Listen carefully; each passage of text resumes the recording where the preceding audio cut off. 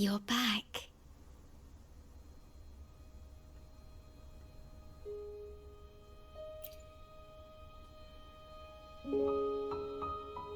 The Black Shores welcomes your return.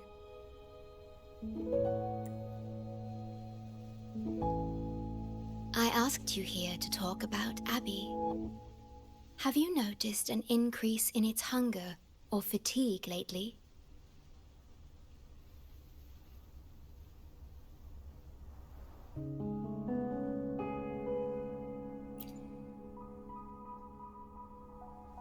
Then, my suspicion was correct. The unusual frequency I noticed is from Abby.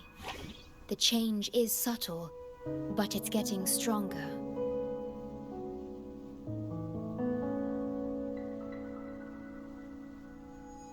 Its frequency is weakening. Abby was worried about how this might affect you and has been asking for my help.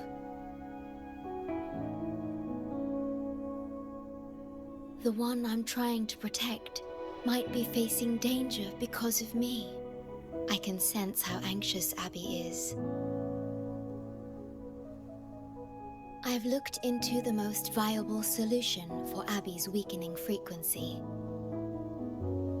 Before I explain, you should see a past record stored in tethers. It's important for you to see it yourself. It may answer some questions. Please, hold my hand.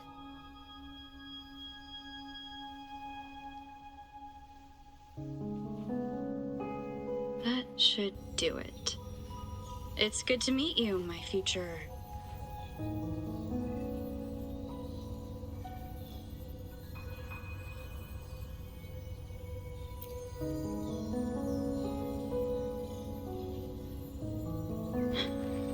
Me.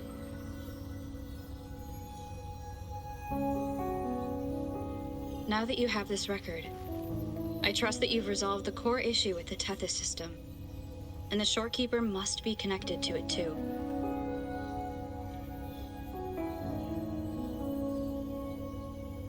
As Chief Steward, you now have full access to the Black Shores databanks, which hold thousands of years' worth of records. However, you may have noticed that all information about you is missing.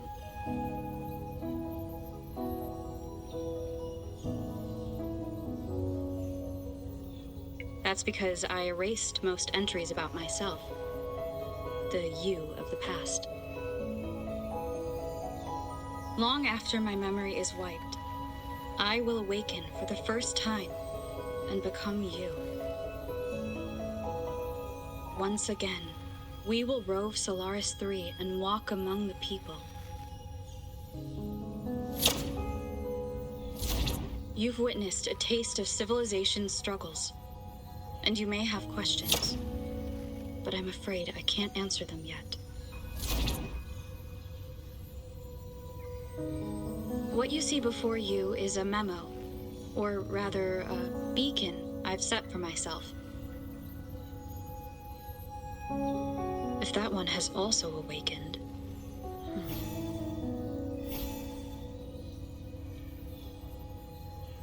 Seek out Imperator. We made a pact long ago.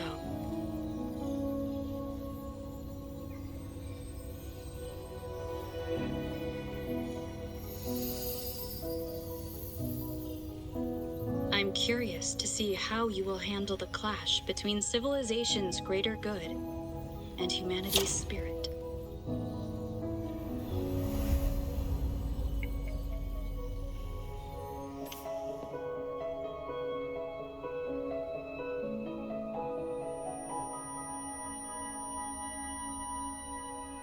I found this when searching for information about Abby. It remained hidden until the core leak in the tether system was finally resolved.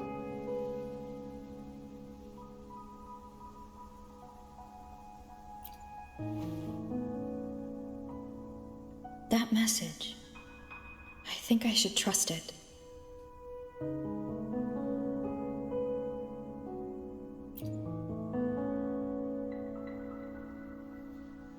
Imperator is Rinascita's sentinel. It is also the solution Tethys proposes. As Rinascita's sentinel, Imperator should have the knowledge to fix Abby's weakening frequency.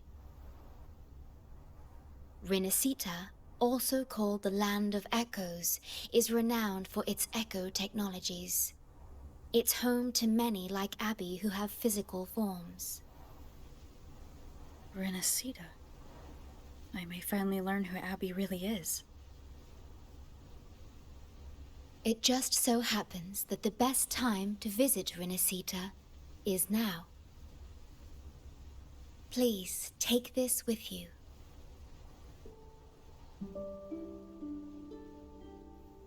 To our esteemed business partner. As the celebrated Carnival returns to Rinascita, the Montelli family, proud organizers of this grand festival, extend an invitation for you to grace Ragunna with your esteemed presence and partake in the celebrations. In the spirit of goodwill, we have arranged a modest sum for your use during your stay in Rinascita. These funds are available at your convenience at the Averado Bank. The Montelli family holds in high regard each of its many friendships. Should you choose to place the Blake Bloom upon the golden scale, we shall consider you our most honored guest and a lifelong friend of the family. The Montelli family eagerly awaits your arrival.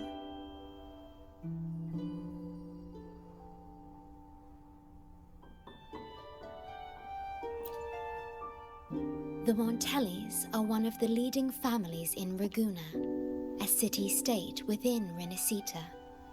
Their trade connections with the Black Shores prompted this invitation.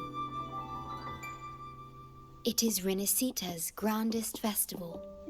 During this time, Ragunna's port relaxes its regulations to welcome visitors. A majestic tribute to our sentinel. Food, wine, light shows, and a masquerade ball, topped with extraordinary echo performances. All are welcome, no matter your wealth or rank. Celebrate with us and let the joy and merriment never end.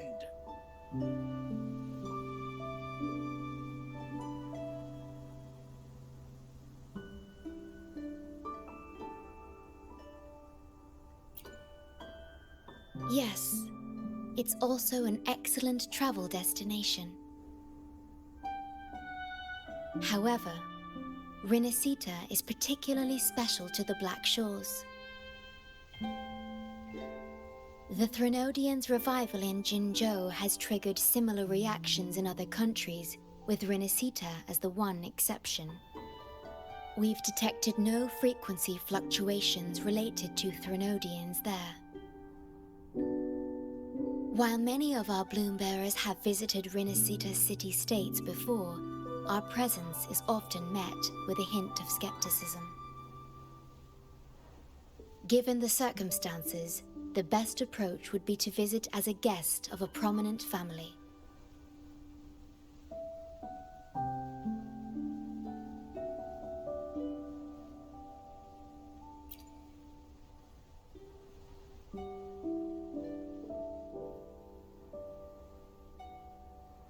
Please wait.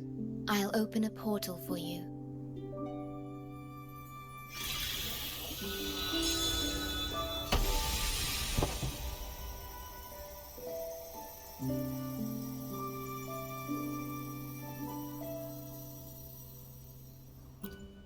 Oh.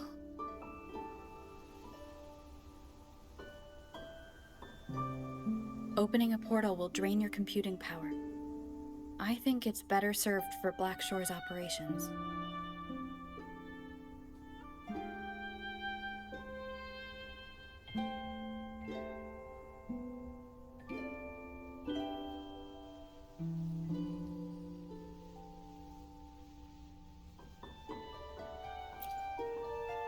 I see.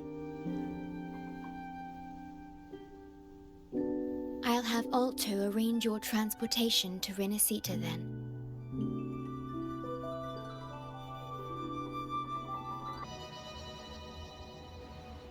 There you are! I've got your ship ready.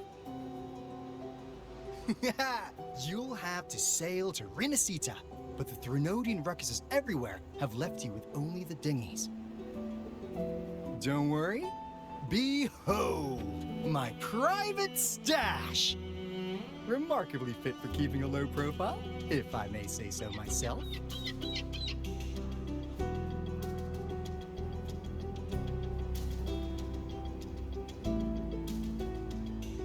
Well, aren't you eagle-eyed? This is cutting-edge gear from the new Fed World Expo. Nearly lost my shirt haggling for it. Planning to stock up for the Black Shores. Word is, Raganese treat the Sentinel like a god. Churches and all. Real holy rollers.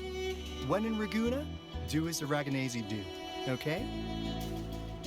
Now, let me work my magic on the autopilot. Before you know it, you'll be cruising into Raguna. Just give me a holler when you're ready to go. Then off we go. Our destination is... Hold on to your britches. We're about to go from 0 to light speed.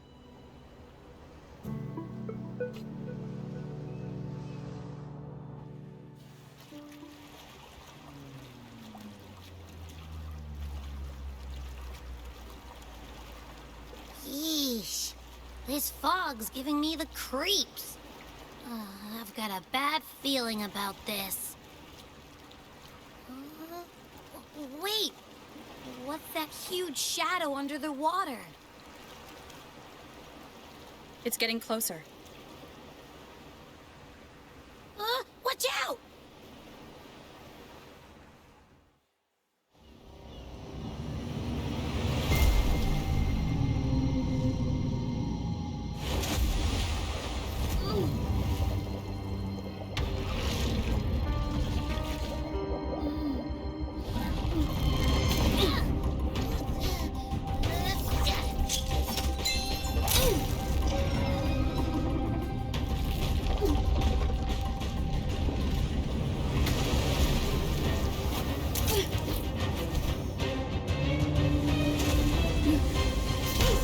Though divine guidance be lost, I, the swordsman crossing the sea, shall yet conquer these mighty waters!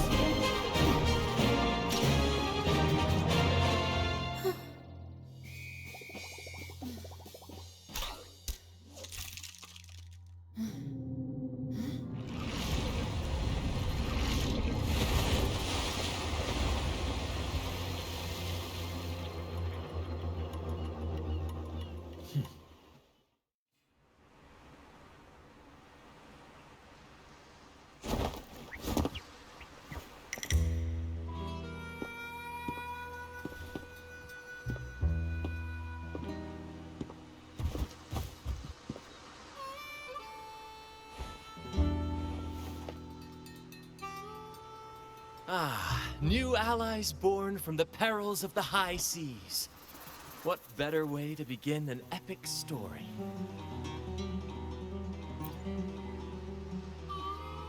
Merely my duty, dear friend.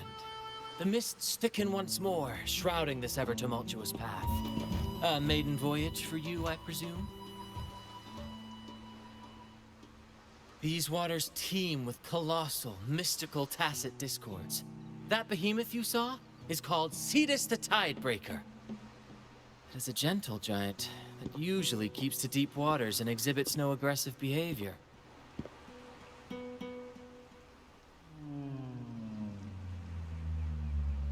I saw something odd on its hide.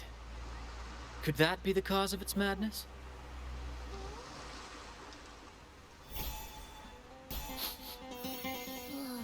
That big fella smells of sadness and anger all over.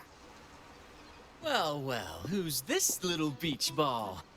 A talking echo. Clever little thing. Got a name? What? First off, I'm not little. And Beach Ball, really? Also, spill your name before you go asking mine. Oh, my. Where are my manners? I do apologize. Brant's the name. Captain of this fine vessel. As you can tell, we are a troop. A merry band of fools chasing freedom across the seas. Please forgive the lack of propriety. Now, travelers from afar, may I know your names?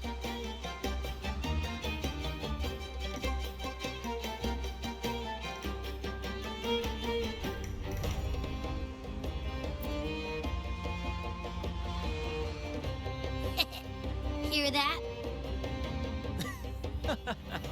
Rover and Abby. Splendid! All who step aboard, guests of honor be. With names exchanged, friendships born at sea. Ahoy, crew! Let's give our new mates a proper welcome. Welcome to the one and only Troop of Fools! Are those echoes? Incredible! Never seen them like this before. They're almost as special as me. Like 70% as special.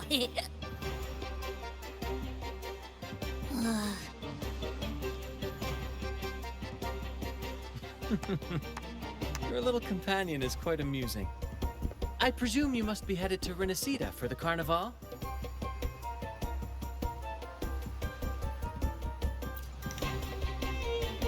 Indeed it is. The crown jewel of Rinascita's calendar. Ah, the endless masquerades, the sumptuous feasts, the wine flowing like rivers, and the music that never sleeps. For a few glorious nights, all your cares disappear. And at the Carnival's peak, our Sentinel Imperator will crown the festival's finest performer with the laurel.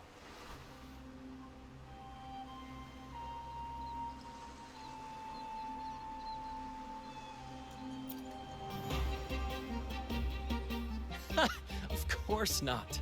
No mortal has ever laid eyes on the Divine Sentinel up in the heaven of heavens. But the laureate may hear the Sentinel's voice. We've got a real laureate in our troop. Shame he didn't sail with us today. Oh, the tales he would tell. You'd love to hear about his glory days. Chatting with the Sentinel if you get the laurel? That's something.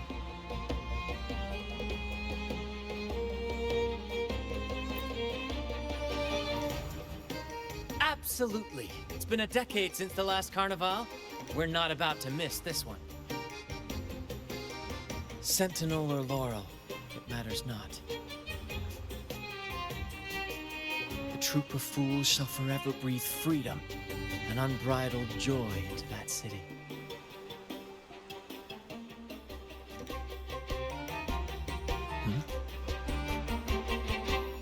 It's the fog.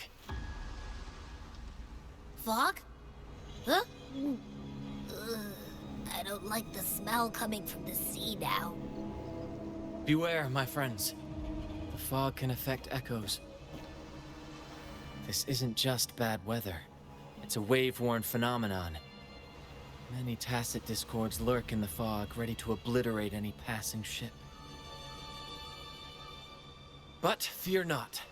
Our vessel shall not perish here. Before you stands a seasoned captain. Hark, brave crew! Secure the lines and unfurl the sails! The helm is mine to command! The final curtain shall not fall here! Our saga must endure!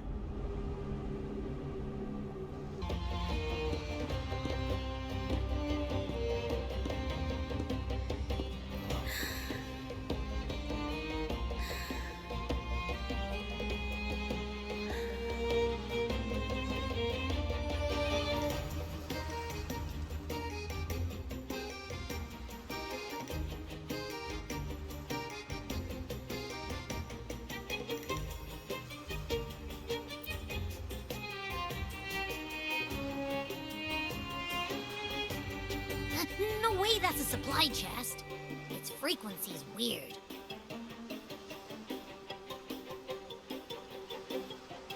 This chest? It's our first mate's personal haven. All good, Rochia? Some new friends have joined us. Hello. Well, you see, she's rather reserved. Her way of being friendly is an acquired taste. This coin is one of her prized possessions. I'd wager it's her way of saying nice to meet you. Uh-huh. Maybe she's taken by your rapport with Abby.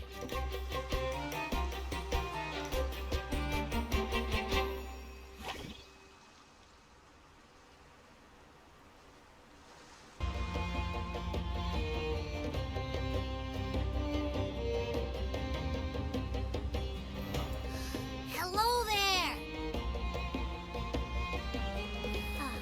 It's saying hi to us.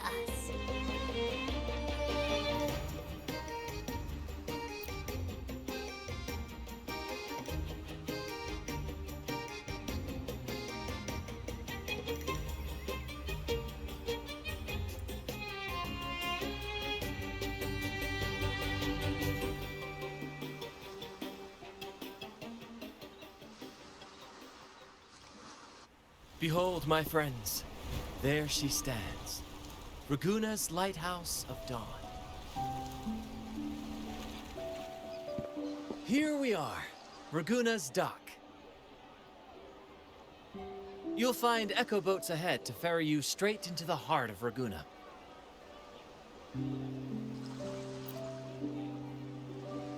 Well, the Carnival hasn't started yet. We're just passing through, lending our friends a hand. And a quiet arrival, that's not our style. We'll sail into Raguna with flair, complete with a dazzling show and the loudest of ovations. Don't forget to stash some confetti in your pockets for the occasion.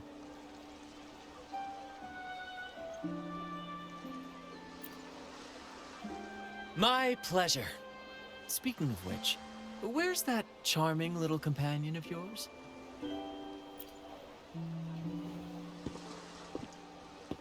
Is it asleep? The fog likely caused this. Don't worry. Echoes will recover when they're out of it. Oh, and do yourself a favor. Try our nectar wine. They say one drop of the Gotcha de Divino will let you rendezvous with the Sentinel in your dreams.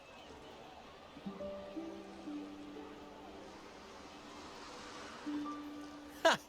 That might just be your shortcut to seeing the Sentinel.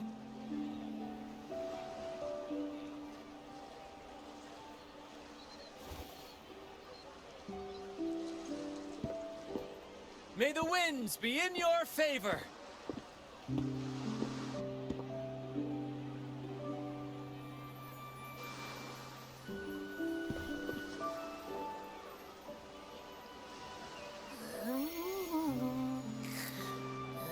What? Huh? We docked already? Well, where's Brant and the crew?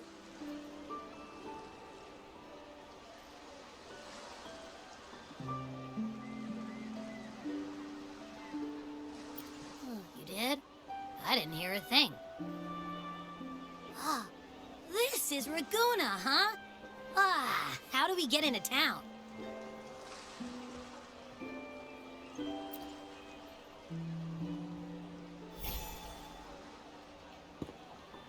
Go forth, dear pilgrims, on your sacred journey. May the Sentinel guide you as it has guided the returning ships.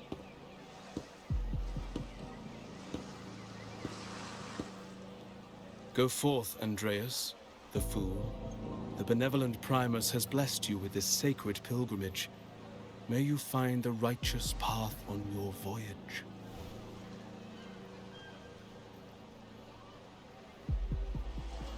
If you're all so righteous, why don't you join the pilgrimage yourselves? Our duty remains here, to shepherd the lost. I grieve for you, my brother, for you have strayed from the truth.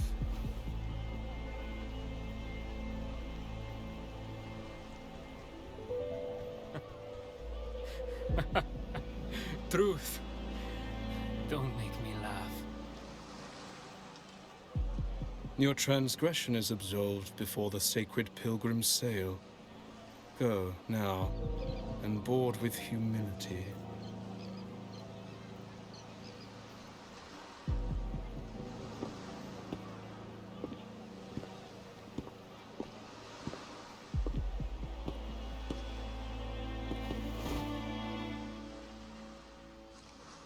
Wait a moment, traveler. While you may harbor doubts, I implore you not to disrupt their pilgrimage. Perhaps staying silent now would better serve your interests. Pardon my intrusion. Allow me to introduce myself. I am Cristoforo, a modest playwright, visiting Ragunna in search of inspiration for my latest work.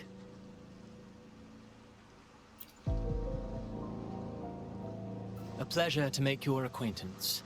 I'm working on a play, tales of pilgrims striving to reach the Sentinel's promised land. Word of a new pilgrim sail about to depart brought me here. I came hoping to glean fresh ideas.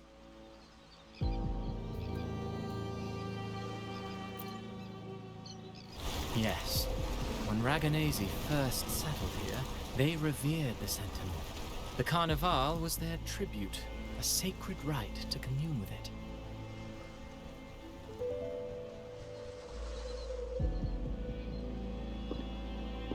It seemed the Sentinel Imperator preferred not to flaunt its power overtly to command the people's awe and respect.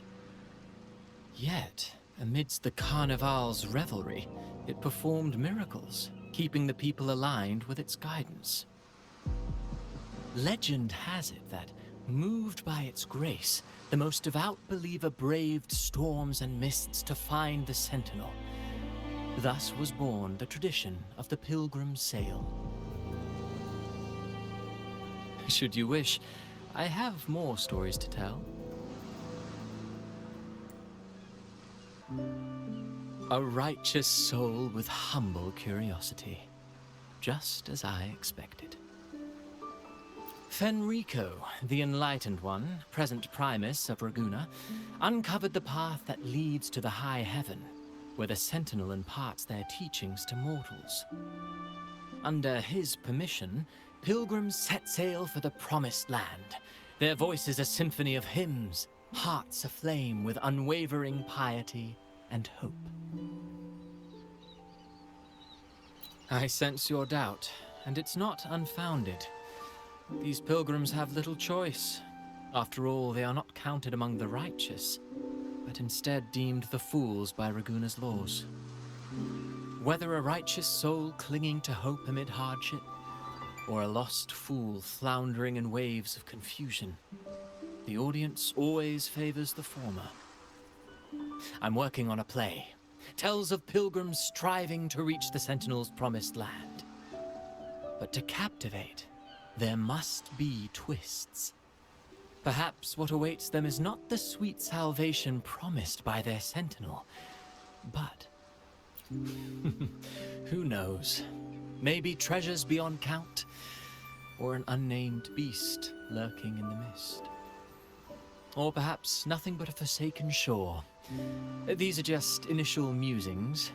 I need time to refine them. Would you care to share your thoughts on the ending?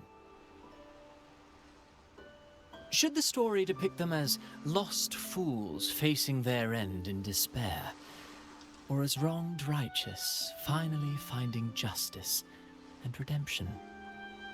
What is more compelling to you, miss?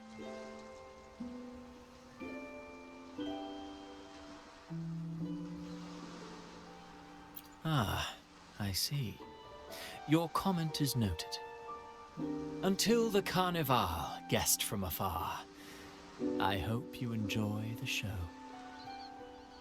I'm honestly baffled.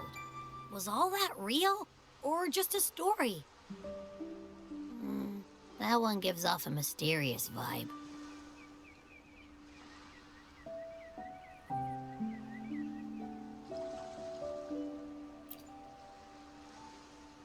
who cares? The Carnival sounds like a blast. Everyone's raving about it. You might even catch a chat with the Sentinel. Hello there! You need a lift to the city? Hop on this gondola right here. Correct. In Ragunna, we sail in echoes. They are trusted and reliable helpers, gifts from divinity. A third of a Ragunese's life is spent on a gondola. Pretty amazing, right? This little one will get you there safe and sound. I didn't know all the ships in Ragunna are echoes. That troop isn't as special as I thought. Now I can't even imagine what kind of echoes we might see in the city.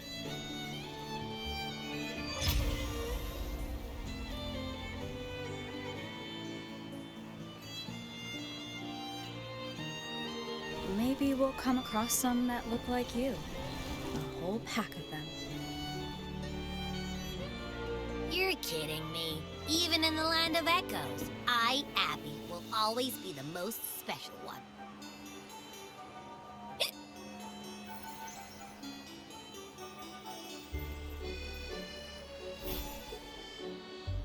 Approved. Welcome to Rinascita.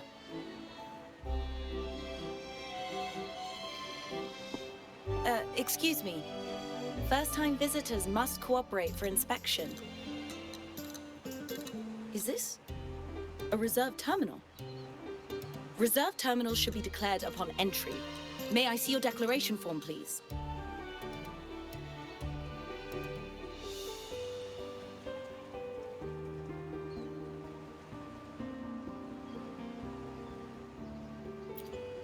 These are the rules. I'll need you to cooperate. Forgive the inconvenience.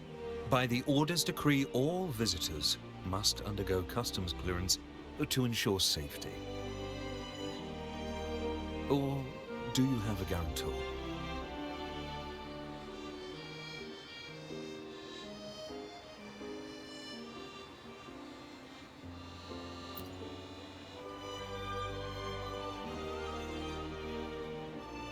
Ah, I see you're a guest of the Montelli family.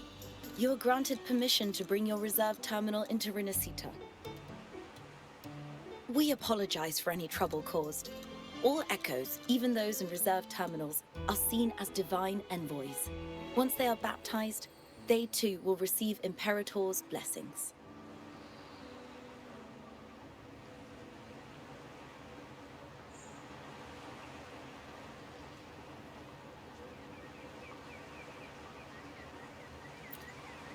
Naturally, we are all united under the Sentinel's influence, free from division. The Sentinel is with you, me, all of us. Their presence is eternal in our hearts, guiding us always.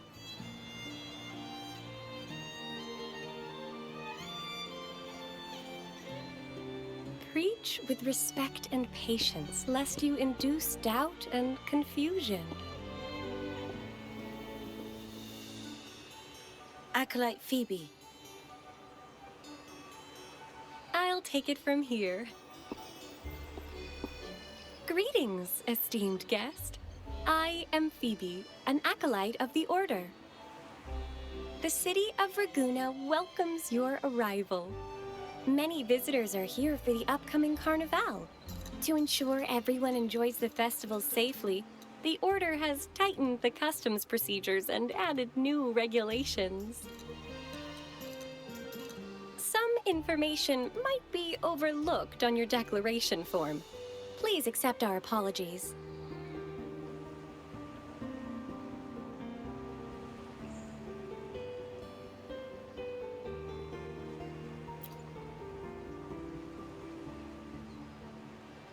Thank you for understanding. Please follow me.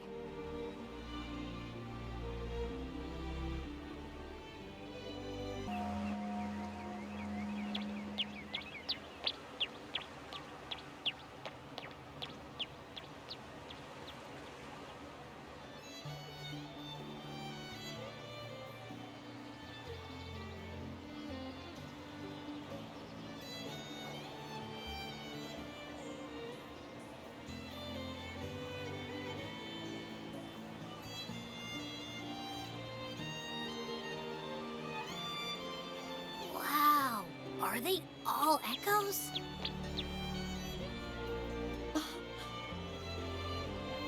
Yes. Most newcomers to the city are amazed by the spectacle.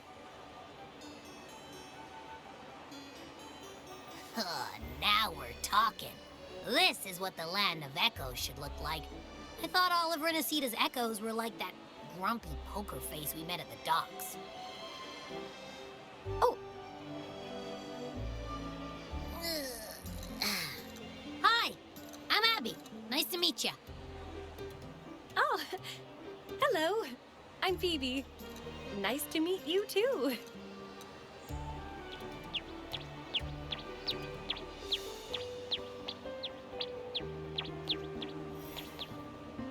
Oh.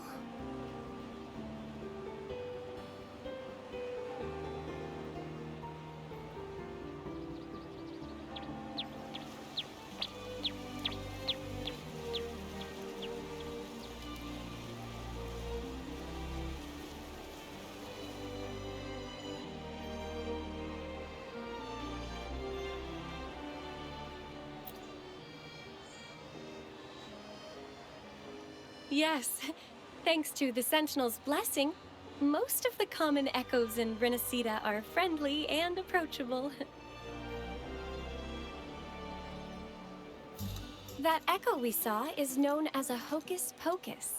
Children love its tricks. And they say that if an adult gets its gift, they can relive their happiest memories in dreams.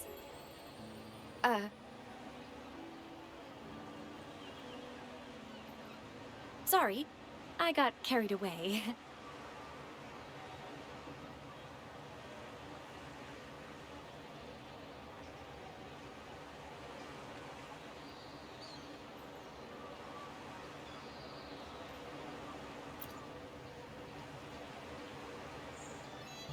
Yes.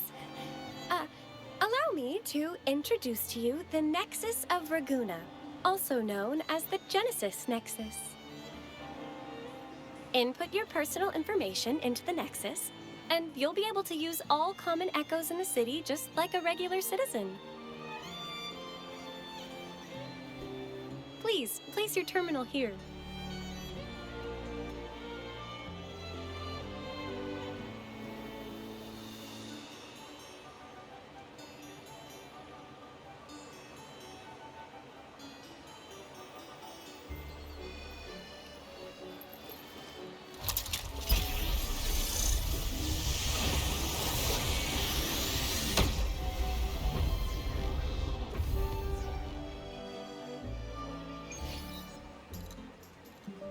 Seek salvation from where all began. What's that supposed to mean?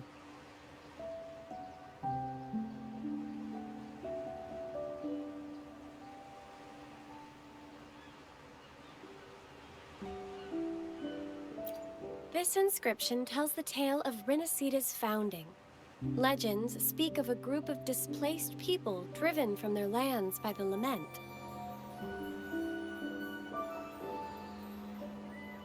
Guided by the Nexus, they found refuge on this island, where they learned the secrets of the echoes and, under the Sentinel's watch, rebuilt their lives. This legend is known widely among the Raganesi. Though the true beginnings of Rinascita remain shrouded in lost history, scholars of the Order have never stopped their quest to uncover it. Got it. Now, where can we meet the Sentinel? You wish for an audience with the Sentinel?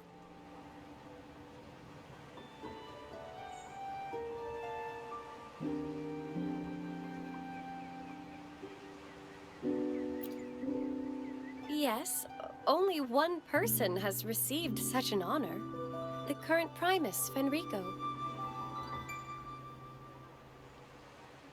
As the only enlightened one in recorded history, Primus Fenrico can directly connect with the Sentinel to heed divine oracles.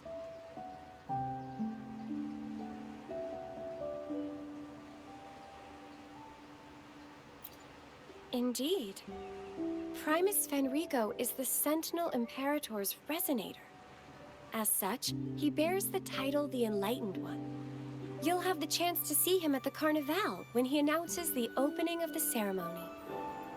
I hope you enjoy your time here in Raguna and join in with the festivities. If you need help with anything, just let me know.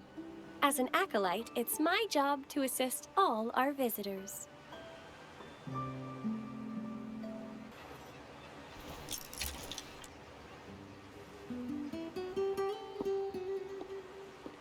We've been expecting you. Welcome to Averardo Bank, miss.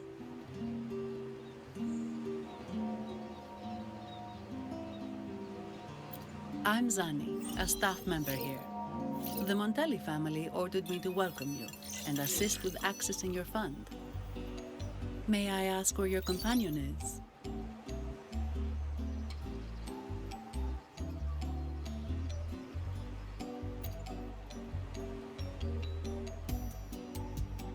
Understood.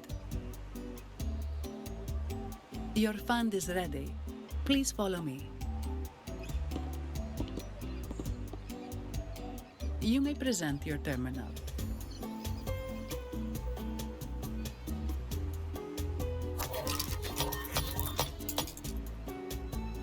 I believe this is your first time using our service.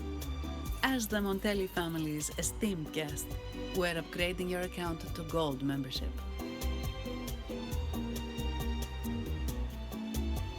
Mercurio here will sort out your subscription. He is about as lively as a cash machine, so give him a moment.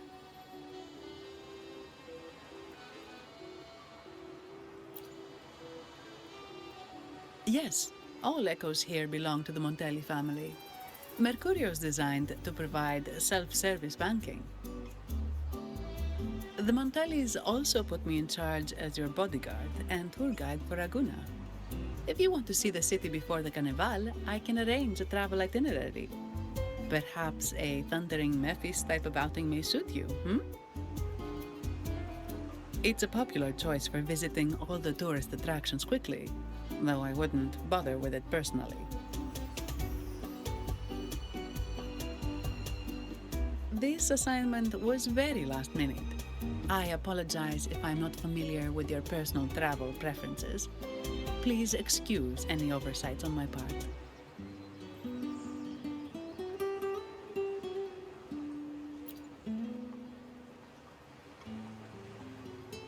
Not at all. The Montellis always treat their guests with hospitality. I'm simply following their lead.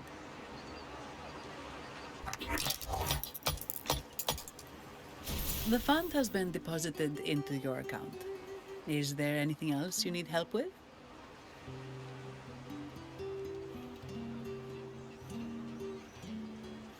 Yes. The nearest one is Trattoria Margherita. I personally recommend Pizza Tropicale. Would you like to dine there?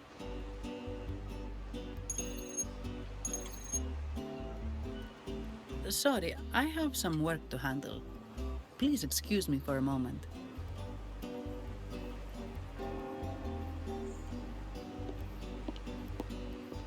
The last lots for the auction have arrived and will be escorted back by designated echoes. Make sure you get them on time.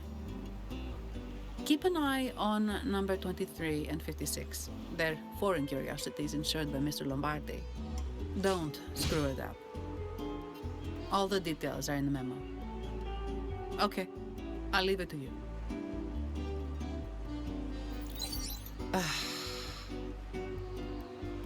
Sorry to keep you waiting. I'll take you to the restaurant now. Yes, thank you for asking. The bank is short-staffed due to secondments, so I'm handling a few extra things. Normally, I wouldn't take on extra assignments, but my manager promised some paydays off, and the Montellis can be very generous.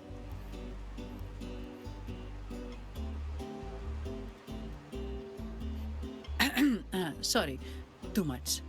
I'll do my best to meet your needs during your stay here.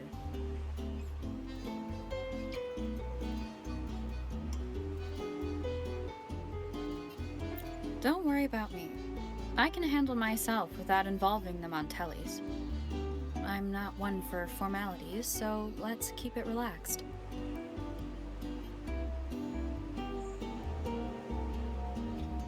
If that's what you want.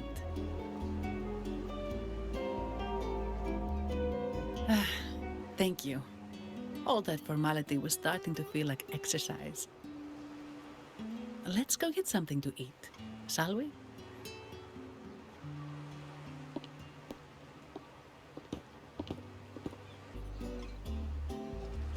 Welcome to Trattoria Margherita. Ciao, Zanni. Knocking off early today, huh? Not really. Still on duty. Is that so? You seem all right, considering. So what will it be today? The adios work days? Or the thank goodness it's the holiday platter? The last one. Thanks. And this lady here, a visitor from afar. It's a pleasure. I see. You certainly have the air of someone who matters. Here, look at this. You can order anything you like. The Montellis are getting the bill.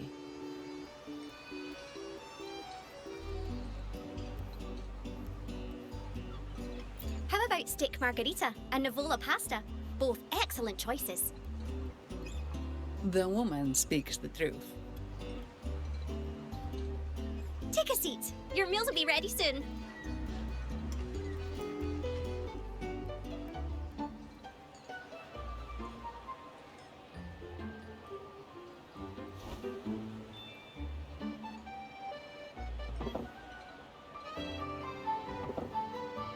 Here's your food. Enjoy.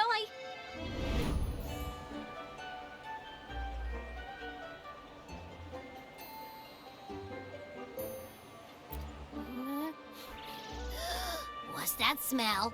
It's so good!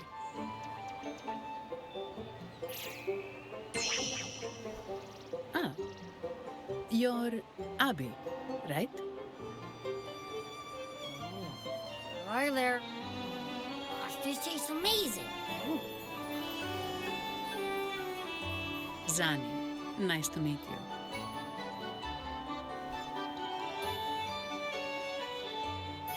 Did not expect to see an echo residing in a resonator's body. Interesting.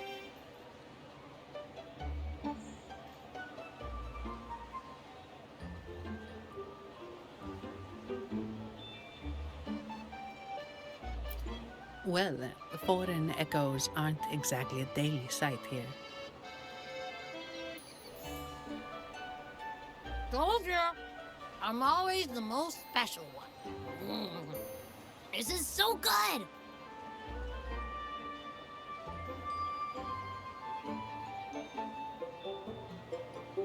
All right, let's dig in. You will enjoy the food, of course. We Ragunesi take pride in our food traditions. For instance, never overcook seafood, or you'll ruin its natural taste. Always serve freshwater fish before sea fish, or its tender flavor will be masked. I'd start with this appetizer. It complements the main course. Hearty, but not too heavy. Perfect for those burning the midnight oil.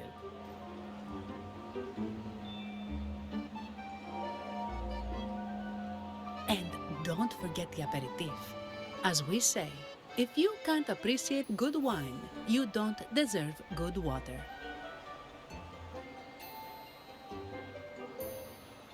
Now try the nectar wine from Egla Town. It's aged in oak barrels from the Faghesia Peninsula, known as the Harvest Spirit or Gozze di Divino for its exceptional flavor.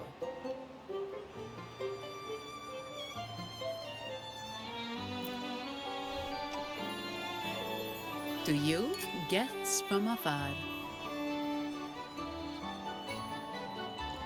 And my vacation that never seems to come. Nothing beats a good meal. Wait, what's the buzz over there? Probably the Montelli's Echo Show. They've been rehearsing for days, getting ready to perform it for the Sentinel at Carnival. Intrigued, are we? The formal event will be even more spectacular.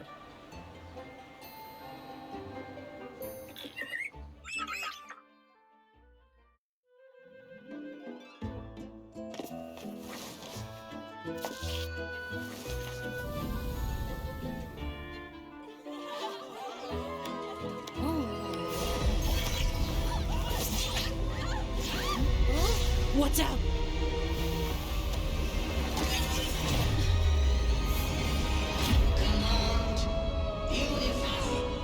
Ascend. Converge.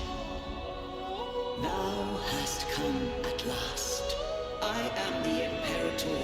Aid me, O Arbiter, that we may return the lost unto the earthly realm.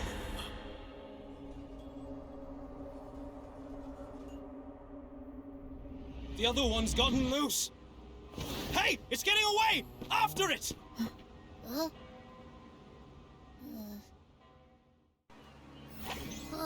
Are you okay? The Vitrium dancer suddenly lost control. Luckily, no one got hurt.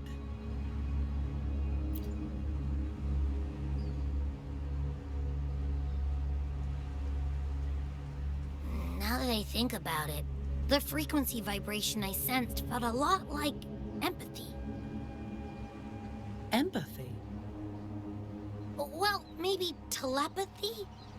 Not sure. It's hard to explain. Telepathy? Yes. According to legend, the Sentinel speaks directly into the mind of the Laureate. Could that be what happened?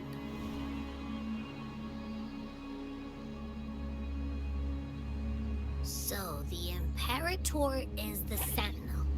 But who's the Lost? Plus, it said it needs your help, but a Sentinel shouldn't need to ask for help, wouldn't you say? Something's not adding up. What a headache!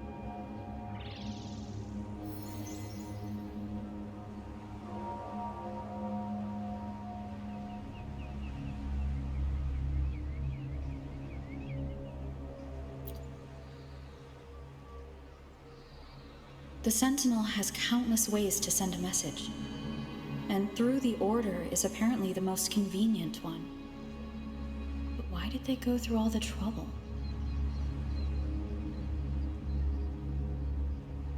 Maybe I'm wrong.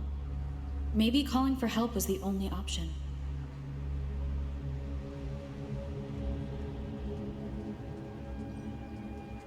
With that message left on Tethys, could the Sentinel here be in a situation similar to Jue's?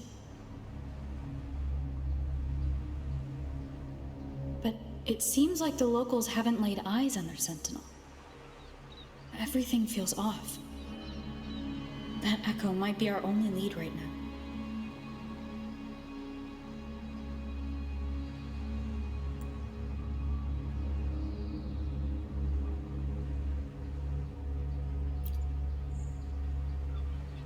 As far as I know, the Montelli family has been promoting the use of reserved terminals and echoes. Most Ragunesi use common echoes and don't know much about the reserved ones. The Montellis spotted a chance and started researching reserved terminals. They pushed to bring back the Carnival so they can showcase their reserved terminals, prove the quality of their echoes, and attract both customers and investors.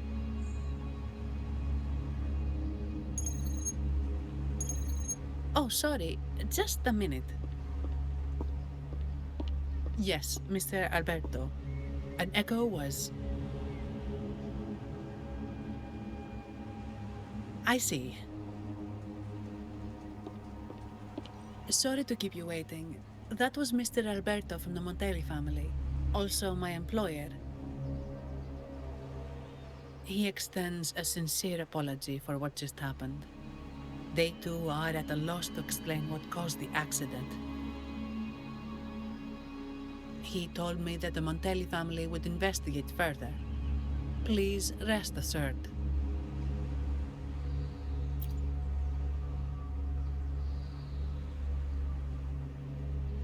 No. After all, such an incident only hinders their promotion of reserve terminals. They have no reason to rejoice over it.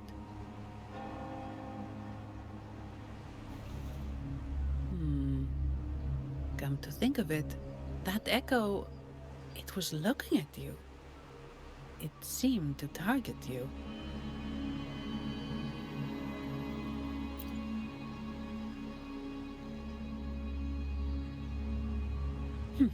I won't pry into my ward's privacy. I only remember what I need to get the job done. Anything else I accidentally overhear just slips my mind. My orders are to guard and to guide. I do my job, nothing more, nothing less. So if you want to investigate, I'll stick with you until you're done.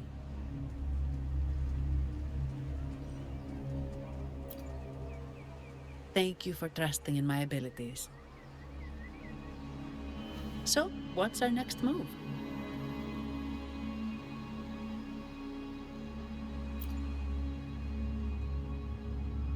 It was complete chaos, but I spied the direction it fled.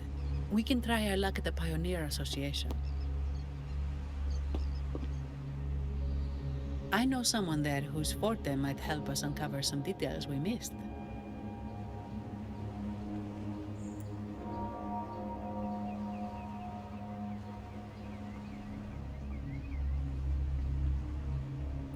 Good. Let's go this way. It's right over there. Here's to a world of discoveries and wonders. Welcome to the Pioneer Association. Miss Sandy, it's been some time. Have you finally decided to join us? No, I'm here for something else. This is Mr. Fulmin from the Pioneer Association. Oh, hello, you brought a new friend. Pleasure to meet you. I'm Fulmin, head of the Wuthering Film Studio under the Pioneer Association in Ragunna. How should I address you? Your name rings a bell. Oh, you're the legendary Rover! Savior from a foreign land, the dark thunderbolt streaking across the world. I've longed to meet you. By the Sentinel, let me seize this extraordinary moment.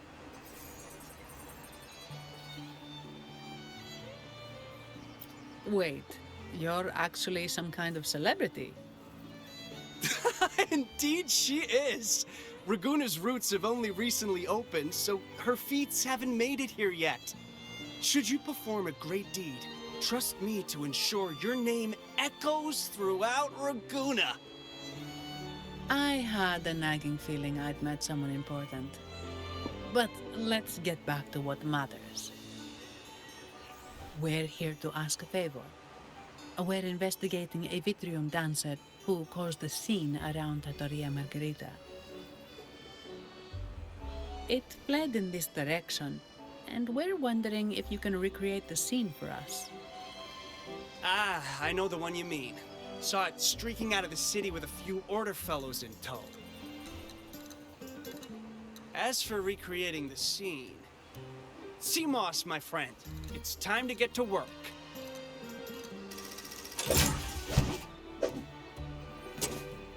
All right, where is it? My memory of that Vitrium dancer. Ah! I found it! Mr. Fulmin's forte is celluloid chronicle. He can convert events into film, recording all that happens within a span of time. His partner, CMOS, uses a memory projector forte to show these captured moments. There it is! Take a look! So it did leave the city. This complicates matters. The area beyond is too vast to search effectively. Plus, tacit discords are hampering our investigation. We can't start searching just yet. What do you think I am?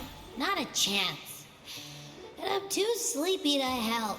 Just wake me if there's any progress. I'm sorry. I can only record what is plain to the eye. Don't be hard on yourself, Mr. Fullman. You've been a tremendous help. At least we're not flying blind anymore. But Rover, we need a new plan.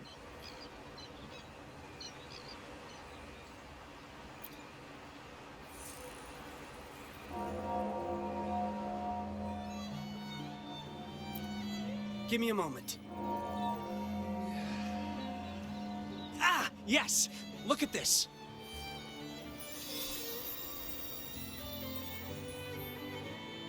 How could this be? His garb suggests he's from the Montelli family. Could they be involved in this turmoil?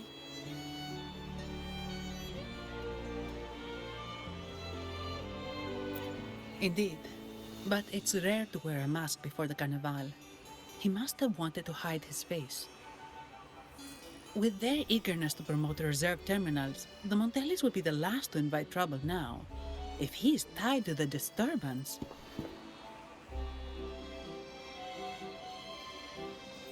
Then perhaps we should seek Miss Nyarla's expertise. She's known for her intricate masks, and this one seems custom.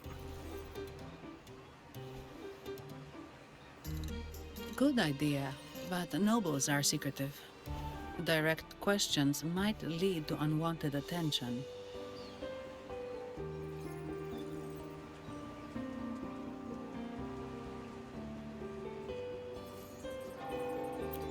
Aha, excellent. Let's make for the masked reverie.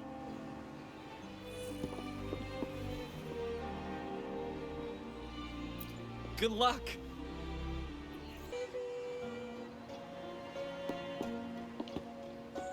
Has the perfume, compact, and jewelry set arrived? Yes, they have. Would you like them now, or shall we deliver them to your residence before tonight?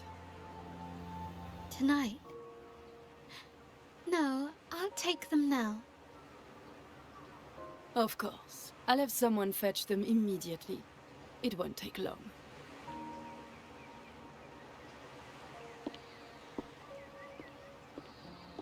Welcome to Masked Reverie. From masks to elegant garments and splendid stage props, we craft it all to order. How may I help you today, my dear? Oh, so eager to skip the pleasantries, are we? I'm right here. Do I seem invisible, or are you simply ignoring me? I am right behind you.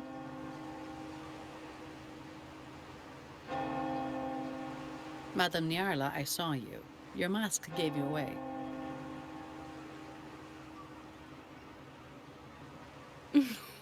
Oh, don't spoil my secret so soon. It's not every day I get such a charming visitor. Besides, only by hiding oneself can the true beauty of a mask be revealed. Don't you think? But scaring the guests is just your twisted sense of humor, isn't it? I hope this didn't bother you. Invisibility is Madame Nyarla's forte. Madame Nyarla, this is the distinguished guest invited by the Montellis. She is very interested in Carnival masks.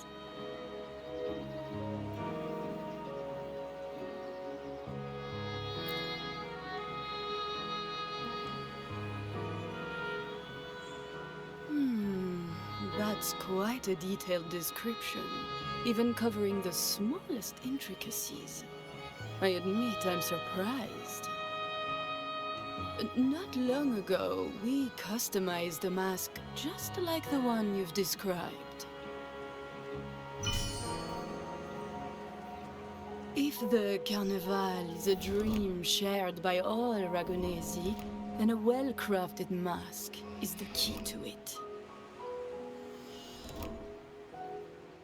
When faces are hidden, souls break free from the shackles of everyday life.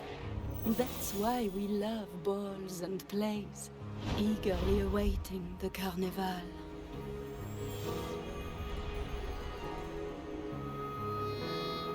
Masks liberate our spirits. We believe they reveal what lies within. It is our honor to help our customers express their innermost selves.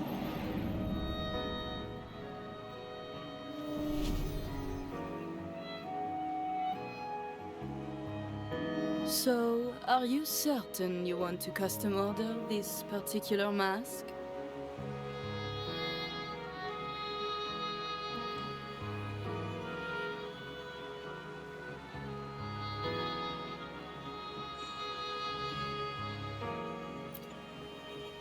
That's a very fine mask.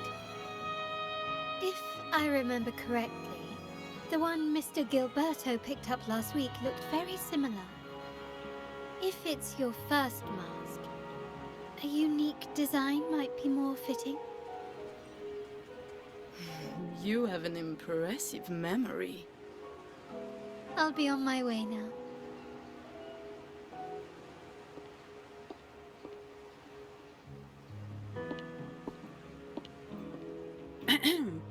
We spotted a fellow on the street with a mask that caught our eye.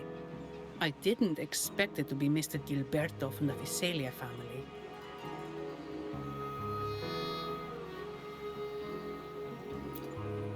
Yes, they're one of the oldest families in Rinascita. Their ancestors once ignited a war here, but they were defeated and driven out of Raguna. The Visalias are a mixed lot. Oh, some hold honor, others bring disgrace to the name.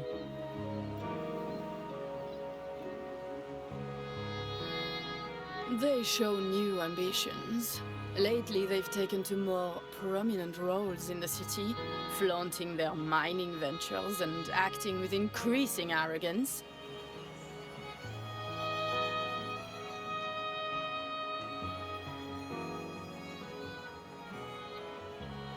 Speaking of which, I revised Monsieur Gilberto's mask 23 times.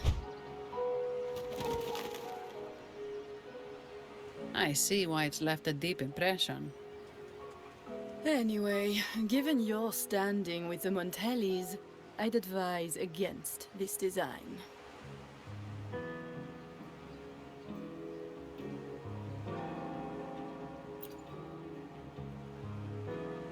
A rumor has it the Montellis plan to push for reserved echoes at the Carnival. It stirred tension with the Visalia family. Best avoid any association.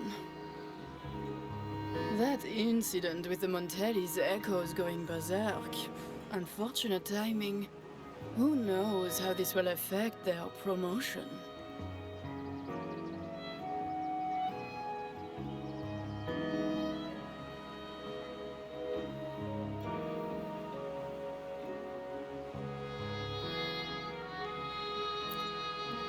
So, the trail leads to the Visalia family.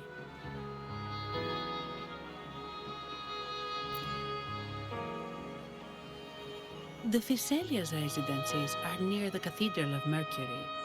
We could stop by the Order for more information. Thank you for the lead, Madame Niarla. Oh, and we will reconsider the mask's design. Thank you for your time. You're too polite, Mademoiselle Zani. You're my special guest, after all.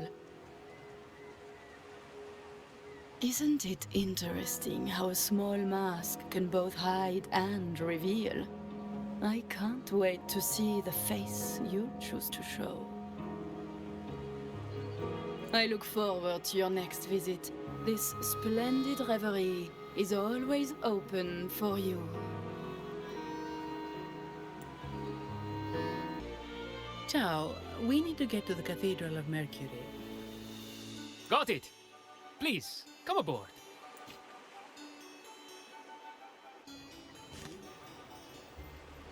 Legends say the Sentinel quelled the storm and stilled the waves, sparing countless lives at sea.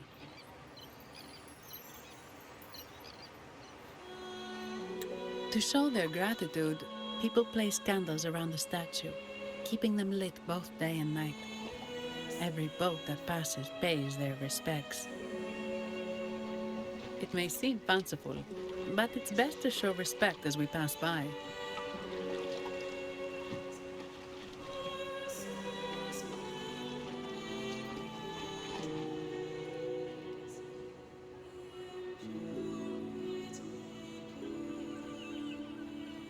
So, is this the statue of the Sentinel?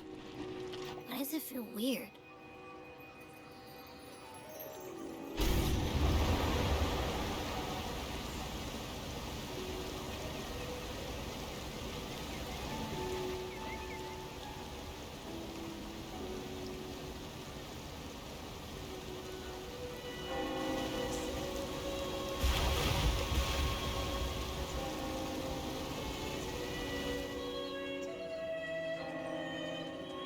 We are now in the Physalia Residency's territory.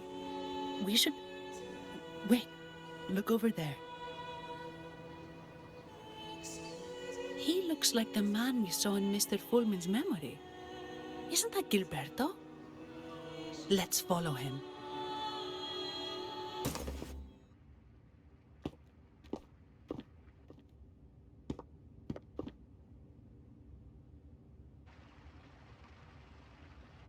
Gilberto, how are things progressing?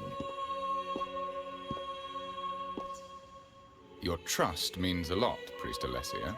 The flower has been quite effective. A word of caution. Don't overstep. We can't afford unwanted scrutiny.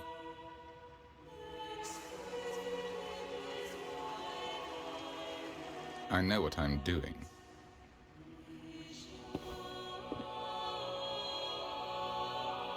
Our sanctuary isn't infinite. Some murmurs are getting harder to quiet. I understand. That's why we seek unity and integration. Our beliefs are already one. This is also the destiny they intend.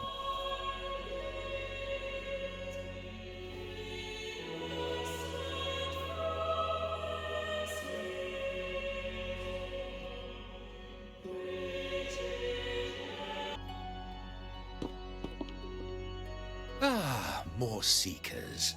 What brings you to these halls? Sir Gilberto. Oh, Gilberto from the Physalia family. A pious soul. Frequently here in prayer. But not today, it seems. I've heard whispers of you. An acolyte mentioned your desire to meet the Sentinel.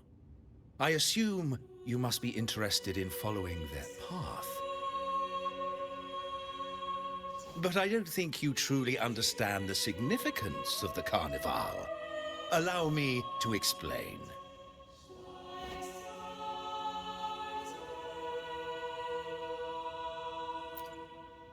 You've probably heard about the connection between the Carnival and the Sentinel. But do you know why the Carnival hasn't been held for years?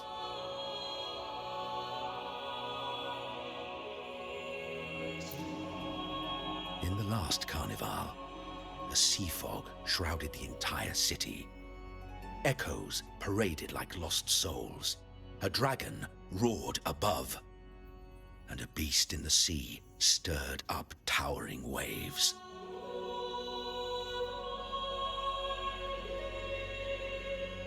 It was sent as punishment. A warning against our indulgence and division.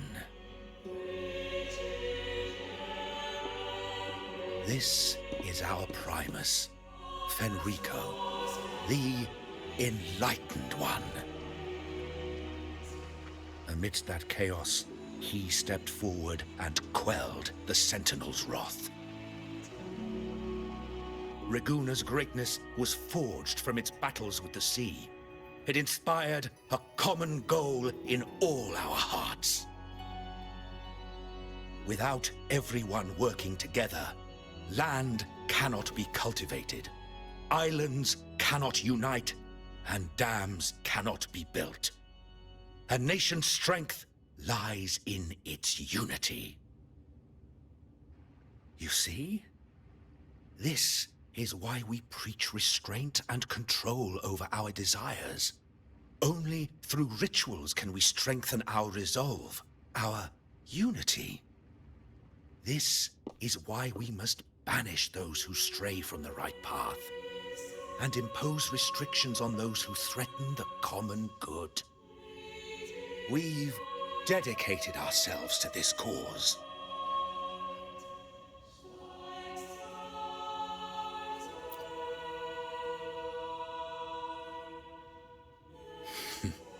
You misunderstand me.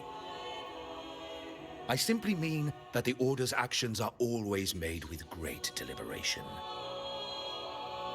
Guided by the Sentinel, we strive to unite and lead the people.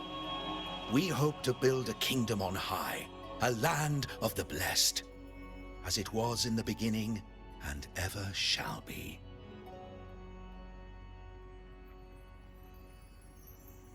I trust you'll have faith in the Order's judgment. We handle all matters that come to our attention.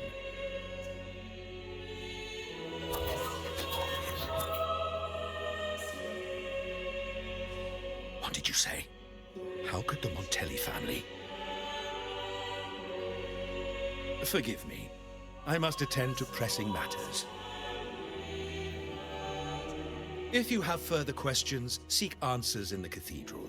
We are always open to those in search of truth.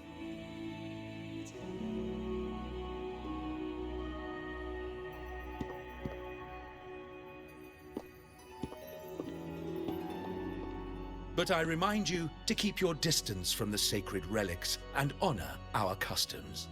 Otherwise, we will have no choice but to address any act of disrespect.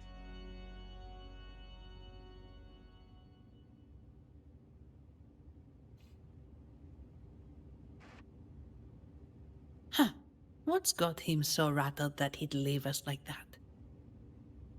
He's hiding something. We saw Gilberto enter the cathedral with our own eyes. He couldn't have vanished into thin air. Could there be a hidden chamber or secret passage within the cathedral?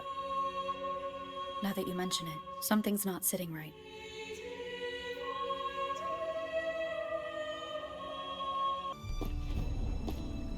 Looks like they're slowly finding their way. No need to rush. I too am curious to see what truths await them. The grand revelry draws closer and closer.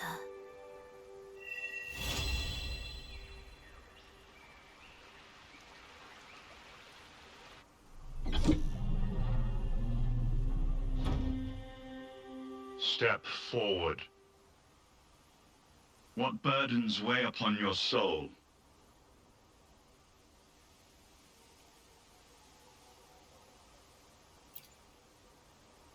What do you wish to confess?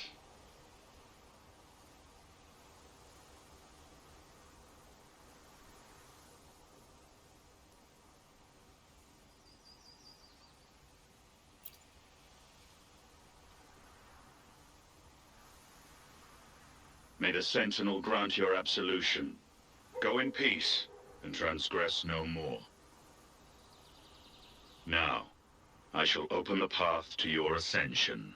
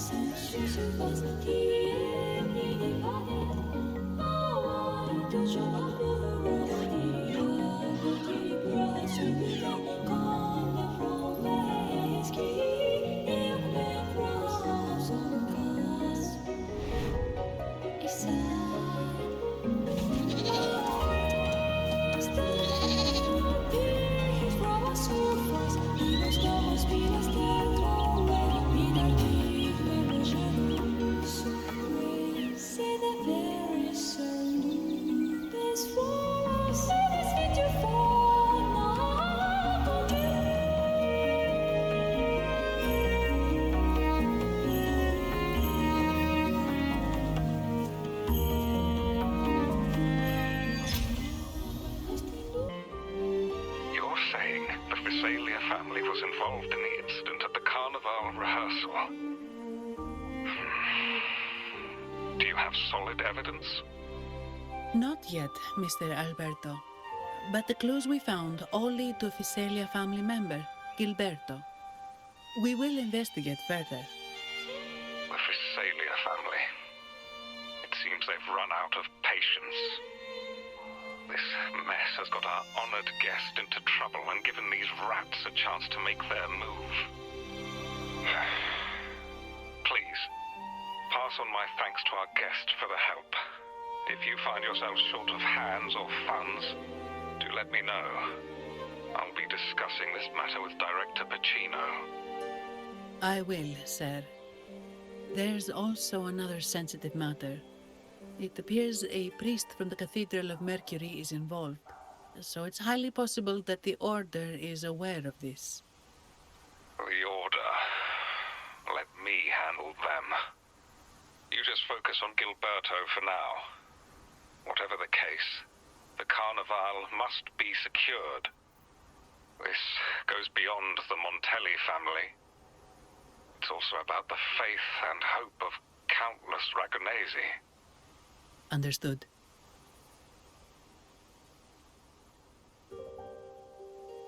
Not really. It's from Mr. Alberto. He's the head of Averardo Bank, my superior. But this doesn't sound like him. He's usually cautious and rarely makes outright promises, unless one of the big shots in the family is twisting his arm. If the top brass are alarmed, it can only mean that the situation may be... Maybe I'm overthinking this. Either way, we've finally got a lead. We should search the area, see where Gilberto went.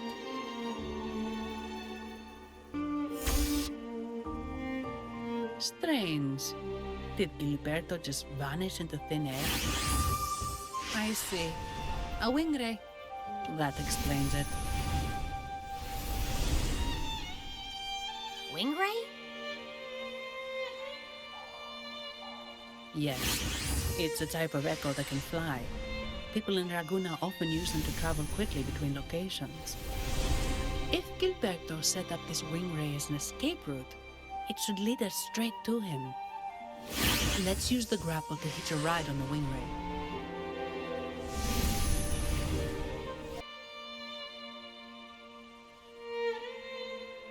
Ah, we meet again, valiant champion of the foreign land. Our paths intertwine once more. A result of Imperator's divine intervention. Don't you agree?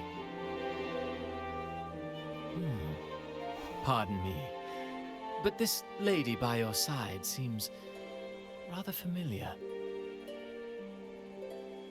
I am Zani. I work at Averardo Bank. Ah, yes. You look quite chivalrous, if I may say so. Yet, with your weary face, I'm afraid I can only dub you the Sorrowful Knight. That's quite fitting. Do I thank you for that? Ah, no need for the formalities. Allow me to reintroduce myself. I am Cristoforo, a humble playwright grappling with modern trends. Delighted to meet you.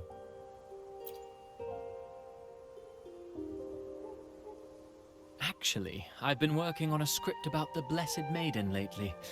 The well-known martyred maiden, Fleur-de-Lis. Her brave sacrifice during the Dark Tide saved Raguna many years ago. That sacred maiden perished just as the curtain fell, lying in the center of the sanctuary where spotlights converged. I've longed to capture that tragic scene in a play. The script's nearly finished, but something's amiss. With Fleur-de-Lis's home right here before me, I had hoped to find traces of the Blessed Maiden's early life. Childhood plays a key role in shaping one's personality, you know.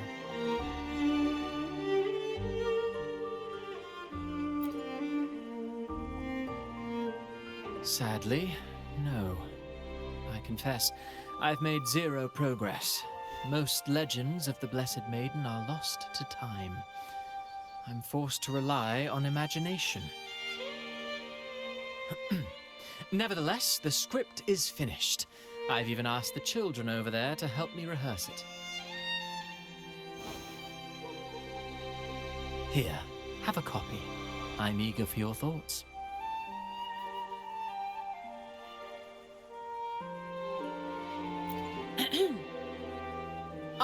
Apologies. I started rambling about my play again.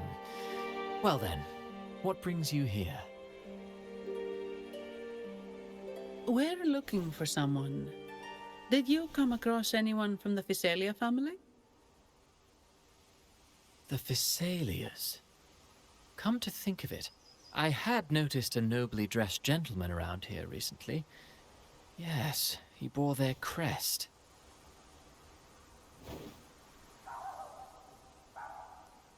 In fact, I even stared a bit. Old habits die hard. The Physalias rarely venture beyond city walls, you see.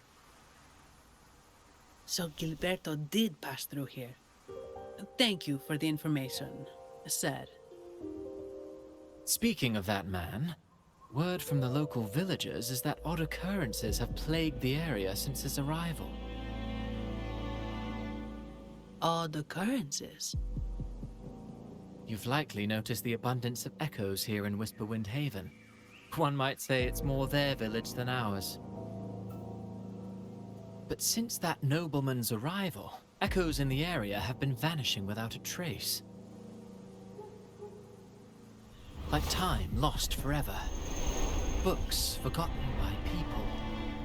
And cherished memories faded away in time's current. Oh, pardon me. My playwright's pen is running away again. Echoes disappearing. Sounds familiar.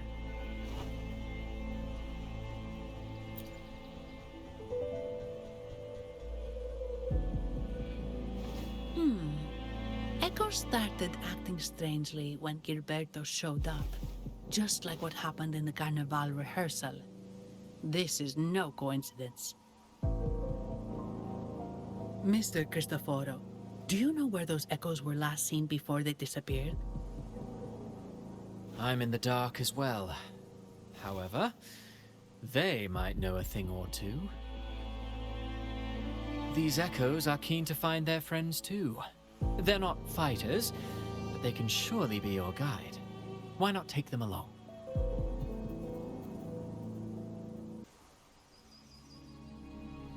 Ah, you have returned. How did it go? Any discoveries to share?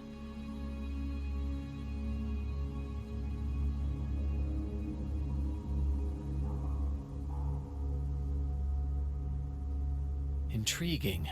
Frequency corrosion, you say? So these missing echoes appeared out of nowhere and turned hostile. This is unheard of. Echoes are the Sentinel's gift to Rinascita. They're not supposed to turn on each other, much less humans. Actually, there was a similar incident with hostile echoes in Raguna City recently. It was more serious, and the echoes involved almost hurt us. That's why we're investigating. I presume the Physalia you seek is entangled in this affair?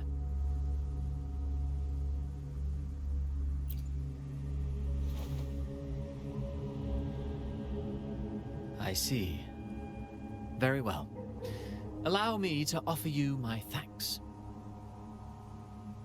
The frequency corrosion driving the echoes mad has been resolved, but we must still caution villagers and their echoes. They should exercise vigilance and avoid perilous areas.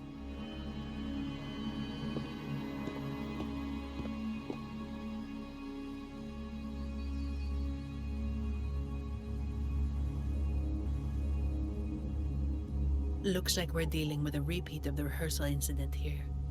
But if Gilberto was behind this, how did he pull it off?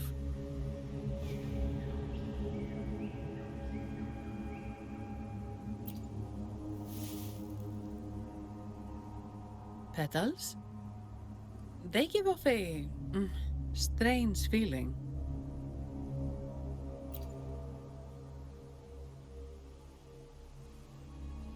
All right, let's give it a try. Tastes kind of weird. It's not an echo or a tacit discord. The frequency's coming from a resonator, a super strong one. Strange. Gilberto's a resonator, but he doesn't seem particularly strong.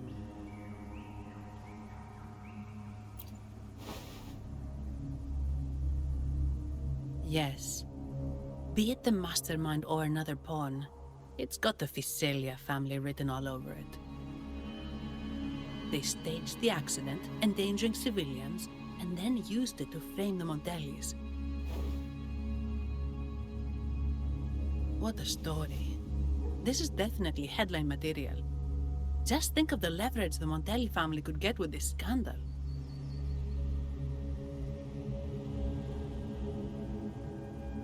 Hey, look over there! That person looks kind of familiar.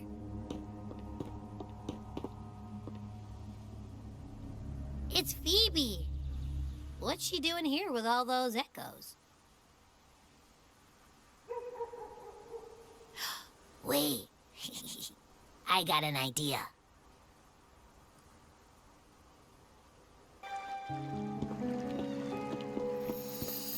Livia, Breno, any sign of Beppe?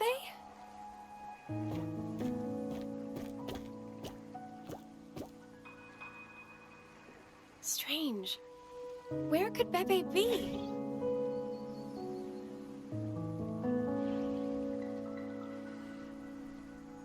Oh, cut it out, Breno! Stop that! Wait, Breno's right here. Then who's poking me in the back? Beppe, you better have a good Nah, Beppe, it's me, Abby! Oh! That's enough, Abby. Lame. I was just trying to have some fun with her.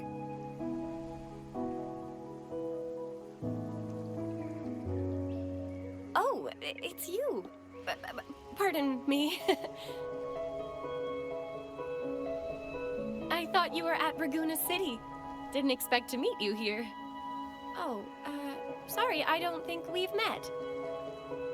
Greetings, madam. My name is Zani, Averardo Bank. Oh, I don't think we've met before. Well, it's probably because I haven't been to church much. Please don't stare at me like that. There are more pressing matters. We're investigating the echo incident from the Carnival rehearsal at Whisperwind Haven, as requested by the Montelli family. One of our clues led us here. The Echo incident. Yes, I've also heard of it. I even heard you were caught right in the middle of it. Please accept my apologies on behalf of the Order.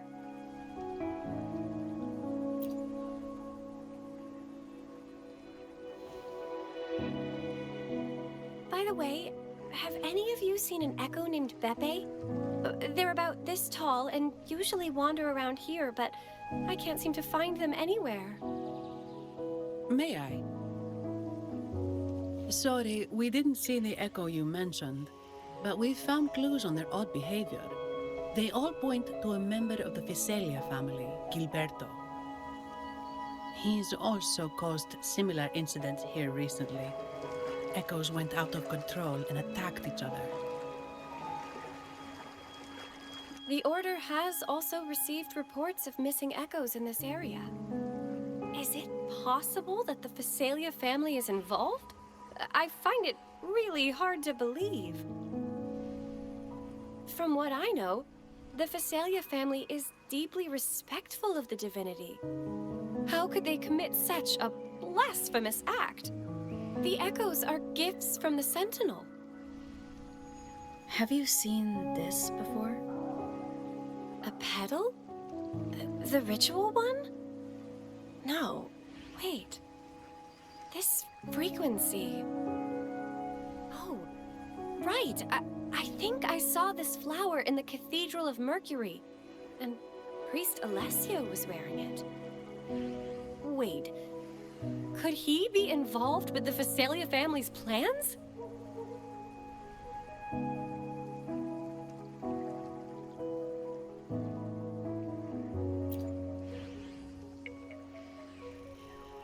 Imperator granted us echoes, the skies, lands, oceans, and sustenance, to which we should all be grateful and reverent. I request to join your investigation. As a servant of the Sentinel, I simply cannot turn a blind eye to their unholy acts.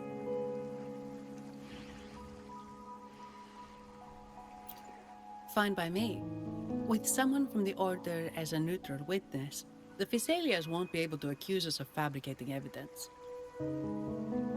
As long as I'm not treated like a heretic and get kicked out of Rinascita later.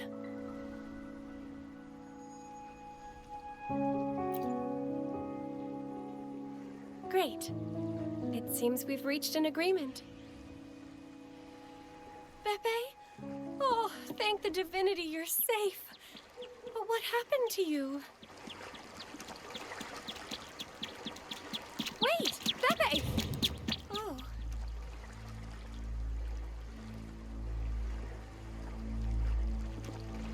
Sorry, I got a bit carried away. Echoes don't usually act like this. Something must have startled them. Something feels off. We should go check it out, Rover.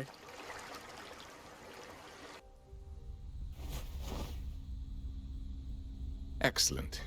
Everything is in place. Now, all we need is Her Majesty's approval.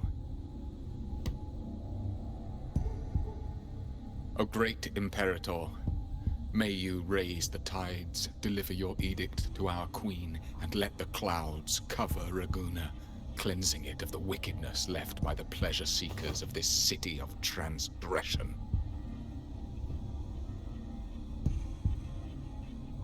Is he praying?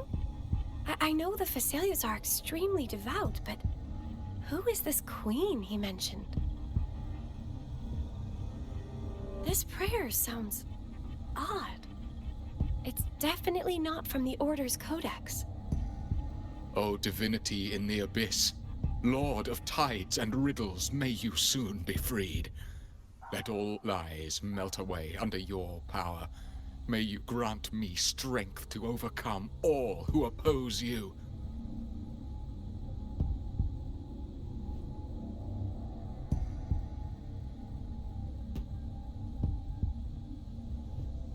Lord of tides and riddles? Huh? Who's there?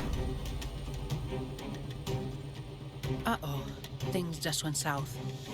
Looks like we've got a fight on our hands.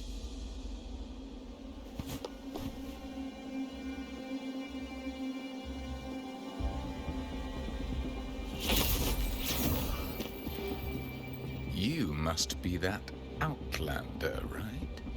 The news of your arrival is all over Raguna. Since you're here, I guess you've uncovered quite a bit. Though it's insignificant compared to the truth beneath the tides.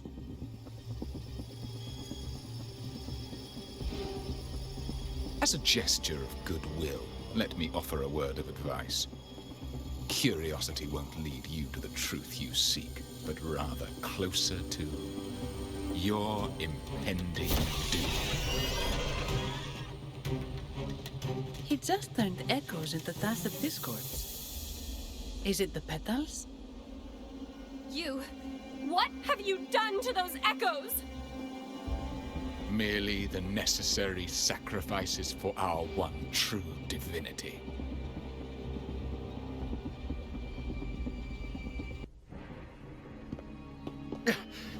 No, this cannot be. How pathetic. You're nothing but a discarded pawn. Which is not unusual with the Phasalia family. Mr. Gilberto, please explain this Lord of Tides and Riddles you mentioned. I appreciate your passion for the Order, Miss Phoebe, but now is not the time. We need to uncover the real culprit behind the Physalias. Oh, forgive me. Do you really think you've won? No, it's already too late. I might just be a pawn, insignificant and small, but while you're focusing on me, you've missed something far more important. He shows no remorse for his crimes. I'll contact Mr. Alberto and have the family send someone to take over. What? That's the Nimbus Sanctum.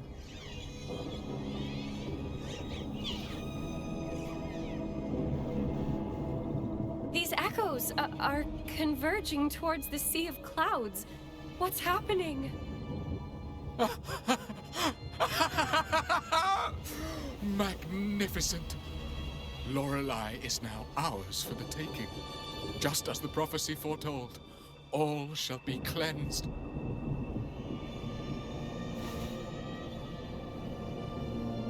Now, let us wait in patience as the Sea of Clouds descends to engulf that corrupted city. Only the faithful will rise anew from the tides. Lorelei?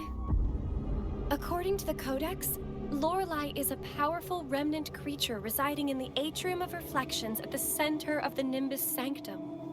Legends say the Sea of Clouds once flooded the Seminary of the Forgotten, reducing it to ruins before spreading to Raguna.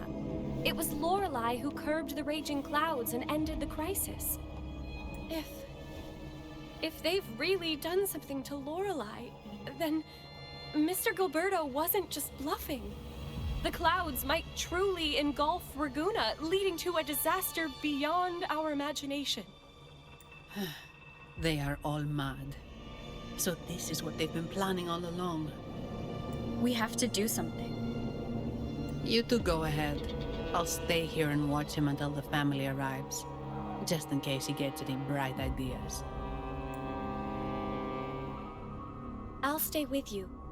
After all, this could provoke outcry from the Physalia family. If I testify about Gilberto's misdeeds on behalf of the Order, they can't deny the facts or exploit the situation. I agree. But what about you, Rover?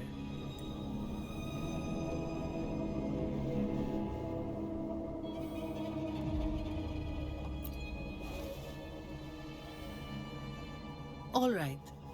There's a port nearby where you can catch a gondola. It can take you close to the Atrium of Reflections. After we hand Gilberto over to the family, we'll meet up with you as soon as possible. Please be extra careful, Rover. May the Sentinel protect you.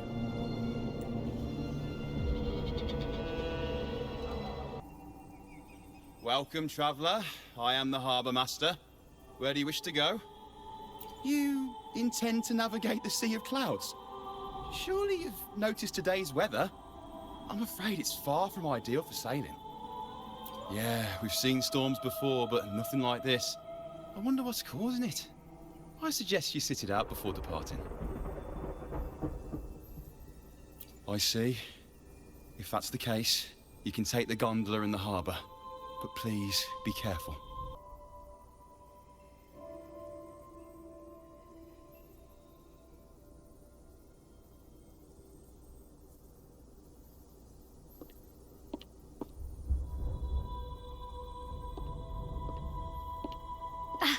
Perfect. There's still a gondola here. I believe your name is Noah, right? It seems fate has brought us together once more. Don't you agree, kind lady? It seems you do remember me. That's right.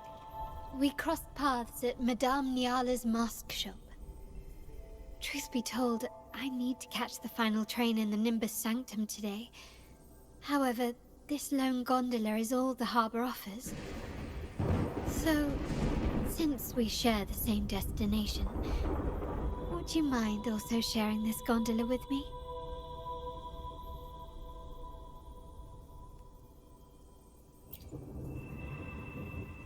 Much obliged.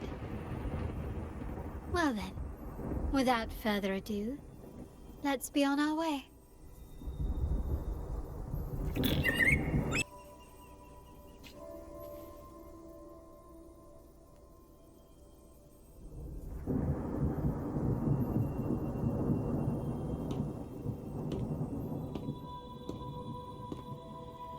It seems we have some time before the train arrives. How about a little chat to pass the time?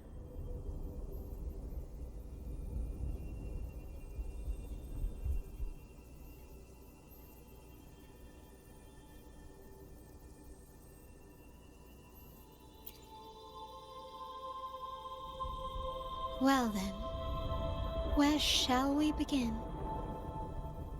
The city, an abomination of chaos, claims its first death at birth. Its mortality has become our sustenance, like a whale that slowly sinks into the abyss. This comment on Raguna comes from Riselli, a painter from the past. Tragically, he died in poverty, his work overlooked. Now, ironically, even a mere sketch of his commands over 1 million credits. Now, what is your impression of Raguna so far?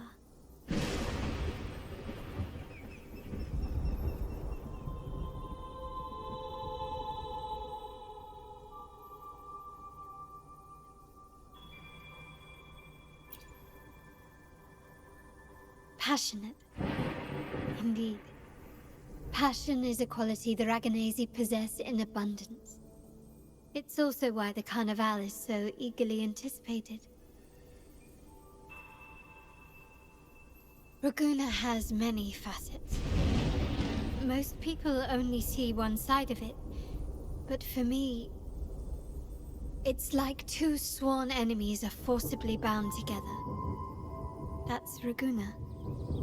A city where tradition and innovation, openness and isolation ceaselessly wrestle for dominance. That is why the Montelli and Phasalia families are in a constant clash, as you may have seen. The Montellis champion innovation, staking all on the Carnival. Meanwhile, the Phasalias cling to tradition, colluding with the shadows that lurk in Raguna's depths. Fortunately, this long struggle behind the curtains will soon come to an end. Not because of the two families, but because of you. Me? Yes. You. The fated one. Perhaps you're not merely entangled in Raguna's conflict, but are, in fact, the very eye of the storm. The city's fate may well rest upon your shoulders.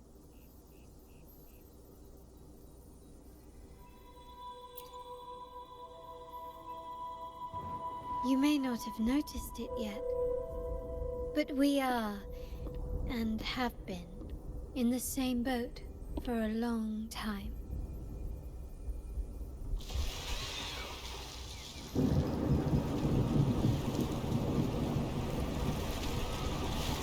Ah, there's the train.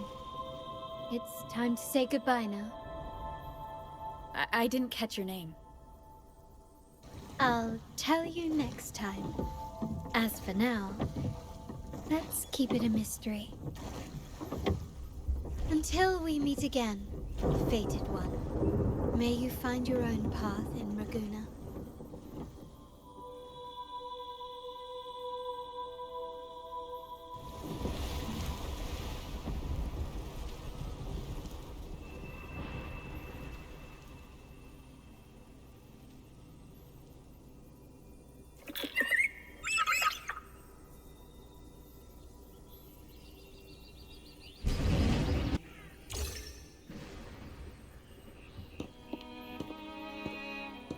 Have you also come to repent and seek forgiveness? The Sentinel has revealed a path to resist temptation and corruption. We need only devote ourselves wholly to Lorelei.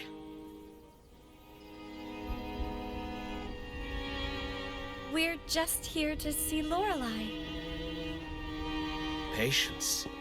I see your eagerness for enlightenment, like our new brothers. You've removed your masks, but your hearts, they're still veiled.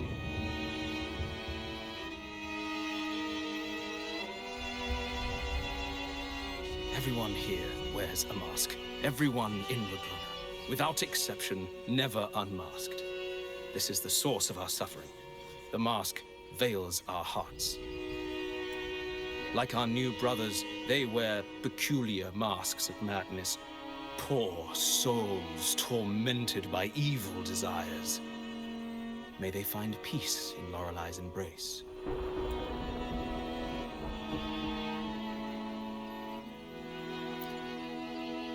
Yes, their masks are filled with madness, but even wrongdoers can seek redemption from Lorelei. The Sentinel granted Lorelei this authority, and no one can take it away. Follow Lorelei's song and your heart, and you may meet Our Lady. But if your transgressions are beyond redemption, you'll be lost in the Sea of Clouds forever.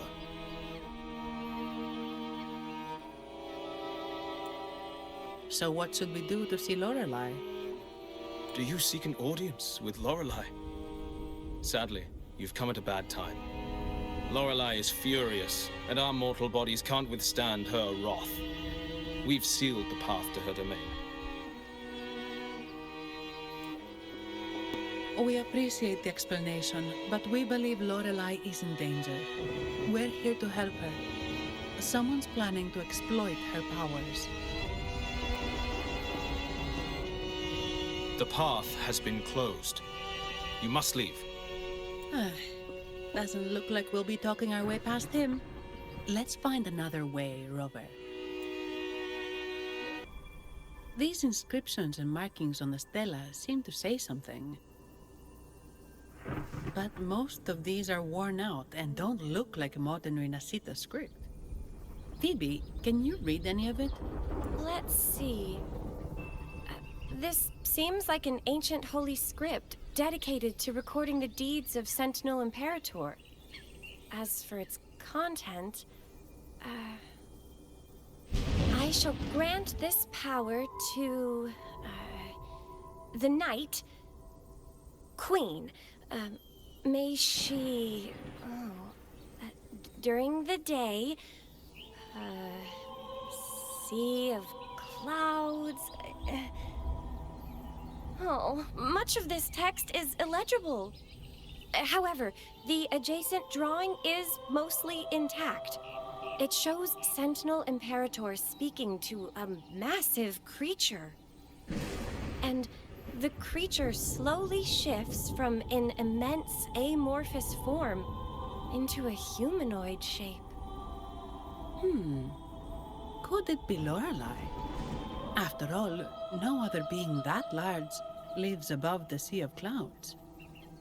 Actually, I'm not sure if the other figure is the Sentinel. It looks a little different from the cathedral statues. Maybe it's just the lack of clarity in the drawing. Anyway, does it mean Lorelei and the Sentinel are somehow connected to each other? Nothing about the barrier, though. Are there any other clues? We should investigate further.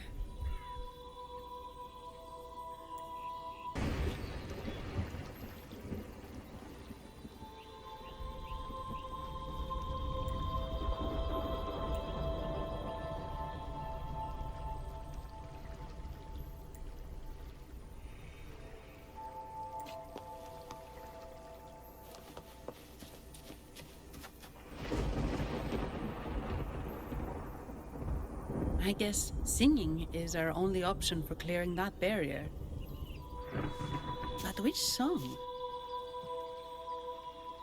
The stela we saw mentioned the Sentinel. And we're in the ruins of the seminary. Meaning it should be a corral. There is also the inscription in front of the barrier. We mourn the martyrdom of the Blessed Maiden. Any corrals you know ring a bell, Phoebe? The martyrdom of the Blessed Maiden. Could this be the aria of the Blessed Maiden? It's a corral rarely used these days. I doubt most priests even know of it. The Blessed Maiden? We met a playwright named Cristoforo earlier. He shared some stories about her.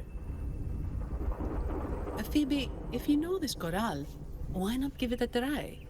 It might just clear the barrier.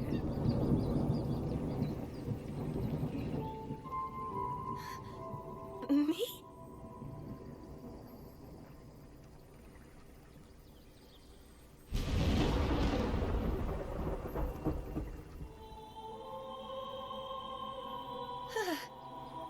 Oh, okay then. I suppose it's our best option at the moment. I'll give it a try.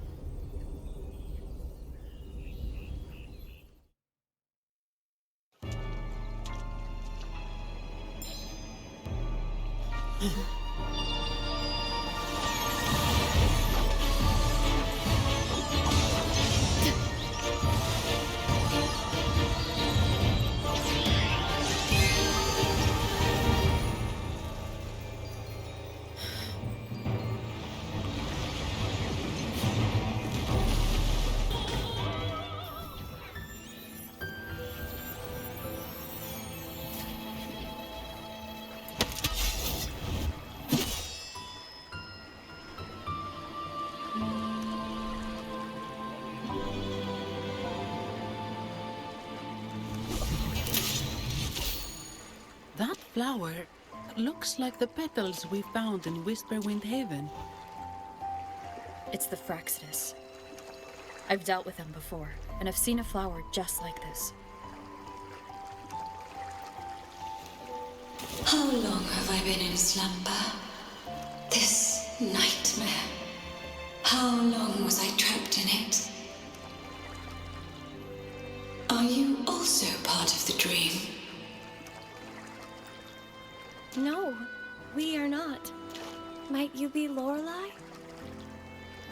I am. Travelers from afar, I sense the kindness pulsing in your hearts. You must be the ones who broke the chains of my nightmare. The Oathbreakers, hiding behind their masks of madness. They tainted the Nimbus Sanctum with corrupted blooms, drowning me in rage and sorrow. Endless nightmares became my prison. Masks of madness. I recall those people at the entrance of the atrium mentioned it. Had you not freed me from my nightmare, I would never be able to fulfill the Sentinel's task.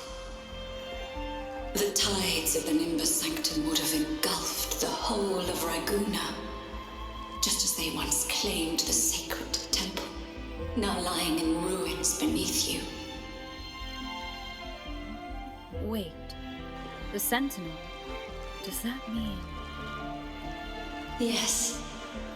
The Sentinel molded me from a mindless being into the form you see, and bestowed upon me the most precious gift, a soul. They commanded me to restrain the clouds and prevent the remnant energy within it from dissipating. Can you contact Imperator? I need to meet with the Sentinel. Unfortunately, it lies beyond my power. The Sentinel's link to the mortal realm is severed. Only through collective prayer and a rite at the height of the carnival. Only then can mortals briefly commune with them. A rite?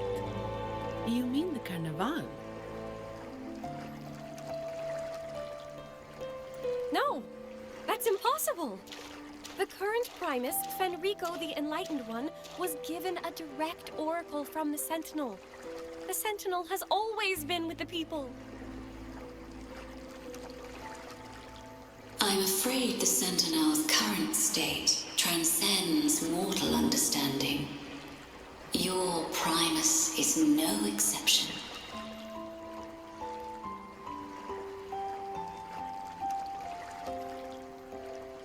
Should doubt linger in your mind, I implore you to await the rite's completion.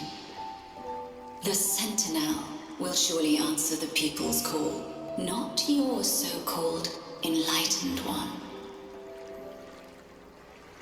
One last thing. Those Oathbreakers wearing masks of madness you mentioned. Do you know who they are? All that I know is that they are not from Rinascita.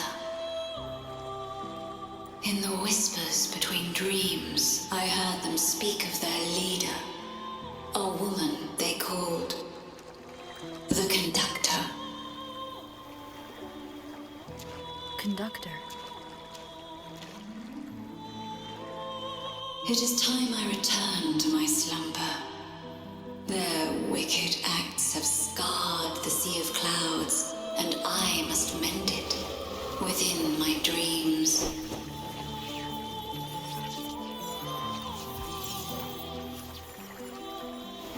The song shall guide you out of this domain. Farewell, visitors.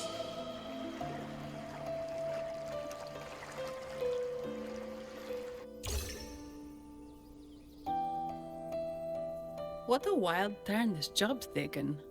Seeing the legendary Lorelei up close almost makes it worth the trouble.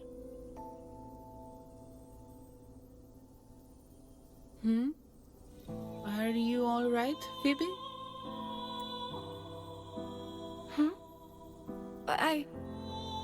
I'm fine.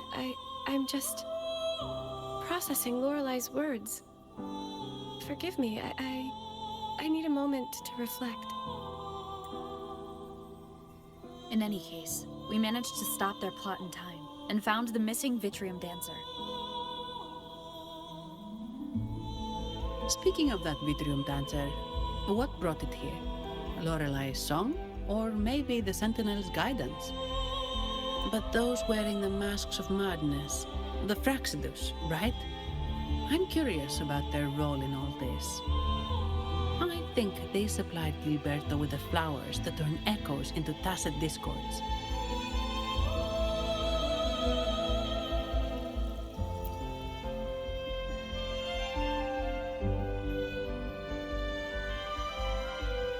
What's our next move, Rover?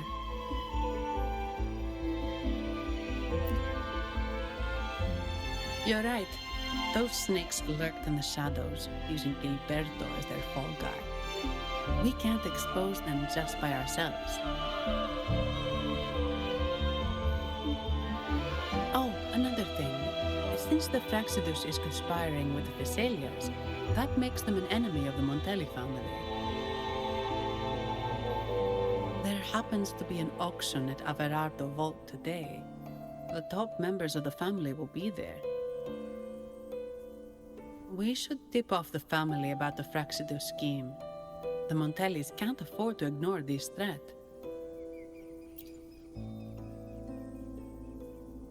What about you, Phoebe? I intend to return to the Order first. While I believe Lorelei is truthful, I can't imagine the Primus would deceive our people. He is, after all, the Enlightened One. According to Lorelei, the Sentinel will deliver an oracle during the Carnival. That's when the truth will come to light. Speaking of which, are all Primuses called the Enlightened One? No. Only Lord Fenrico has ever directly communicated with the Sentinel. Previous Primuses were merely indirect representatives, not the Enlightened One. Silence and composure are gifts from the great Imperator. I'll keep today's events between us, locked away in my heart. Then I believe this is where we part ways. The Codex reminds us, it is not the lighthouse that guides us through the storm to safety, but our own eyes fixed on the shore. I'd like to offer these words to you. May your eyes always shine bright with clarity.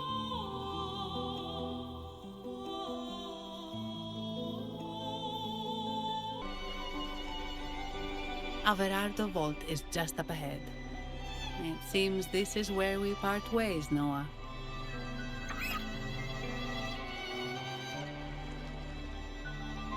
Hey, I'm sure it can find its way back to the harbor. Don't worry.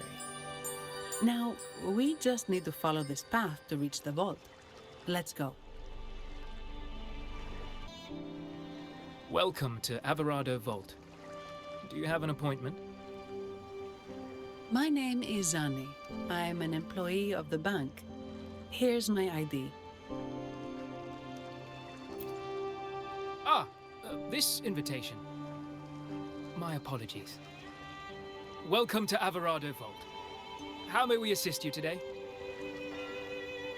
We're not here on business. We've come to brief the family on the Echo incident from the recent Carnival rehearsal. I'll arrange that immediately. Please proceed to the main entrance. A staff member will greet you there.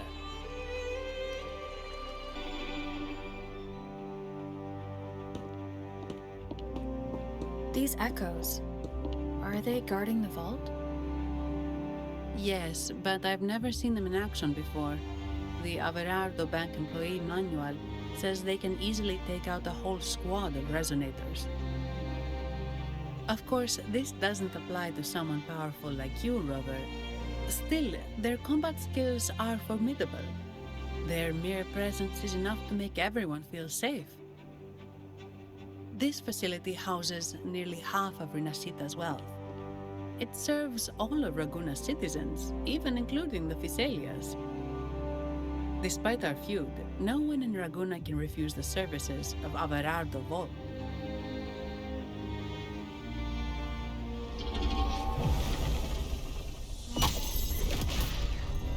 What the? I thought they only responded to hostility.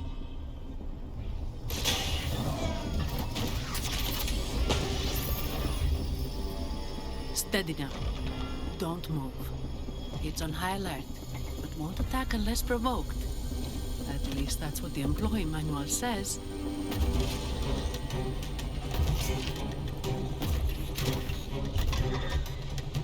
Stand down.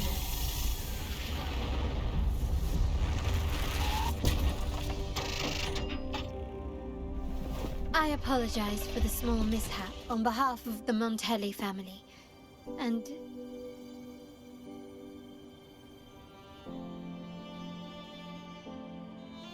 what a pleasant surprise to see you again so soon. And you. Yet your expression betrays no surprise, Rover.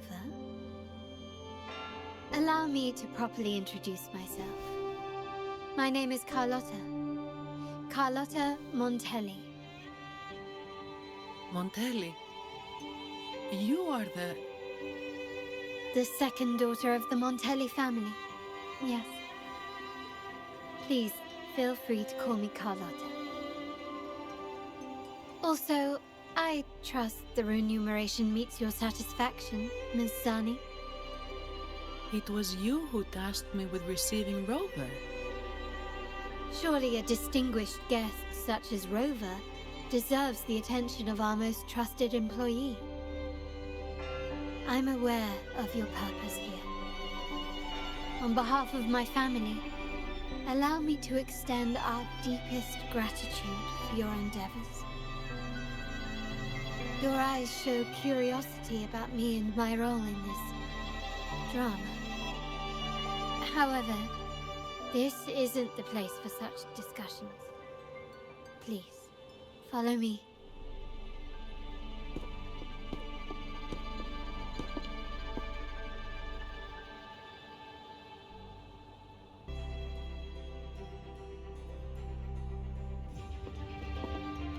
Could you do me a favor, Miss Zani? Please secure the evidence in the property room and fetch me the jewelry and perfume. Jewelry and perfume? You mean... Yes. You know where to find our dressing room, I presume? Inform the stylist it's my request. She'll prepare everything. Meet us at the vault's side entrance. Got it. I'll go right away.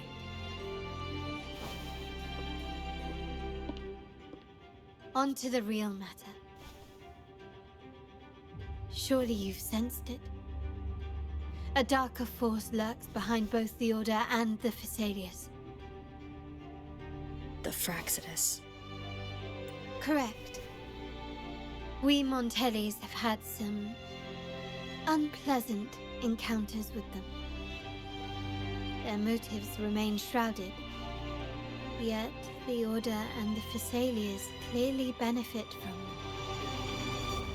The Montelli family's interest aligns with yours. An uninterrupted carnival for you, an unfettered Raguna for us.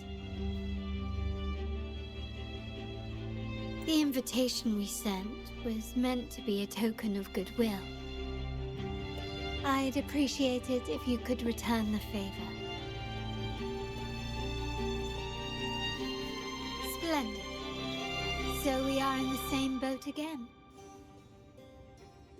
I must first deliver the evidence you and Miss Zani collected to my uncle, Mr. Capello.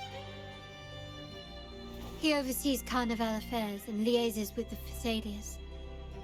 I'm sure he'll find the Fraxidus information most intriguing.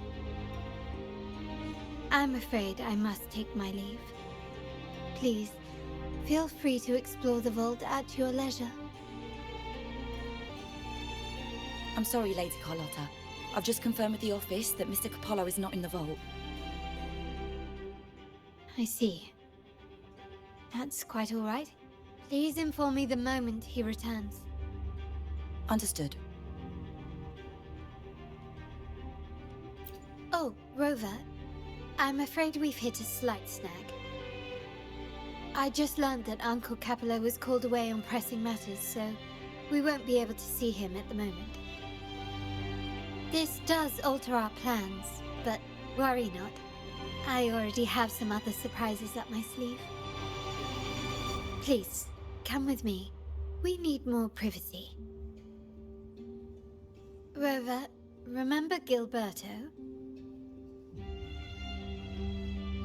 Yes. Thanks to you and Miss Zani, he could not escape and is now in our custody. The family gave him a rather spirited welcome. As it happens, his bravado crumbled quite quickly. Once he saw the Nimbus Sanctum restored, he sang like a canary. Your quick action has secured us vital intelligence. To put it simply, Gilberto revealed that we have traitors in our family. Which is not entirely surprising. Our family has always had its cracks. Given the right incentives or pressures, human weaknesses are all too easily exploited. I'd actually begun to look into this matter before your arrival at the vault. And now it's confirmed that the traitors are in the vault's tuning room, doing what they believe to be secretive with the help of the Fraxidus. Now they probably won't even notice us with their attention fixed on the property room. I guess that they're desperately destroying any evidence against the Phasalia family in the Order.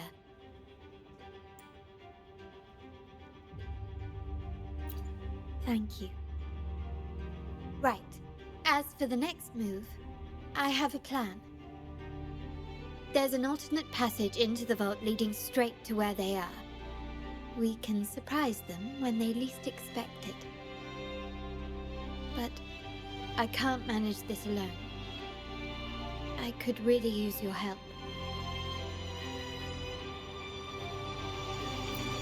I'm glad I have you with me, Rover. Please, take a moment to prepare, and I'll see you at the entrance.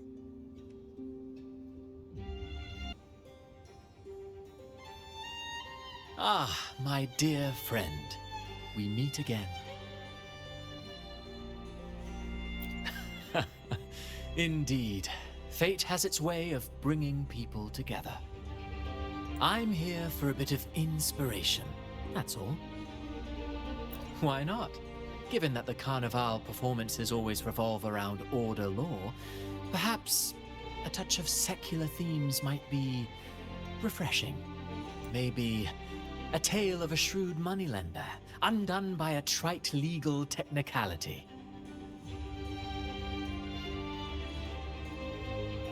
True, but that's why some inspiration could be useful. Well, I suppose I can't hide it from you. I'm here for the auction, hoping to acquire some rare, ancient manuscripts. Oh, speaking of scripts, did you have the chance to read mine? The one with the maiden? Please, I'd love to hear your thoughts. Indeed. You have a discerning eye. My research did unearth some intriguing rumors, but they didn't find their way into the script. You see, those stories might be too much for the Carnival crowd. Anyway, I appreciate your thoughts. Let's hope I outdo myself with the next one. Until the Carnival, traveler from afar. Everything has been taken care of, Lady Carlotta. Here is the jewelry and perfume you requested. Perfect. Thank you, Ms. Zani. But I have one more task for you. One of utmost importance. I need you to guard the property room and stop anyone who attempts to break in. Whatever it takes. By force, if necessary. Is someone targeting the evidence? Relax. It's only a precaution. Leave it to me. I'll make sure no one touches the evidence.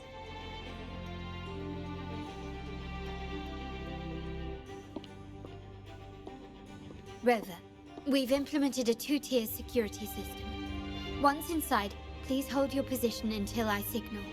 I'll clear the path for you from above. Then you may need to use the terminal to unlock the path on my side. Sadly, yes. Our family built this vault with the foresight of possible betrayal. Most family members only know how to pass one of the two layers. And alliances forged amid all these locks tend to breed treachery and mistrust. To enter the vault without being trapped to death, two people must have absolute trust in each other. So, do you trust me, Rover?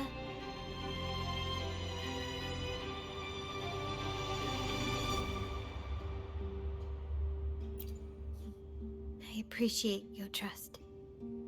It will not be abused. Now, let's go. Can you hear me, Rover? Loud and clear. Just a moment. I need to access the upper control room to unlock the door on your end. Cameras here. Good thing I came prepared. Recall the jewelry I asked for?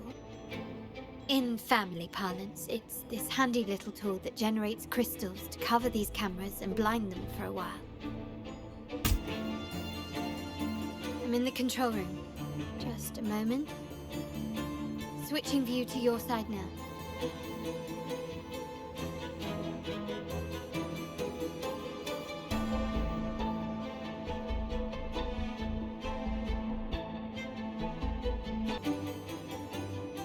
I'm at the monitor. Give me a moment. I'll upgrade your access so you have control of the vault systems. Looks like some echoes are approaching. Stay alert. Can you see me? Clear as day. I need to cross the hall from above. People might spot me if I make too much noise.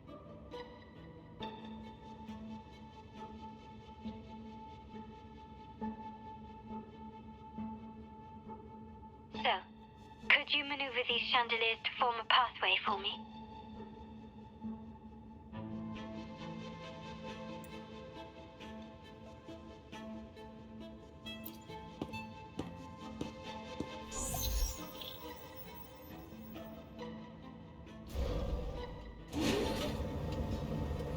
Wonderful.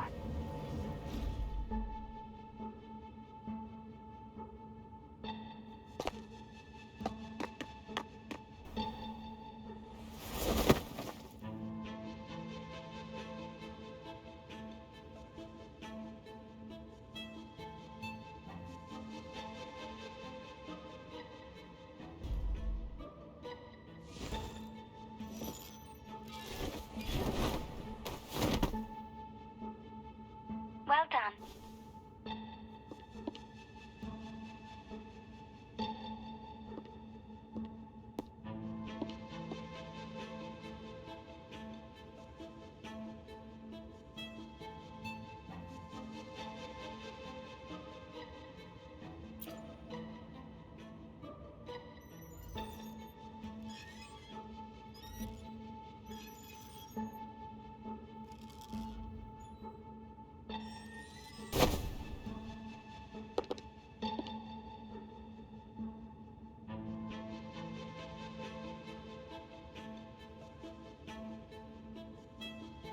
Splendid. I've made it across. It's my turn now. I'll see you in a moment.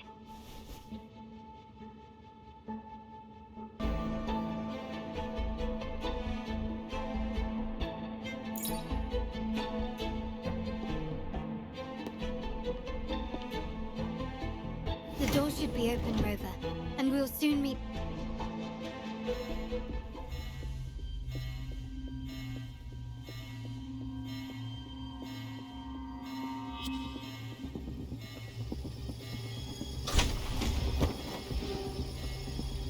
Rover? Looks like the signal's been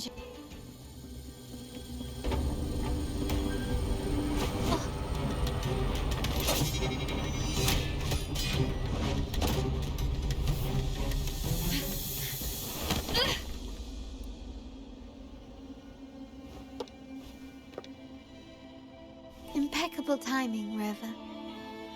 You never disappoint. I noticed surprise in your eyes. Let me guess. That's quite some skill for a lady of nobility. In fact, beyond being the second daughter of the Montelli family, I have an even more significant title. The family's executor. Be it a traitor within the family or a threat from outside, I locate, observe, and address these risks in secret and with tact. Say, the ones hiding in the tuning room. The room is that way. Time to see what kind of mischief they're up to.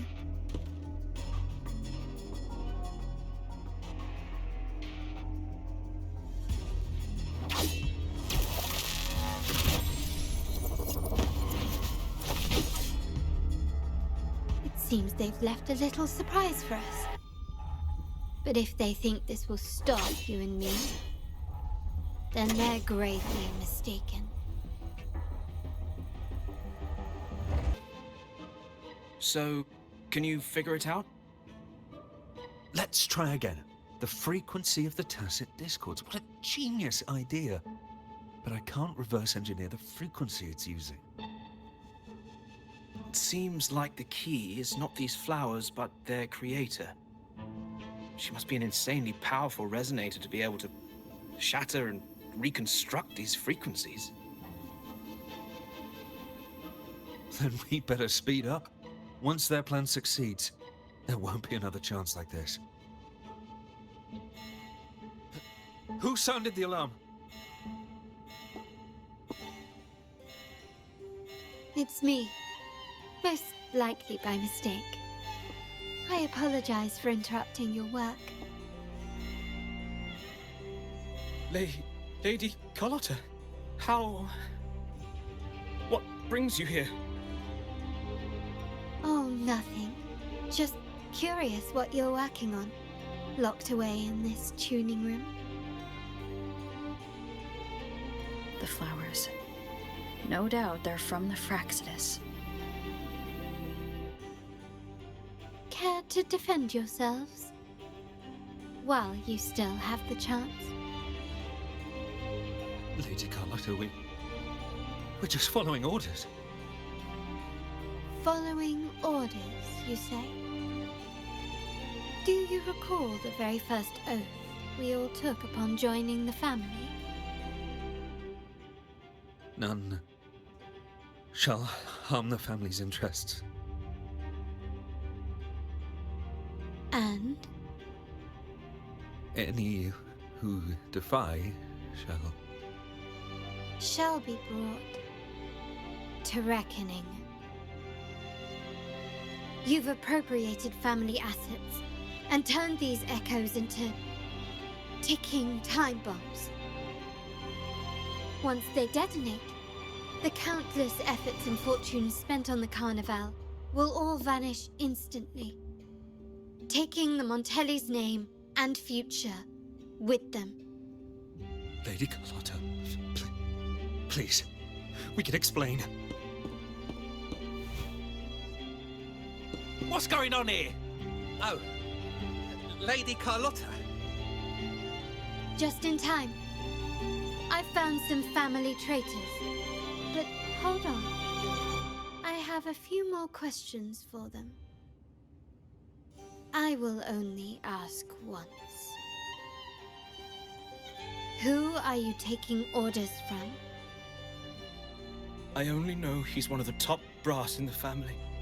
Always using encrypted channels and ordering us to pick up flowers from masked strangers. How many of these echoes have you made? A lot. The first shipment reached the venue as early as a week ago. They look so identical to regular ones that even we can hardly tell them apart.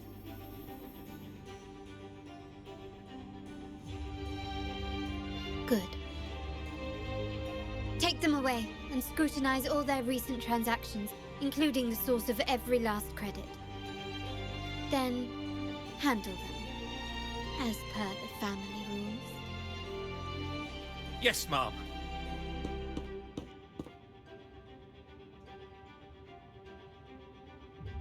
I appreciate your help, Rover. I knew those tuners wouldn't dare do this alone. Someone far more dangerous is pulling the strings. Using echoes to disrupt the Carnival. Having family weakness on a silver platter. Enemies within are far more deadly than those without. Their schemes won't prevail. I will not sit idly by and watch them ruin the long-awaited Carnival. We're done here. Let the guards take care of the rest. So, Miss Zani mentioned you heard the Sentinel's oracle when you met the Vitrium Dancer. Yes. Not directly, but close enough. The seasoned artisans in our family restored the Vitrium Dancer you retrieved and discovered something fascinating in its records. Come with me. This might answer your questions.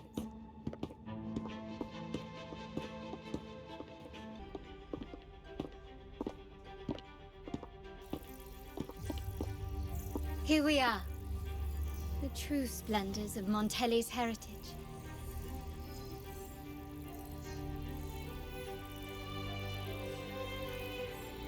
Are these all echoes in the cases? Yes. And no. They are echoes, but also the promise of Rinascita's future. And above all, freedom. Rinascita may be a fledgling country, but it boasts centuries of history.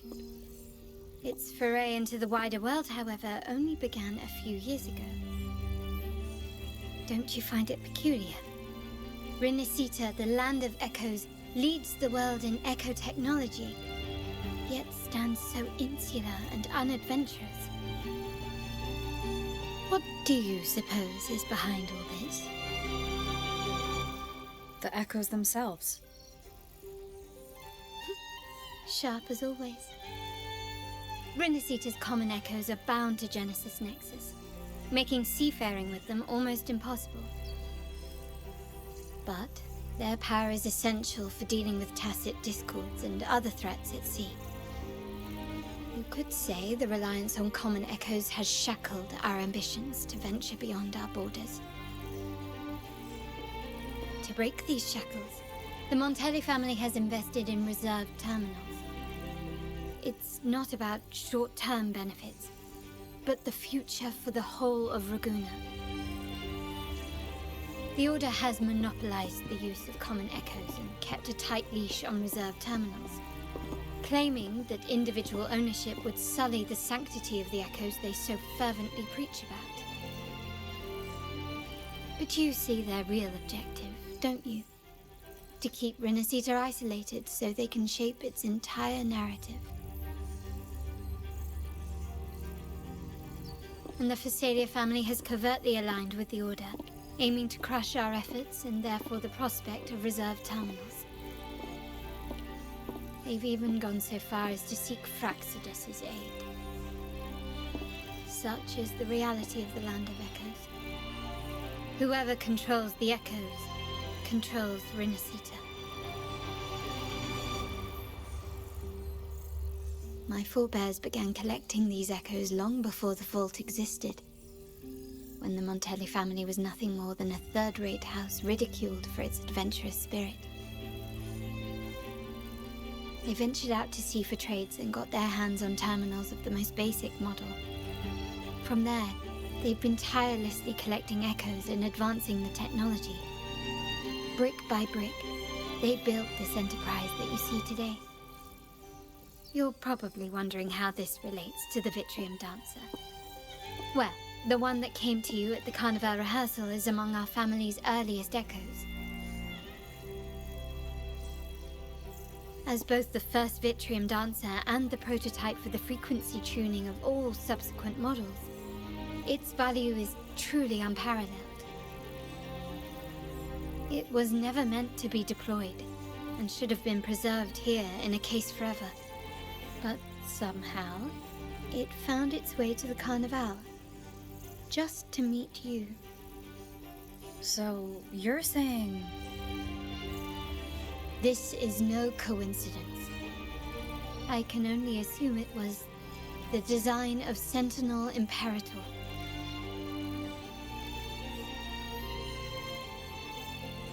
Here are some files about the Vitrium Dancer. Perhaps they can offer you some insights.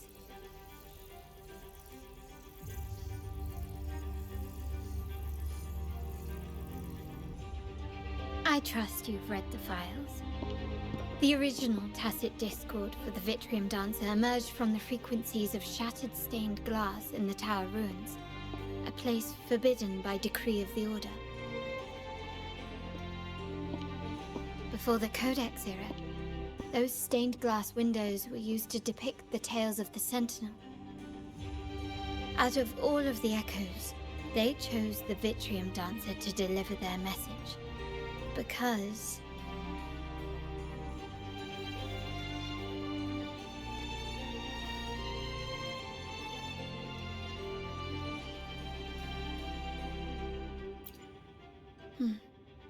My thoughts exactly. The Order's secrets must somehow be connected to the Sentinel's fate.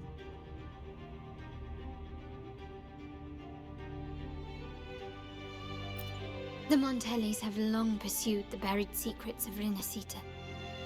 The Order's tampering with the Codex, and the mysterious erasure of the Age of Ignorance and the Age of Conflict from our history. If anything can break the chains around Rinascita and grant freedom to all, it must be the truth. And the quest for this truth is also part of our endeavor to restore connection with the wider world. Well, that's all I have to offer. Did you want to visit the ruins? Though I'm not sure what there is to uncover.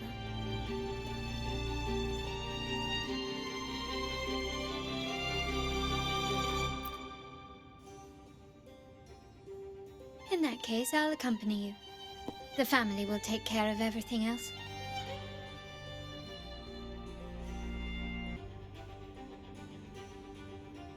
Oh, you're back.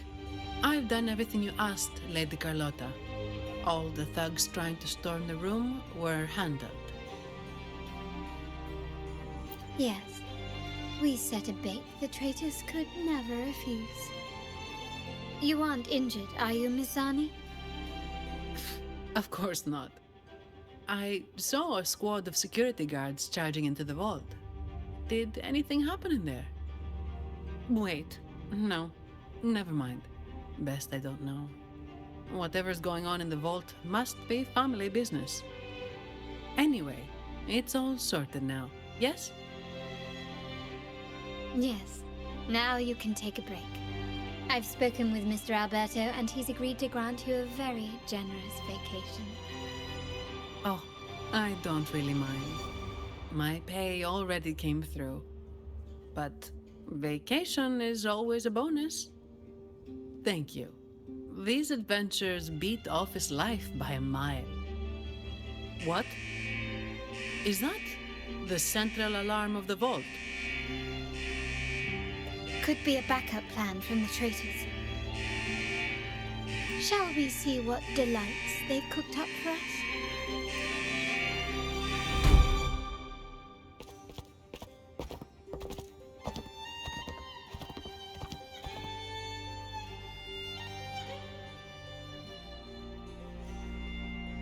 Lady Carlotta, we have a situation.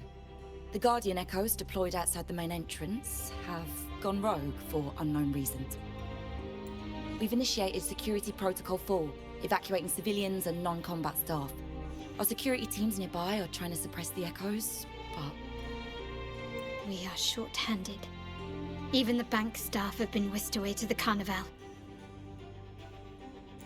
Yes, Mom. If possible, could you authorize access to the Vault's Echo collection? That won't be necessary. I'll address this personally. But your safety? Don't worry. I've got her back. I'm with the bank's security team, and I've handled my fair share of these emergencies.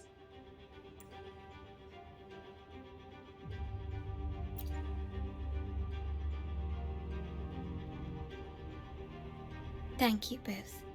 Now, let the show begin.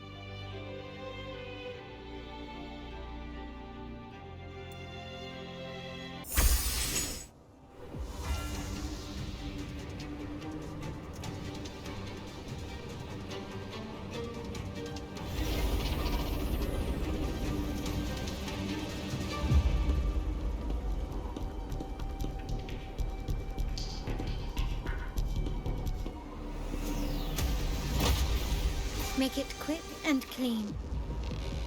Copy that.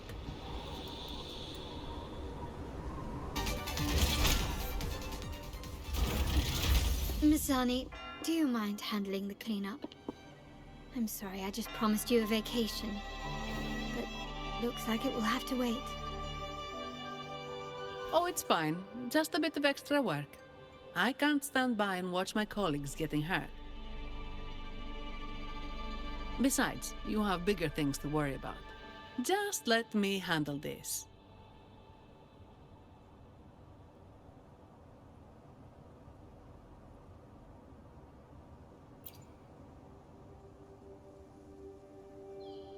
Yeah. That's the burden of being good at my job.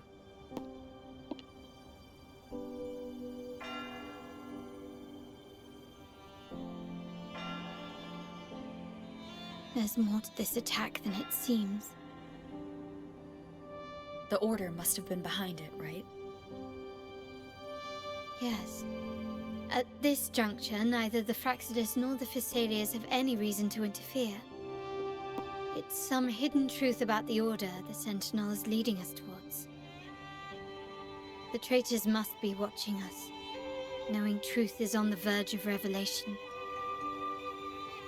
I have a feeling that whatever's coming next will not be easy.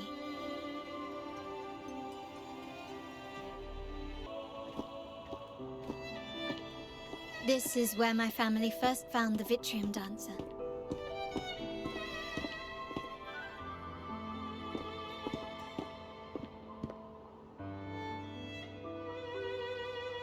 What do you see in the shattered stained glass?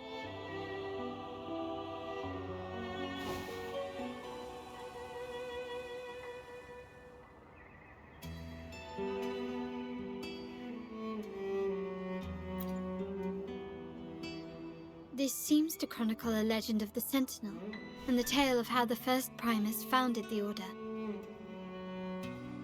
I've learned of this history before, but many details have faded over time.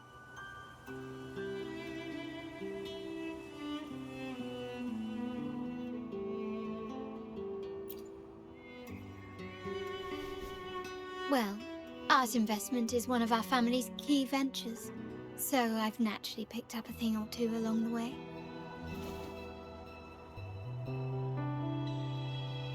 There's a stone tablet over there.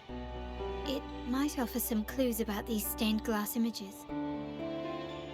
This ancient stone tablet bears inscriptions in the ancient Rinascita language, which translate roughly to, once whole, the divinity was rent by warring creeds.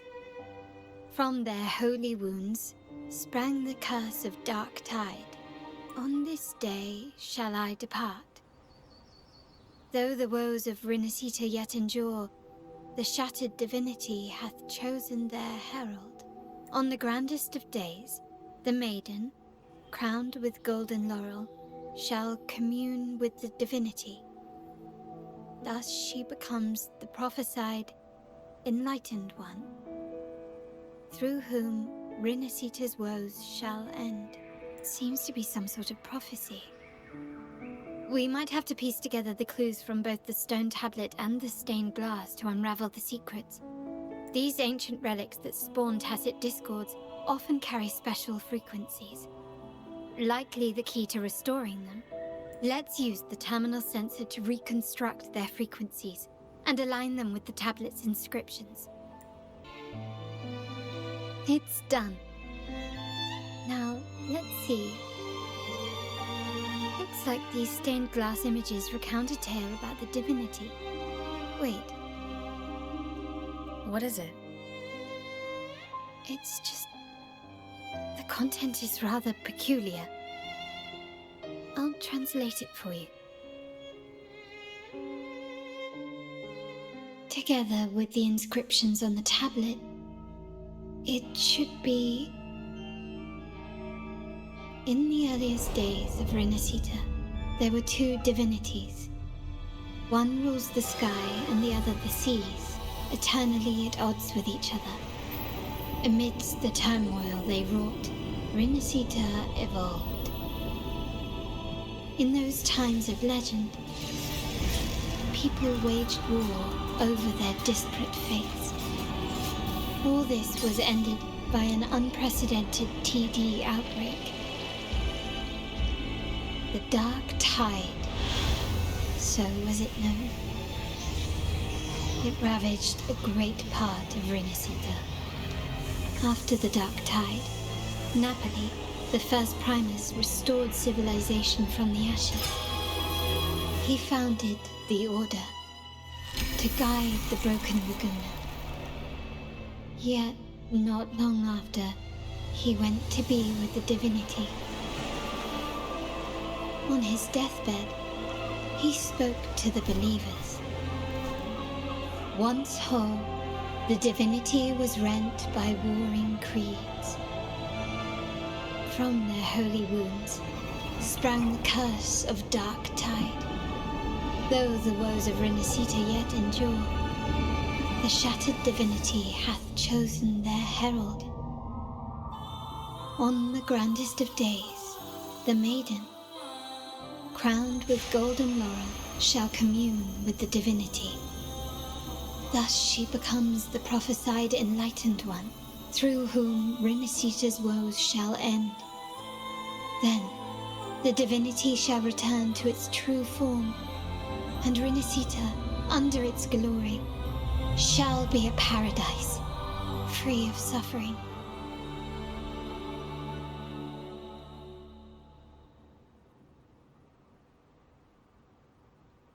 Rinascita has two divinities. I've never heard of such a thing. The Montelli family archives hold many documents on Rinascita's past, yet none mentioned two divinities.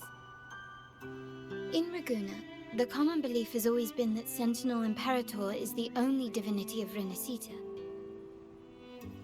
But if the images on the stained glass window were fabricated, why would the Order deface them and declare this tower forbidden? There's only one explanation.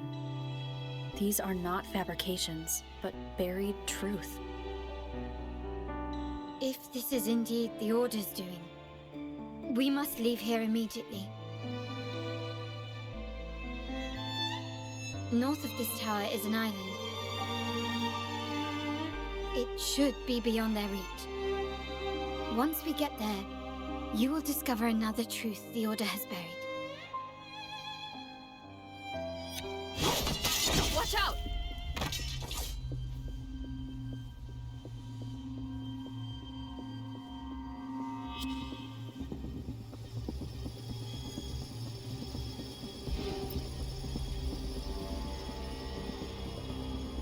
Interesting. They're here even faster than I anticipated.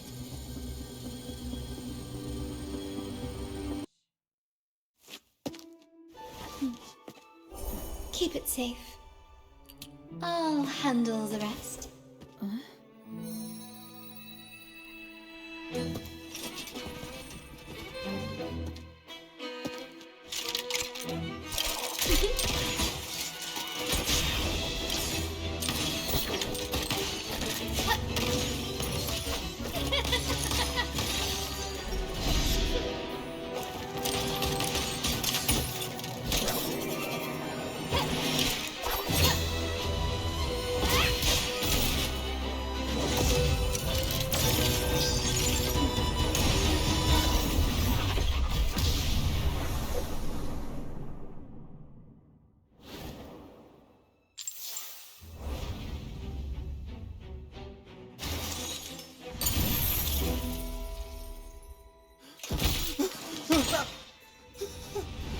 Speak. Who gave you the order?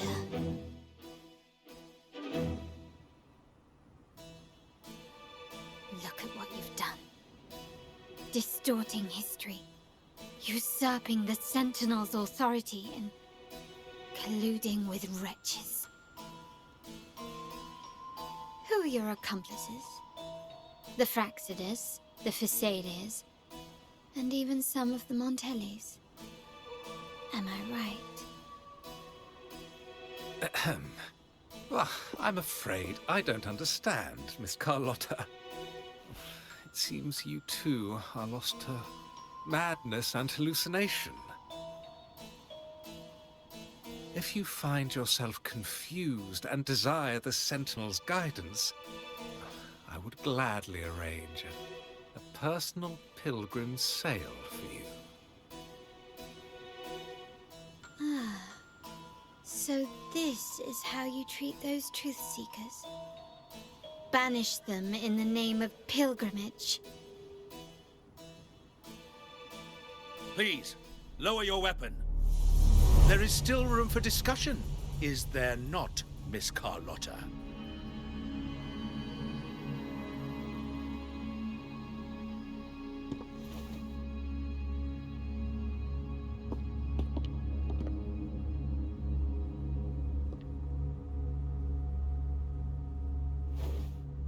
Stand down.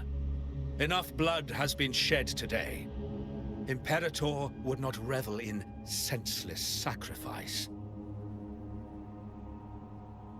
The pilgrim's sail is for the transgressors to seek rebirth, not for you to threaten our friends. Repent for your reckless words. Forgive me, Brother Alessio. Ah, honored guest. You have been misinformed, as the truth is not what it seems. My Lord Fenrico has arranged your audience with the Sentinel. Why not hear the Sentinel's wisdom for yourself?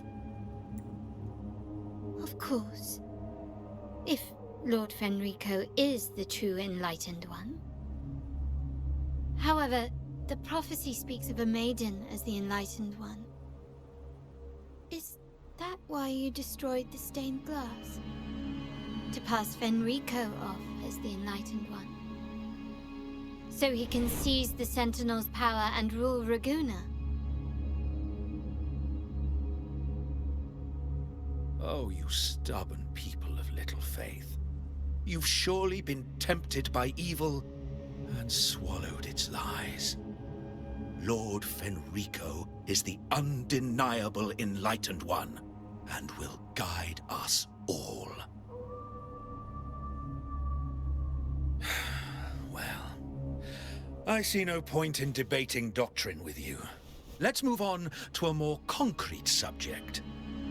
Now, Miss Carlotta, which one do you think is more important to the Montelli family? Is it profit? Or bloodline?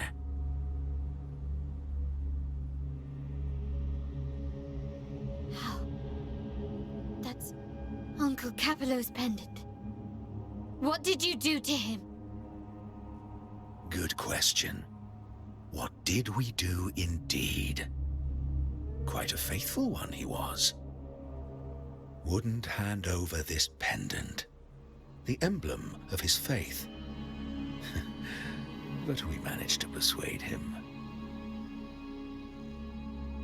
Whether he should be deemed faithful now depends entirely on your actions. And you know what will become of him if we decide his devotion is weak and unworthy.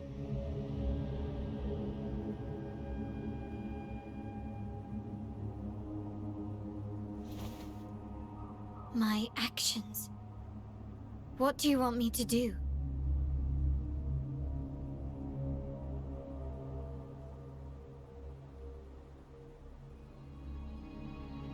Raise your weapon, faithful Carlotta. Choose wisely now. Where shall you aim? Whose heart will taste your bullet?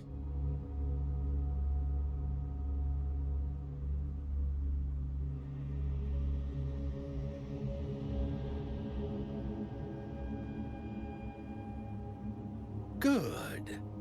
You are a smart one, Miss Carlotta. Carlotta. I'm sorry. Even though the time we shared was very memorable. Excellent. It appears you've made the right choice, as any true Raganese would. Honoring blood and faith alike. Pull the trigger. End this transgressor's life. The Sentinel shall host a supreme banquet for you in the high heavens.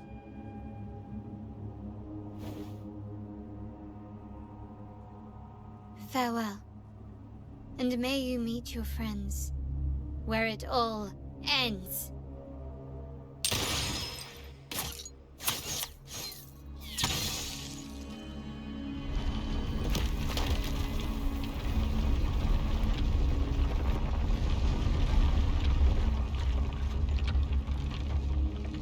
You've disappointed me, Miss Carlotta.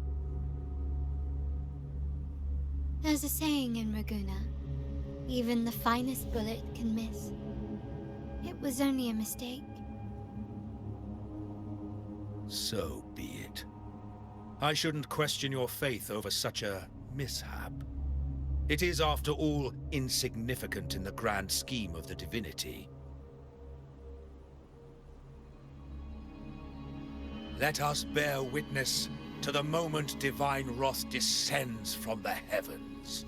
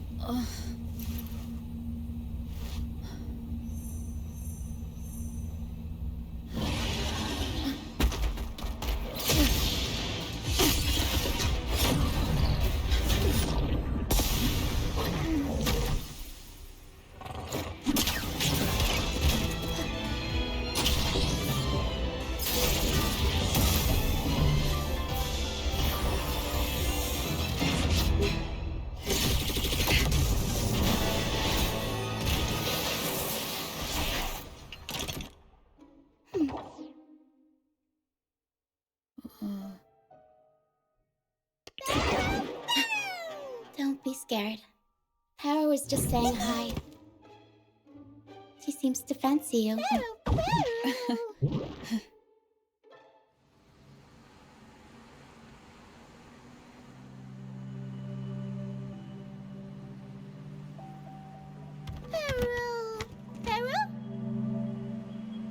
I'm not exactly one for formal introductions, Pero.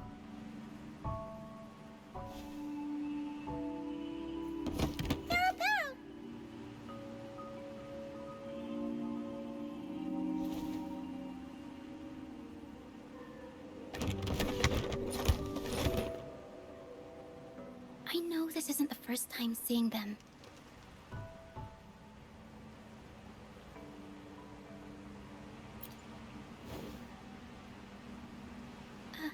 Hello, I'm Lucia. We've met before on Brand's ship. I was in this box.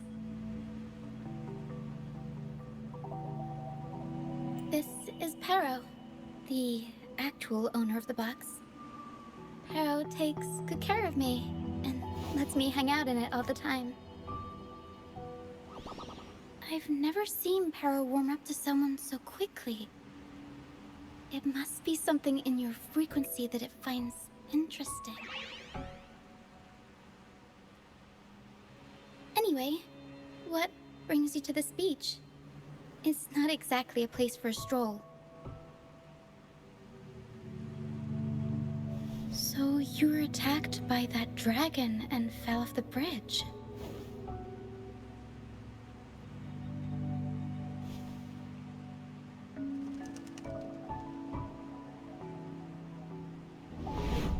I'm guessing it was Abby who saved you. It probably exhausted itself and retreated back into your body to rest. I can still sense Abby's frequency, even if it's faint.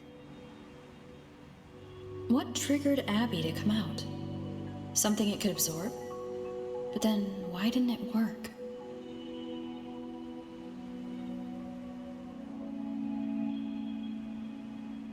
That dragon's behavior is odd. It never leaves its territory.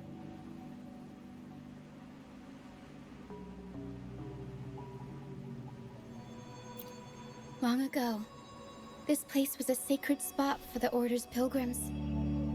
Then, the dark tide hit, and all those reverberations left behind twisted things up.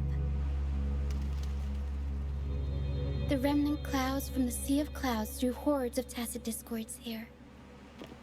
Now, their whispers fill the air, turning this once holy place of pilgrimage into the penitent's end. This Dragon of Dirge is a local tacit discord. It grows by feeding on the others. We were supposed to pick you up like Miss Carlotta planned, but things went sideways.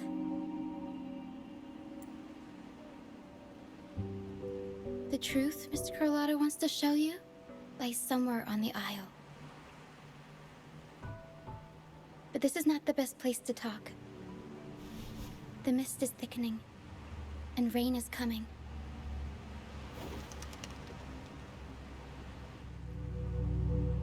The mist is dangerous here. It traps reverberations, and when it collects enough, they quickly form into tacit discords.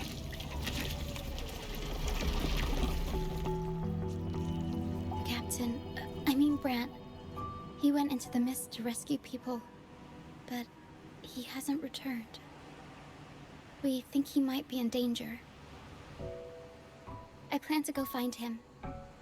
Once I'm in the mist, my frequency will draw the creepies and crawlies away, so you'll be safer here. Just in case, take this to mask your frequency and defend yourself.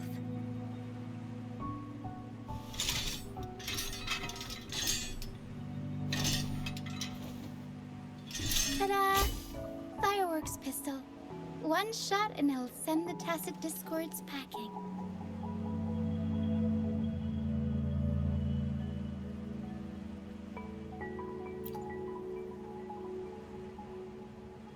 It's easy to use. You want to see the upgraded version? Ta-da! Magnum fireworks pistol.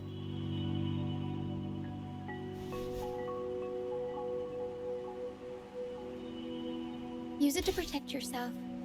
Our troop will bring you to our base soon and tell you the truth we've uncovered. I'll join you once I find Bran.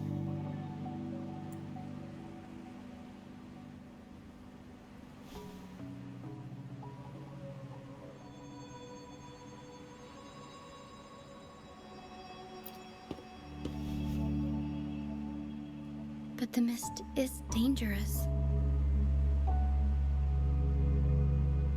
All right, fine. It's better you see it for yourself. I'll be glad you don't have to fend for yourself alone. See that lighthouse? It's the only safe place in the mist. We'll head there. Brant might have taken shelter there too. Once we find him, we'll find the truth you're after.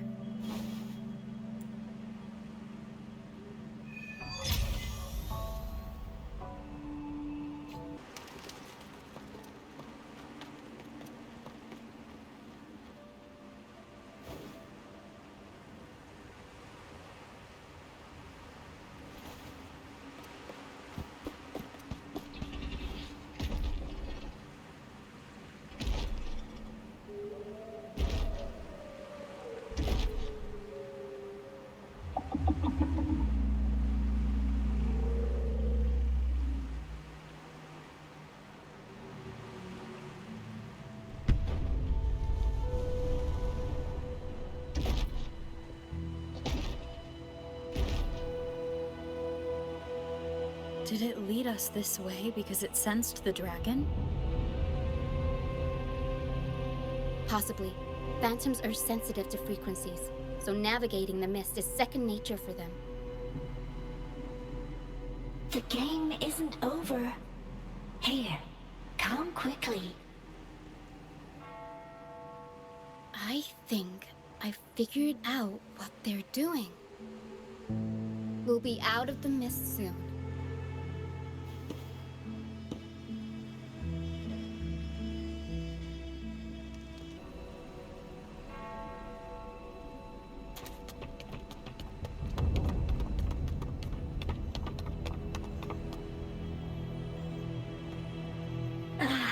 Rukia, you found me. I'll always find you, but maybe don't do this again next time. Why? Isn't this your favorite game? I I wanted to play with you. I know, but as your friend, I worry about your safety. My friend? Excuse me. Are you Rochia's friend?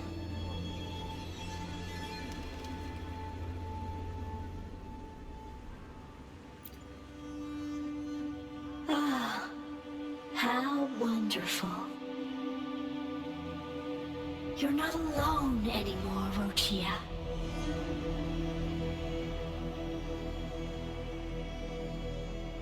Yes, I have friends now.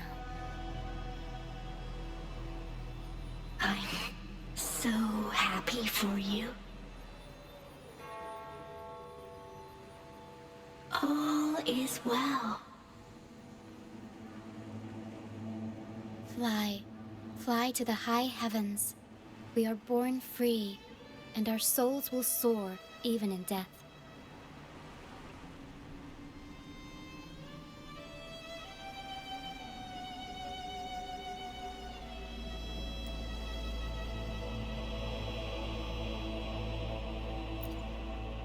Golden phantoms are reverberations, mixed with the frequencies left behind by people who've passed away.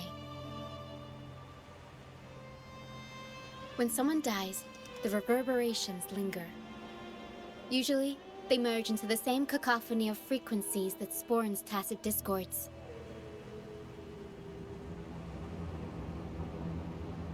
But sometimes, a trace of their final will remains, and the mist shapes this into phantoms.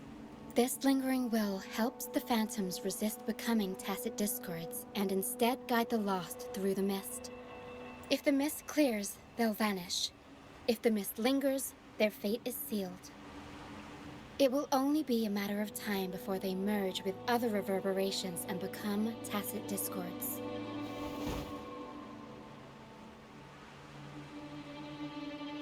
Their final frequencies tend to cling to certain objects, like this Lucianite here.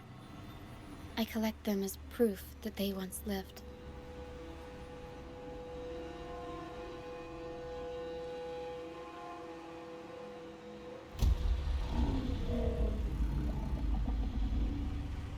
Otherwise, the dragon will devour every last trace of their frequency.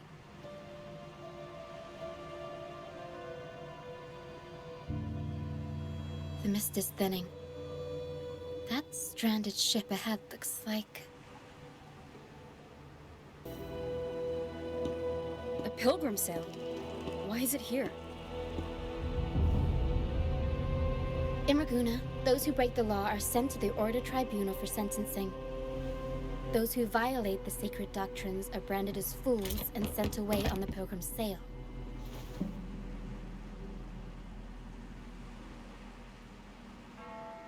It's said that when the first dark tide ravaged Rinascita, the first Primus followed the currents on a rickety boat and met the Sentinel in person. That's where the pilgrim's sail tradition came from. Now the fools retrace the Primus's journey, reflecting on their mistakes along the way. There's a strong undercurrent around this isle, likely caused by that first dark tide. It drags all pilgrim sails here unless the ship's course is altered.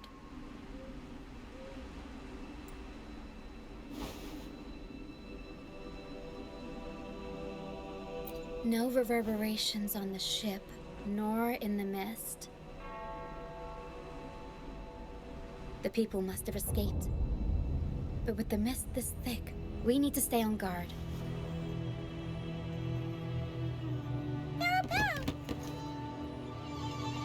This way. Head to the lighthouse. I hear the sounds of fighting. Watch out. Tacit discords are gathering.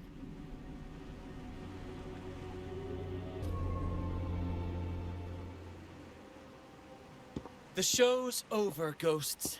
Time to take your final bow. Watch your back. A marvelous shot.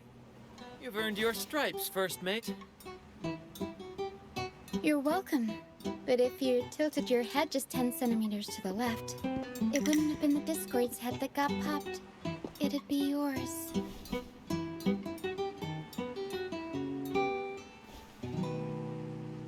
Not on your watch. Besides, fortune always smiles on me. Except in bets. And we've crossed paths with the rover again. Can't get luckier than that. We shouldn't have let her get caught up in this mess. She was worried about us and insisted on coming. Is that so? Then our gratitude to you is even greater for your timely aid.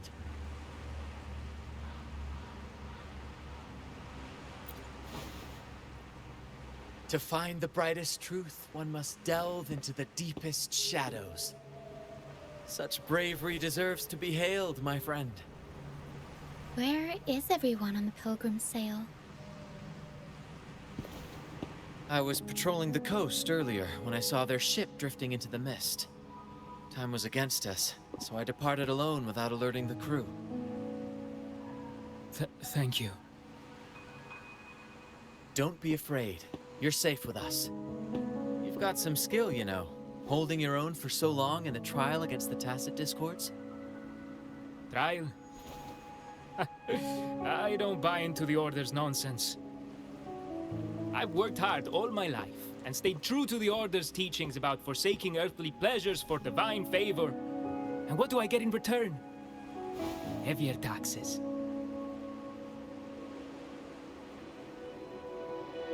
When pirates ransacked my merchant fleet, leaving me with nothing, I turned to the Order for help. They said it was a divine trial and left me to rot. I stood before the Sentinel statue, asking if my suffering was really their will. But all I got was silence. Why should I wait for peace in the afterlife when I could be living for today? How is that a crime? As for salvation, I don't believe in it. And I certainly don't need it. Here's a proposal. How about joining our troop? We are wanderers adrift upon the seas. Or perhaps you're more familiar with the name, the Troop of Fools? The Troop of Fools? Could it be? Yes, we are, like you, by the Order's decree, marked as fools. Fools on the Pilgrim sail often meet their demise in a storm, or they're swallowed by the waves. Even if they do survive, they still face hunger, thirst, and the unforgiving wrath of nature. Maybe it's luck that brought you here so swiftly, and unharmed at that. Look around. This is all that remains of the Pilgrim sail. This is always their final destination.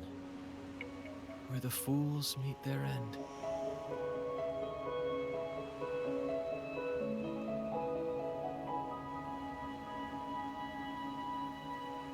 Yes, the pilgrimage is nothing but a banishment in disguise. The path to salvation they speak of doesn't exist. Otherwise, how could this once sacred place now look like such a hellish wasteland? Wait. Sacred place? No wonder the others were talking about it on the ship. They believed the Order's promise that prayers at the sacrificial arena would grant them forgiveness. They must be heading up the mountain now. I didn't expect their faith to lead them that far. If only they knew it was just one of the Order's lies. Captain! First mate! We're here to help! More hands make light work. I called in some help to escort him back to the base once the mist cleared. Ah, the first mate's foresight is unmatched. And the three of us can head up the mountain. But beware, my friend. By the end of this pilgrimage, you will witness the Order's cruelest deceit. The dangers ahead will only intensify.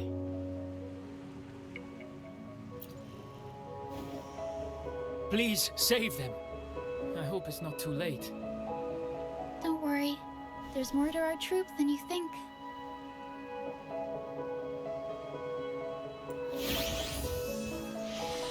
This wing ray can fly us up the mountain. You two go first. You'll find I'm very convenient to bring along. All right then. All hands, prepare to ascend.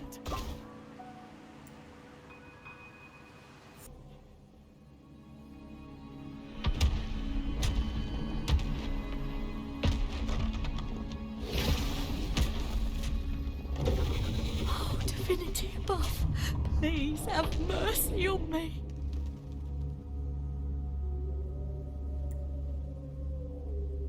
Is this some kind of test for me?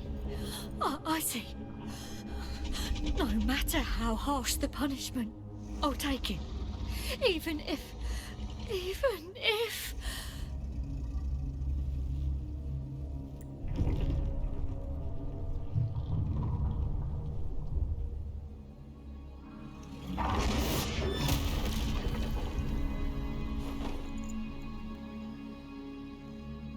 if it means death?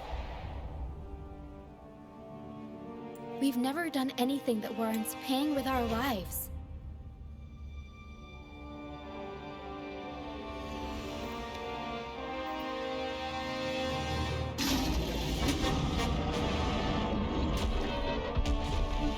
I'd wager mercy isn't on the table.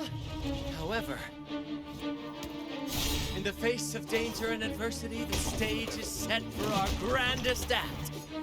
Brant, you handle the tacit discords. I've got the dragon. Of course, but with all due respect, shouldn't the captain be the one giving the orders? Just playing to our strengths. Take it, or I'll spill the beans about your wine stash. Why, aye, first mate.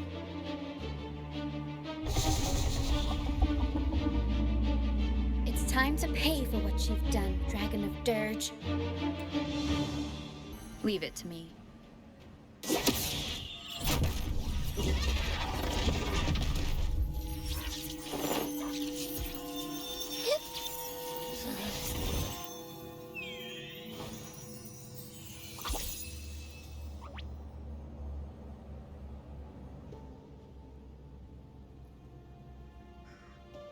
Thanks, but no thanks. You think that little lizard could take me down? I just took a nap after eating its frequency.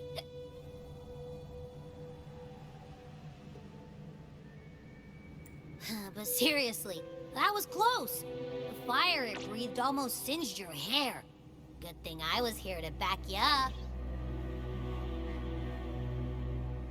As soon as I realized it was a tacit discord, I went for it and ate its frequency. Piece of cake.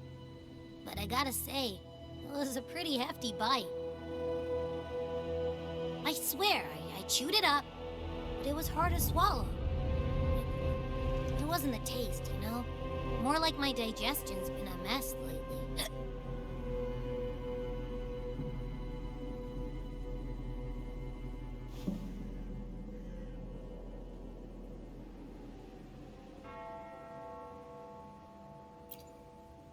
That's not the point. The real deal is, I found something crazy in its frequency. You said you somehow experienced empathy with a tacit discord back in Jinzhou, right? How about trying that again with this guy?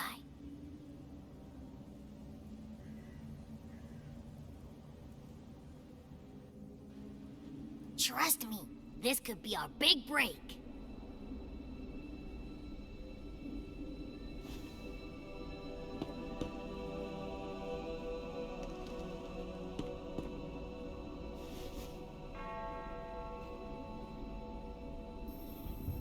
Gehenna, a wretched soul mourned by none. You are reborn to fulfill our sacred rite, illuminate the path of salvation. Become the fiery hand of judgment, purging all transgressions. Cleanse every soul ensnared by their own indulgence. Those who cannot withstand the trial by fire shall forever be barred from our pure land.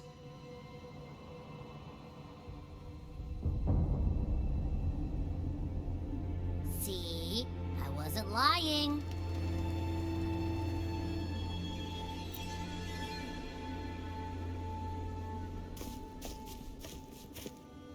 Tacit Discord's frequencies are perpetually fading, inching toward their end.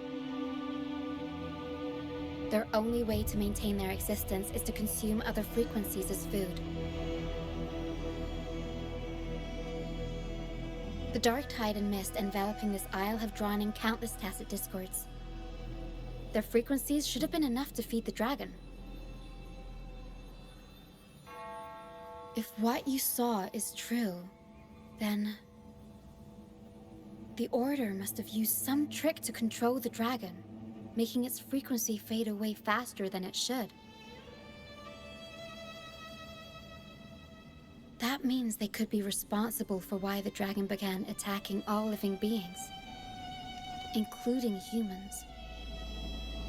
In time, it ended up becoming a harbinger of death. I found this during the previous battle.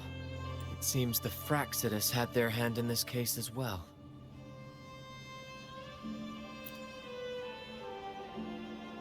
So you know them too. Seems we have much to discuss. Our troop usually earns a living by performing on the nearby islands. Sometimes we take on escort missions for merchant ships as well. That's how we first got acquainted with the Fraxidus. At first, they were just lurking about, raiding ships. But as the Carnival drew near, their actions grew suspicious. We noticed them lingering around a certain sea. Remember Cetus the Tidebreaker? The creature that attacked you when we first met? After we parted ways, we went searching for it to find out what had gone wrong. This is what we found on its tail, another Lycoris. Alas, the Tidebreaker slipped away into the deep beyond our reach. Still, this bloom leaves no doubt. The Fraxidus is behind its strange behavior. We saw what they did to the dragon. The Cetus's violent outburst must be their doing as well.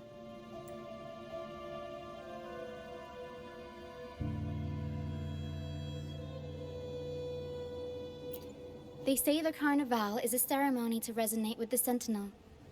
Those who claim the laurel may be graced with a miracle, a direct communion with the divine. At first, we thought you were merely a curious traveler, intrigued by the Carnival and our Sentinel. But now, seeing how far you've come, there's more to your quest, isn't there? Our troop has always sought the laurel, and we won't sit back while others threaten the Carnival. If they're your foes, then our paths align. Remember I mentioned one of ours who once claimed the laurel? He wasn't with us when we first met. But once we reach our base, you can speak with him about the Sentinel. It won't be long now. After such an adventure, a well-earned rest awaits.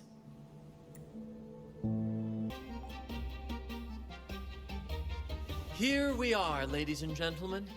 Allow me to present to you our sanctuary. A haven for all the surviving fools at the edge of the world.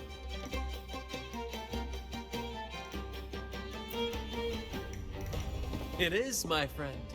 We built this place from the ground up, and I dare say it's a triumph worthy of the ages. The mist does shield us from the Order, but it brings its own set of problems. Precisely why we must tackle its effects without delay. By the way, if you'd like to speak with Mr. Bardolino, our laureate, you'll find his tent deep within the base. Feel free to talk to the others while we handle our tasks. We'll catch up once we're done.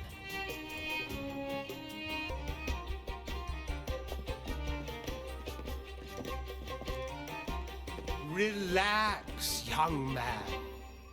Life's only just unfurling its sails for you. Why sit there like one of those dour statues in the Order's halls? Don't be afraid to show a little spark. I was just thinking about my future. Is Raguna truly lost to me forever? Some have found their way back, but under the Order's watchful eye. Is that really what you want? A life without freedom? Listen, you don't need a grand stage to leave your mark. A true Ragonese can turn even a ragged tent into the finest theater. That's what I'm preparing to do. I might be an old man now, but don't let that fool you. I was once crowned with the laurel, you know. You? Are you Mr. Bardolino? In the flesh. Ha ha ha ha!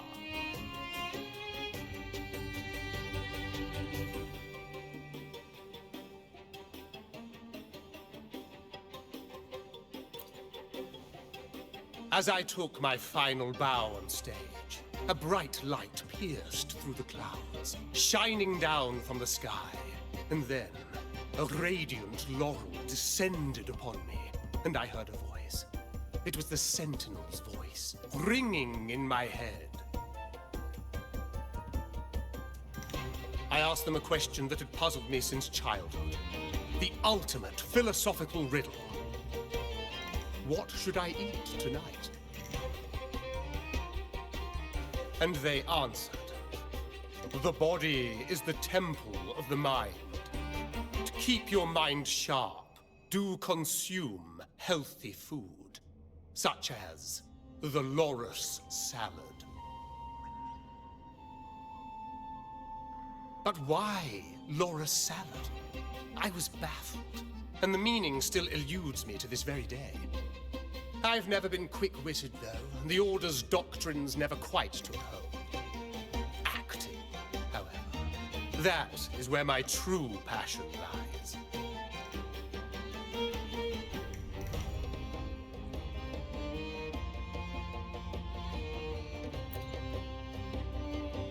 But why did a blessed laureate like you get banished by the Order? Back when I won the laurel, Raguna was led by the Holy Maiden. She promoted all sorts of grand celebrations during the Carnival, an unceasing tide of revelry. Stages sprang up on every corner of the city, performances dancing through the streets, and shops adorned in vibrant hues. Even on rainy nights, you could still hear music playing in the square. Some performers wove their critiques into their acts. Sharp as she was, the Holy Maiden noticed. She refined city policy with each whisper of dissent. Those were the golden days, my friend. The Holy Maiden once said that if she were to leave this world, she'd want no majestic tomb or solemn funeral, but the grandest carnival as her final farewell. And then, she really did leave us. The current Primus took her place, and in the name of mourning the Holy Maiden, issued all sorts of bans on the Carnival. But is that really what she would have wanted? The Order's grip tightened, and the Carnival performances were reduced to dull, monotonous shadows of their former selves.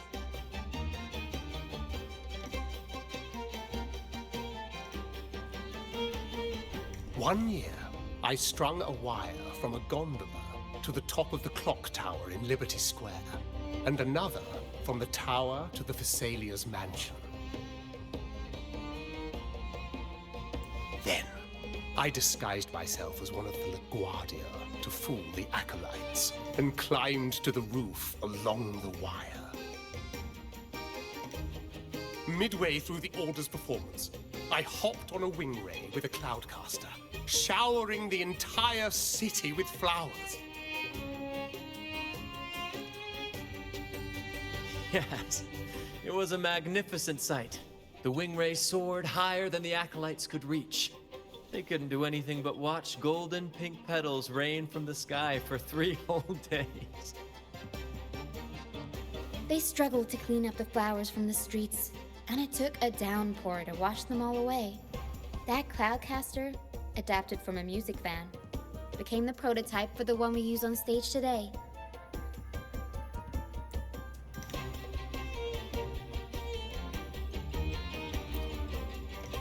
But that's all in the past. To this day, I'm still not sure what crime they pinned on me. Maybe walking the wire without protection? Ha! Anyway, I'm just an old relic now. But you lot, you're the main characters of this era. Facing down every obstacle with fire in your bellies. But isn't our fate already sealed? Without the so-called salvation the Order preaches, we're doomed to our banishment. Just lost souls, dying in obscurity. Life is short, and we weren't born just to atone. The Order may banish us, but they can't take away our right to sing. Death is one of many possible ends, but it's certainly not the worst. Perhaps being forgotten is what the Order wanted for us. They want to erase all traces of our existence, grind us into dust and drag us into the abyss. But we'll fight the tide and live our lives to the fullest. Members of the troupe may come and go, but they never truly left us. Their deeds and songs are passed down through the ages. One day, our voices will echo across every land. Our words will reach every corner of the world. And by then, even the tacit discords in the stormy sea will know our names.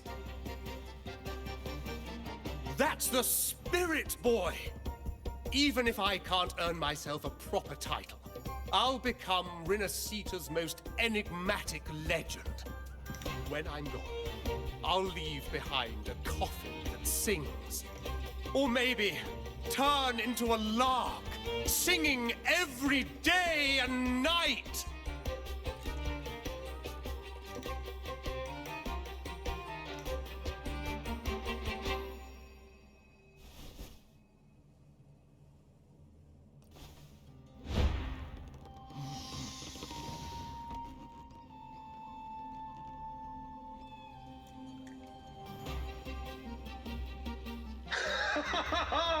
What say you, Brad? Do you like this stage design? It could be used for this year's carnival.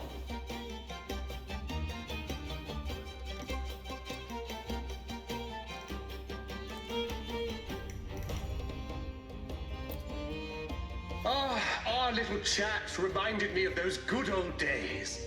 So why not relive that scene I just mentioned? I still remember that famous line. Even without wings, we can still soar to the heavens.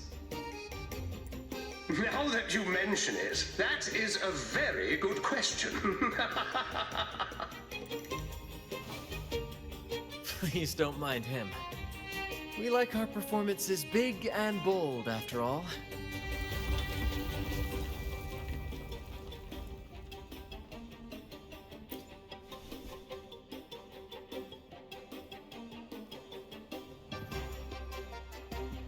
That fight with the dragon probably messed with the mountain's stability. If Bartolino keeps moving around up there, it could get dangerous. We need to find a way to get him down, and fast. We might need your help with this. Para should have some useful items in her box.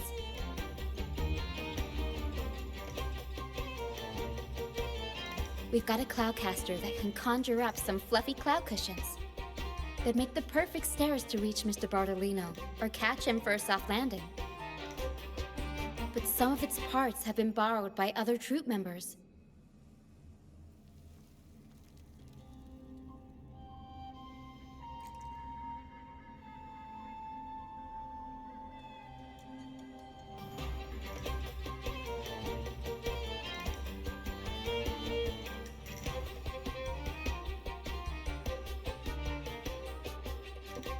Everything's set for takeoff.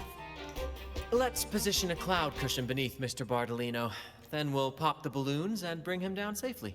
Although we might need a bigger cushion. The Cloudcaster's resonance unit responds to song. The louder our singing, the more powerful the effect.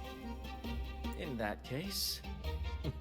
All right, friends, old and new, come and join this sing-along!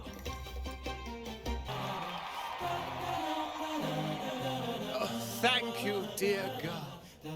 You helped me complete this performance and fulfill one of my dearest wishes. Please, I'll gladly give you my most prized possession.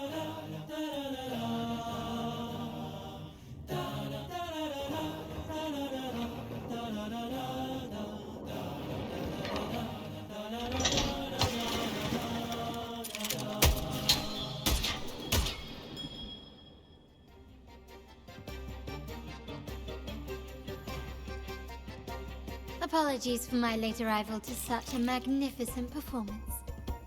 Did I miss anything? Oh my. What an honor to witness the beauty of our generous benefactor. Thank you, my lady, for rescuing this humble soul in this moment of need.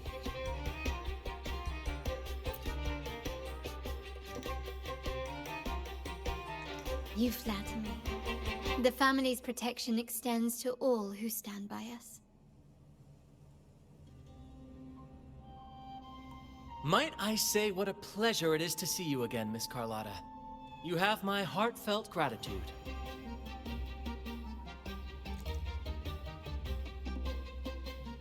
Is everything going smoothly with your family, Miss Carlotta? Yes, thank you. The Order's scheme was uncovered as planned. Uncle Capilet was rescued, and Grandfather has handled the rest. I still owe you thanks for improvising with me in front of that priest.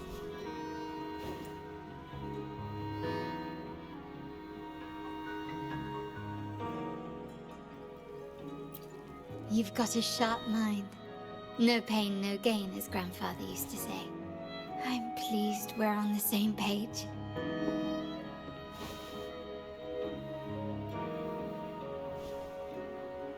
Your kindness is much appreciated. The Montellis won't forget this. In return, I'll share everything I know.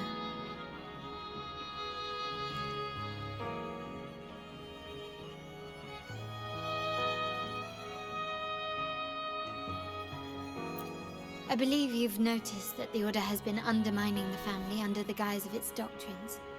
Alienation, monopolization, just a few tricks up their sleeve. Their true motives, however, run deeper. Their alliance with the Fraxidus speaks volumes. While we don't know the full extent of their conspiracy, one thing is clear. Their sights are set on this year's carnival. The carnival is likely where you'll find clues about the Sentinel.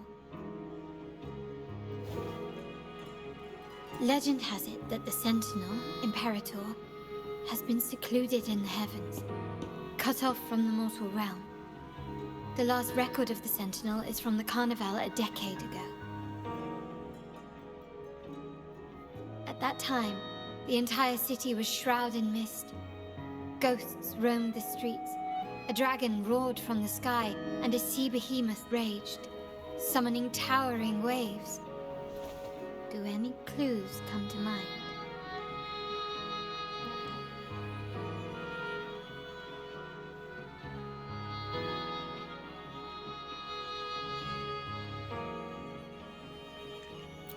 The Order has allied with the Fraxidus to control the dragon.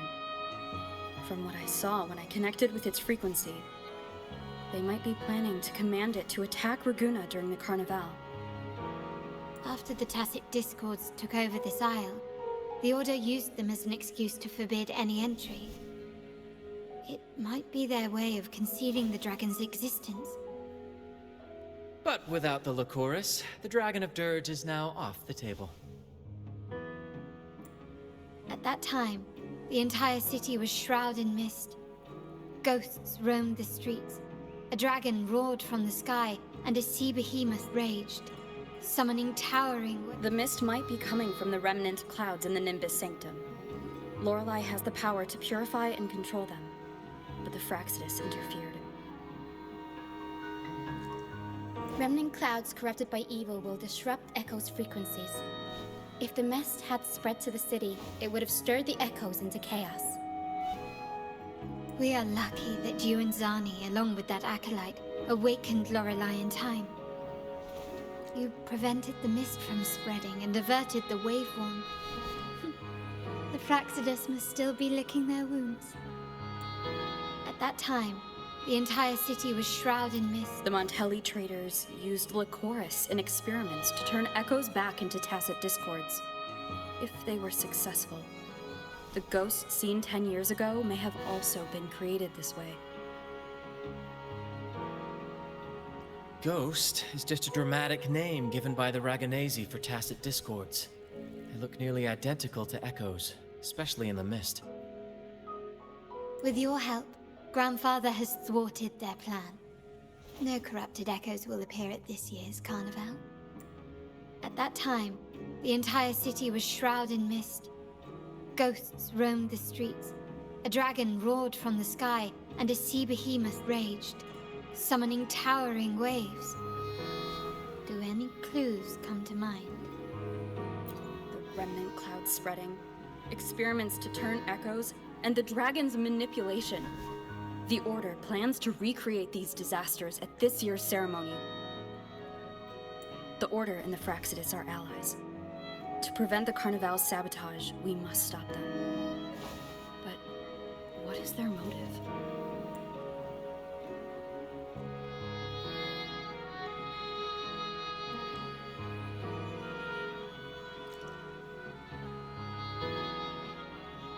The Primus called it a divine punishment, and took the opportunity to appear as a savior.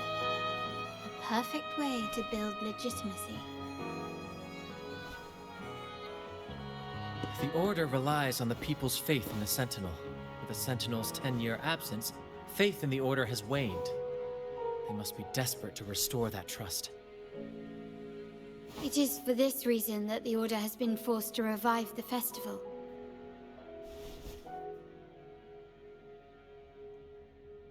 Let's consider the implications. If the Carnival proceeds unhindered, how would it affect the Order?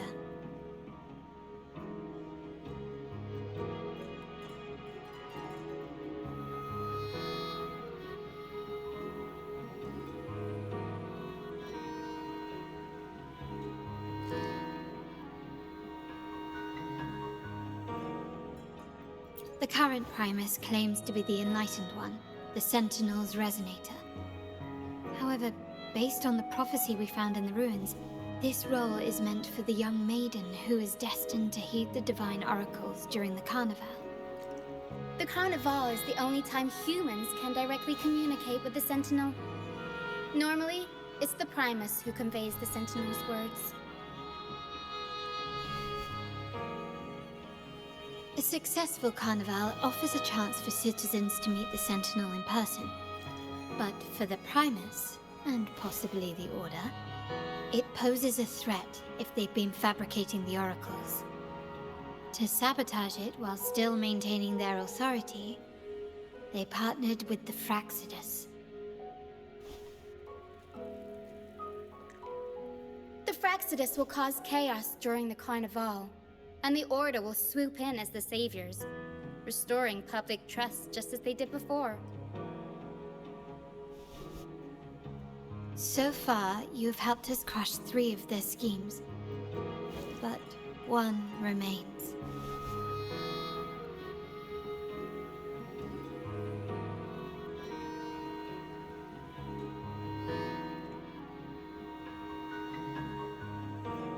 We have evidence that the Cetus is being manipulated, and the Fraxidus are setting up their final plan. With their whereabouts unknown, we'll need to adapt our strategy as the Carnival unfolds. From what I've noticed, you're not one to act passively or pin your hopes on others. You prefer to strike first and steer events in your favor. Winning the laurel might give you the chance to talk with the Sentinel. The Sentinel's resonator may also be present. So...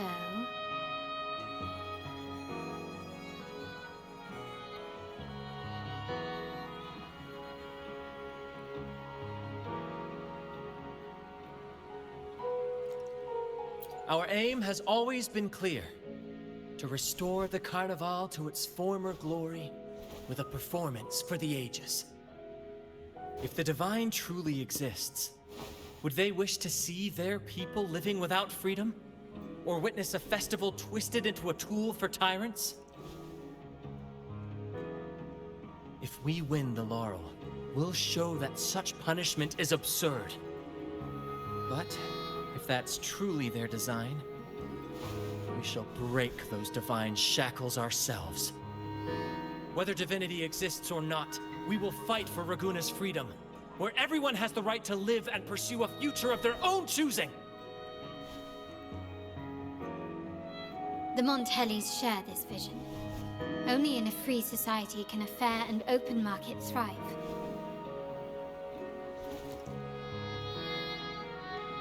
However, the troop alone is too weak. The family is under close watch and our enemy hides in the shadows. We need your strength to find our way forward.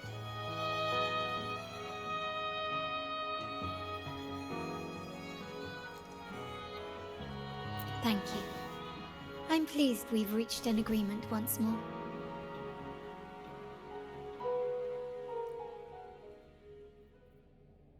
All right, what should we do now? Any plans? Since the Order intends to sabotage the Carnival and incite chaos amongst the guests, confronting them directly only plays into their hands. You've seen the troops' unique approach to combat, haven't you? That's precisely why we're allies with them. We will turn any disturbances into a theatrical performance. I can see our friend here is still a bit confused. No worries, my dear girl. We'll have a quick rehearsal before the Carnival begins. Speaking of which, Ms. Carlotta, would you honor us by joining our performance? Me? I do have some stage experience, though I must confess I may be a bit out of practice.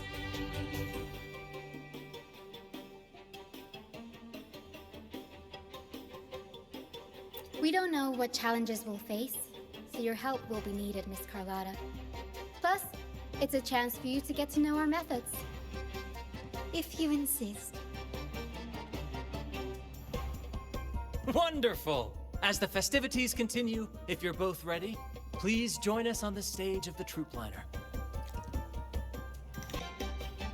Our rehearsals are rather straightforward. No scripts, just pure intuition and our senses guiding us. That's what makes Commedia Improviso truly come alive. For our improvised comedy, we start with a theme. From there, we build our lines and act on the fly, responding to the unfolding show and audience reactions. But with the limitless capacity for human creativity at play, the plot can sometimes veer into the, well, unconventional. To prevent things from spiraling too far, we set an anchor for the performance. Pardon my interruption, but I'm quite curious. What sort of bizarre plots have you encountered? Well, something like a humble craftsman from a small town sets sail on a rainy night, stumbles upon ancient ruins, is reincarnated with superpowers, and then decides to conquer the galaxy, becoming the Emperor of the Stars. So, we draft a basic outline that assigns roles and guides the plot's direction.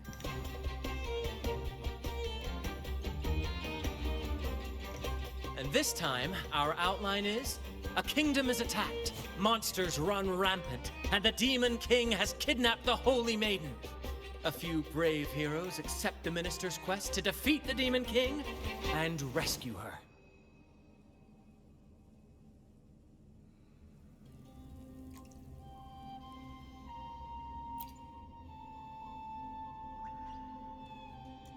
This outline holds special meaning.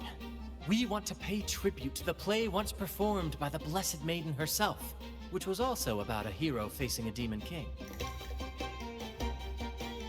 Good people have their wishes fulfilled, heroes appear in a time of crisis, justice triumphs over evil, and united friends are undefeatable.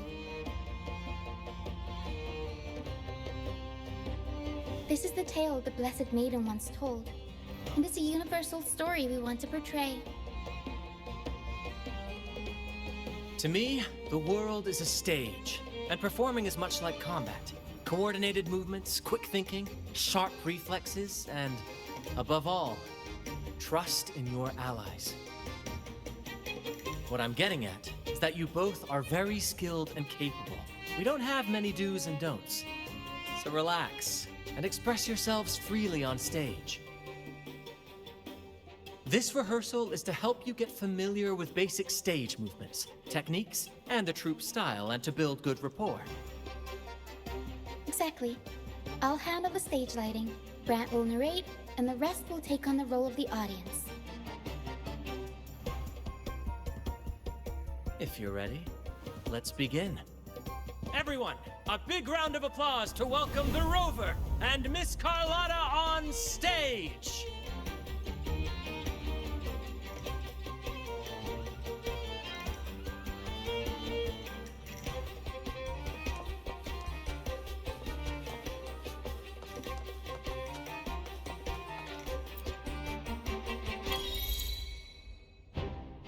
All right, next I'll spin the prologue of our tale, setting the scene for how our brave heroes first crossed paths.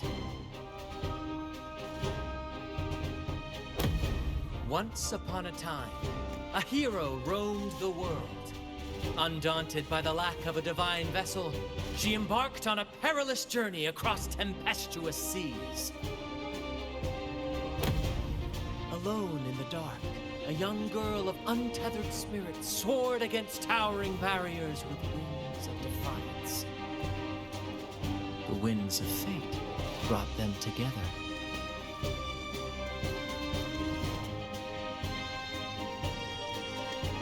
As the world teetered on the brink of absolute darkness, they found solace in each other's gaze.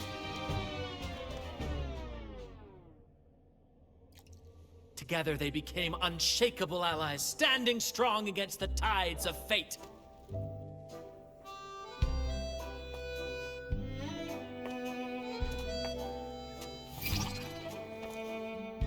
Even if light were to fade from the world and the stars cease to shine, they would still blaze like the sun forever.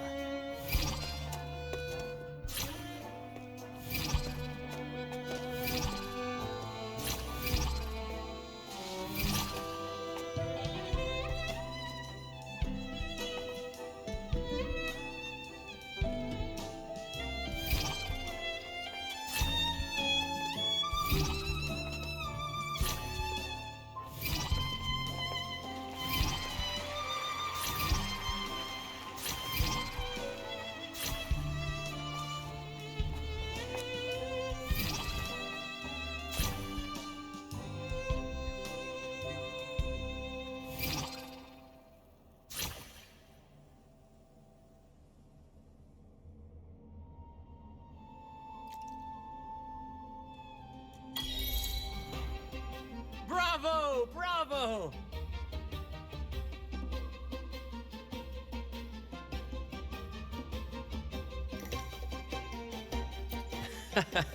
Seeing your chemistry, I decided to take a little creative liberty with the story. Anyway, it didn't stray too far from the outline, right? The thrill of improvisation is in its unpredictability. There's always a rush of excitement with every twist and turn. Your movements were seamless, elegant, and powerful. I'm confident you'll shine at the carnival. Thank you. It was all thanks to you. You inspired me and kept my spirits high.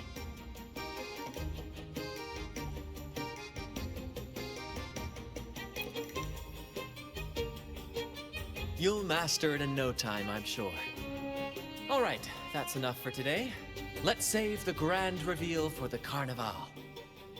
Oh, and speaking of which, There's still something we need to prepare for you, isn't there?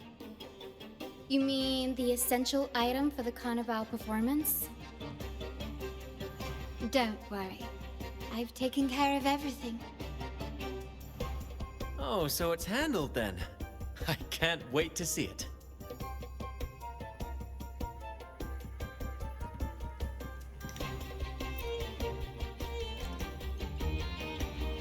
I have a small gift for you. Let's head back to Raguna together, shall we? Oh, dear Lady Carlotta, thank the Sentinel you are finally back. I was just about to close up shop to prepare for tomorrow's carnival. You have completed my request, haven't you? Of course, Lady Carlotta. You should have more faith in my skills. Here you are. A small token of my appreciation. Abby, I have something for you as well. Wow, really? I get a gift too? Ha! You're so nice. Ah, so that's why Lady Carlotta was so insistent on using only the finest materials and meticulous craftsmanship for this piece.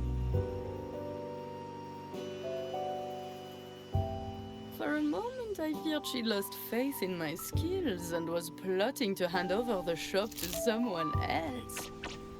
But now I see why this little creation was so important to you, Lady Carlotta. Nyala, you do have a flair for dramatics. Anyway, why don't you unwrap it?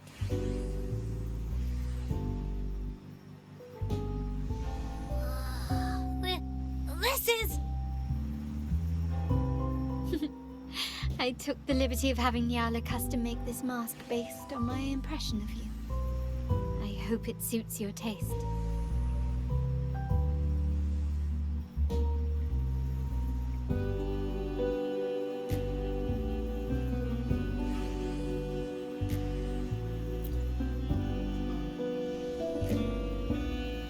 I'm pleased you like it.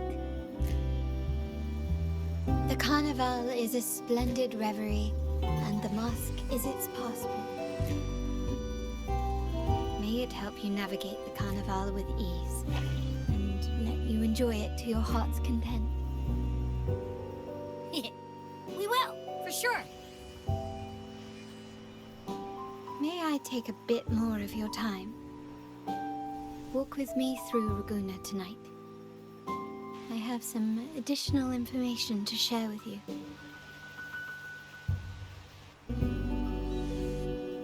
There was a time when the currents swept us into the jaws of uncharted waters, where relentless storms and voracious waves awaited.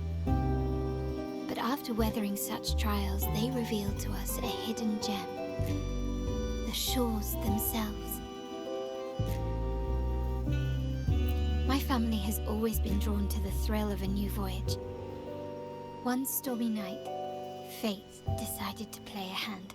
What we discovered there on that island, the technology and novel ideas, was nothing short of a blessing in disguise.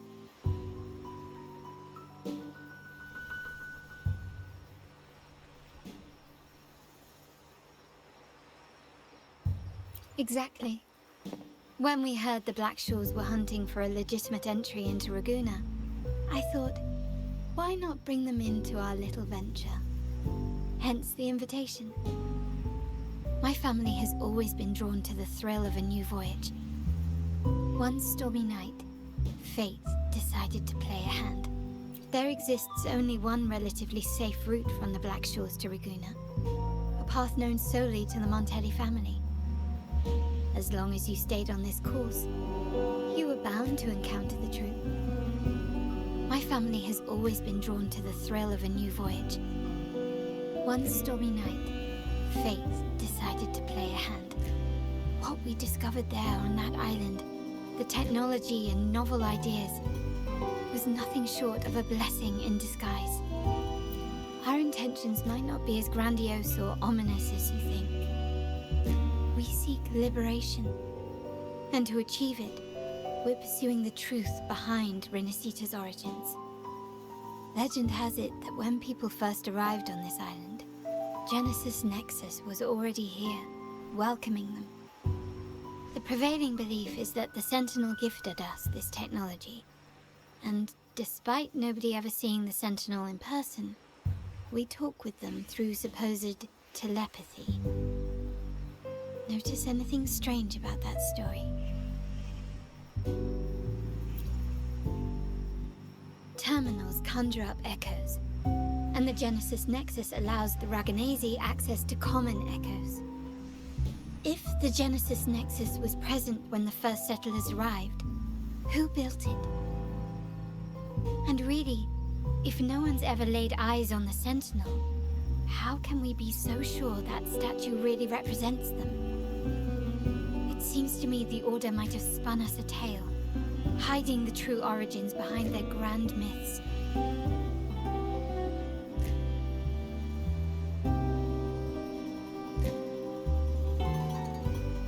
No, we have no ambitions to rule or to renounce our faith. And really, this city should not be ruled by any one entity. The hour grows late. I have arranged accommodations for you at Palazzo Grotta in the south. Let us walk there together, and I can share a story along the way. Think of it as a bedtime tale. I learned it from the troupe. It's about Fleur de Lis, the Blessed Maiden. Once, the Blessed Maiden was just a simple peasant girl. During the Sentinel's gratitude rite, the young Fleur de Lis managed to sneak past the guards and drink the sacramental wine. Every drop. Perhaps it was the intoxicating wine in Eglatown, or simply her lack of experience with spirits. But she soon found herself quite drunk. Swaying on her feet, she ascended the ceremony's grand platform, lifted her threadbare dress, and began a rather ungainly dance. Seizing the sacred horn, she played a carefree folk tune, dodging the guards and weaving through the crowd with surprising agility. Remarkably, the crowd, as if drawn by an unseen force, followed her lead, transforming the solemn ceremony into a wild parade of cheers and revelry. Naturally, the Order was less than pleased. The pilgrim's sale did not yet exist, so Fleur de Lis faced 3 days of confinement. During that time, she used her prison walls as a canvas. That unforgettable day of disordered revelry left a lasting mark on all who witnessed it. Is it not remarkable? A rebellious girl chosen by the Sentinel to become the Blessed Maiden. If the Sentinel indeed permitted such a girl to serve as their spokesperson, it suggests that all this joyous revelry is not something they disdain. Perhaps they too enjoy poetry, painting, tears, laughter, romantic tales of nights, and dancing amidst crowds, much like ourselves.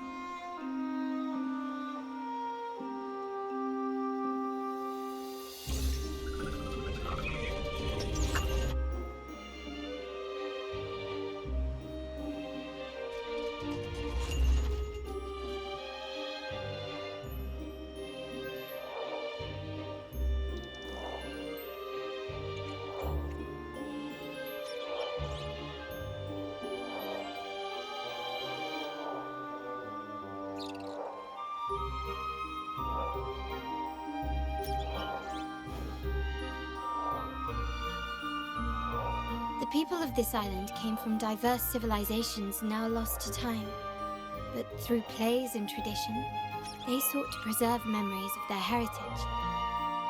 In the past, while the clash of cultures led to conflict, Raganese united through faith, restoring balance even if precarious.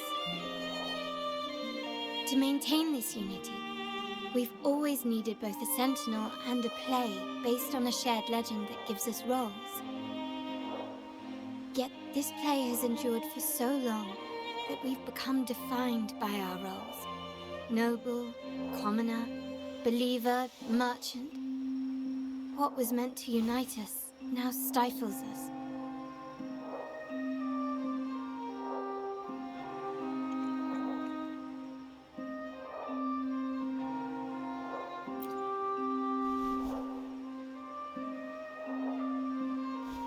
Now, we yearn for a day when we can truly set aside our titles and positions, express our true selves, and join together in celebration.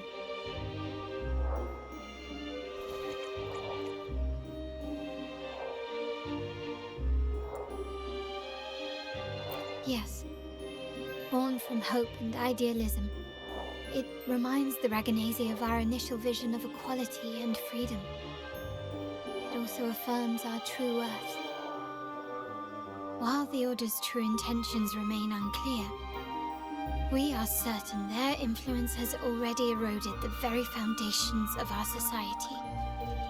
People revere the divine figure the Order has constructed, yet they also live in fear of punishment. Legends become accomplices in fostering ignorance, and faith becomes the loyal executioner of cruel punishment. An invisible cage has trapped us all.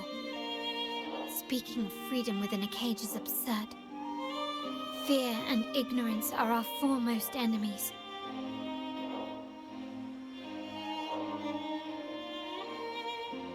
This year's carnival will spark a flame fierce enough to burn down that cage.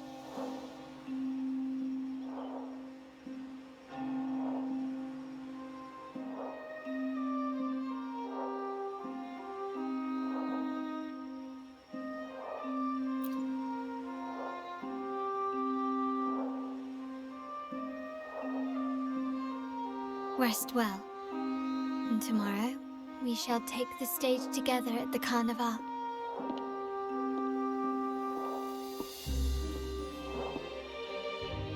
Good night.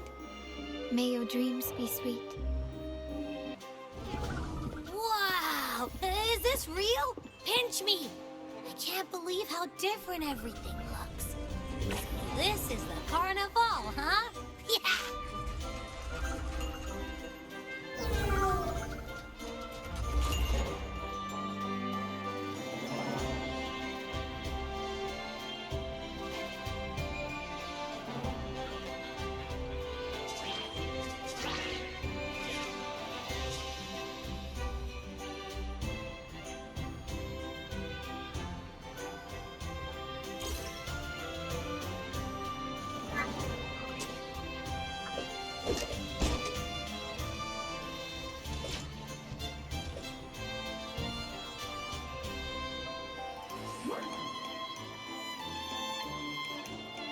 Wait to explore. Oh, by the way, it's been a while since we last saw Zani and Phoebe. Wonder what they're up to right now. All right, let's go. We should also keep an eye out for anything unusual along the way.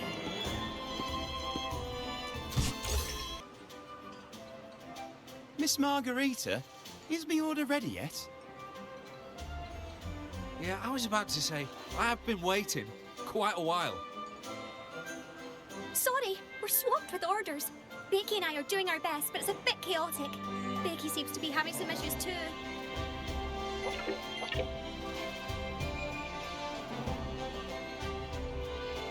No need to worry. Let me take a look. Ah, I see. Becky's just a bit overloaded with all the work. It might need a short break. Oh, good morning, my friend.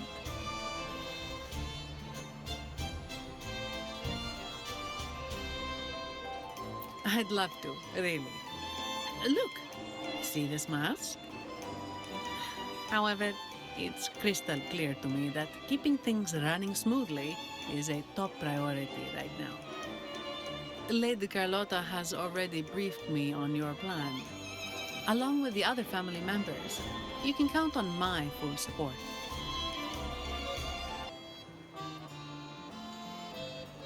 Is that Seamoss from the Pioneer Association? Something seems off. Why does he look sad?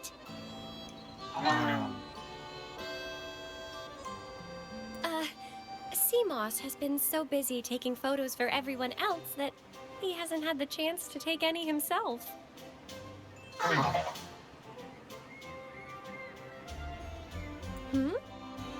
You want a picture with me? But...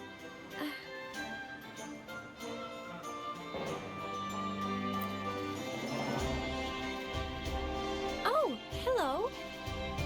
Well, thank you. Yes, a photo would be wonderful. Rover and Lady Phoebe! I've been capturing the Carnival's many beautiful moments. What brings you all together here? You took this picture? Look at that composition and lighting. Who knew you had a knack for photography? Buddy, you look so happy. Whatever the reason, thanks for making this moment special.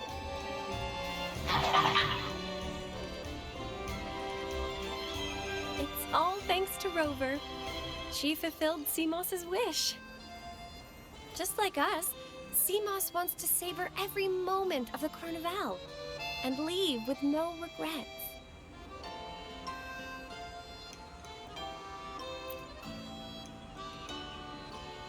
The Sentinel cherishes their people, and as followers, we find joy in witnessing everyone's happiness. But we have our duties, ensuring order during the Carnival. I'm sorry, I can't join in the festivities.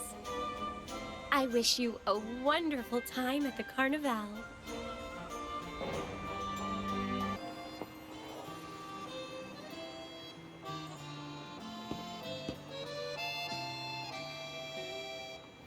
You're here.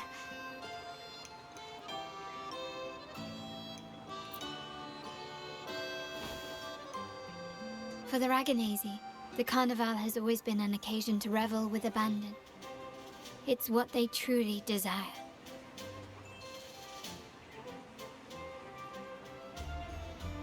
The family is prepared. They'll support our plan should the need arise. We must remain vigilant. The Fraxidus may be lurking, observing our every move. It's nearly time. The troops should be arriving at the harbor shortly. How do you feel? Ready to step into the spotlight?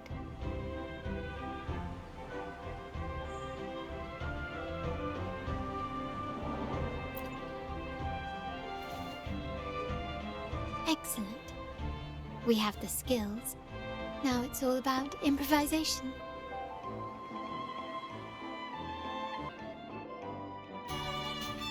Time has come. Let's go. Let's celebrate together.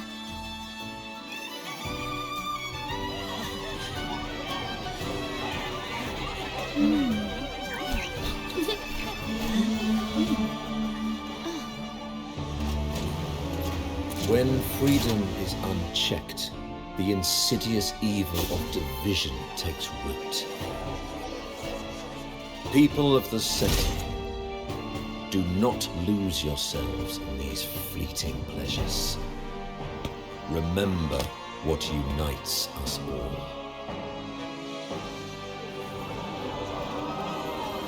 What is that?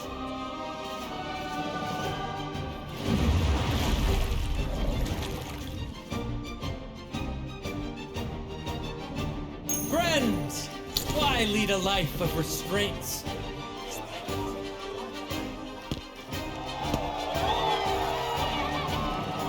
Why not live like there's no tomorrow?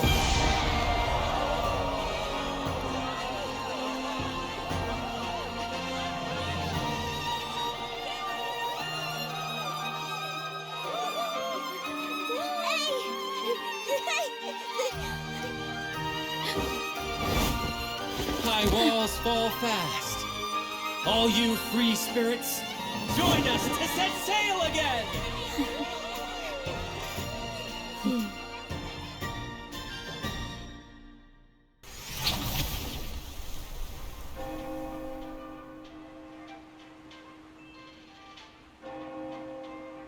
Ah, we've arrived.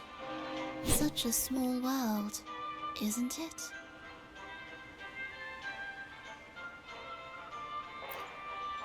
Oh, what an honor to be remembered. Let's continue our conversation somewhere lively and grand. A place worthy of the Carnival, not some dreary, dull corner. Decadence, indulgence. That's the Carnival. A vivid daydream and grand illusion for all.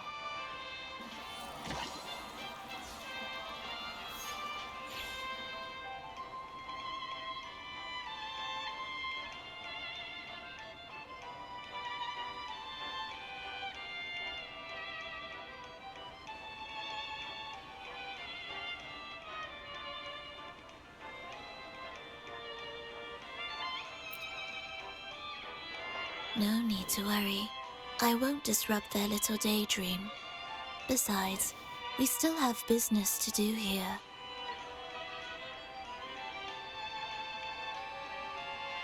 Now that you know what makes the Sentinel so unique, you should know we seek the same thing. That extraordinary resonator. How about I share a little story with you? A gesture of goodwill for our cooperation.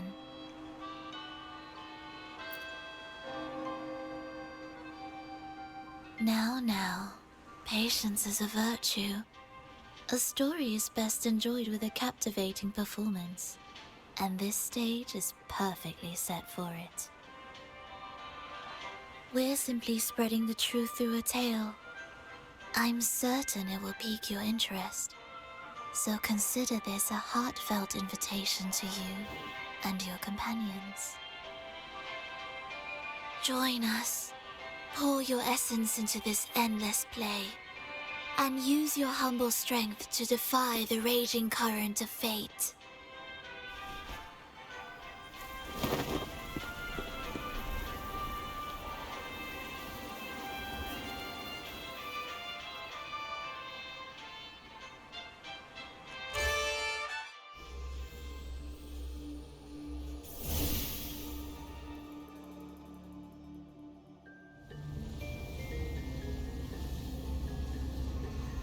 The stage is set, and the curtain rises. Actors, the moment to dazzle has arrived.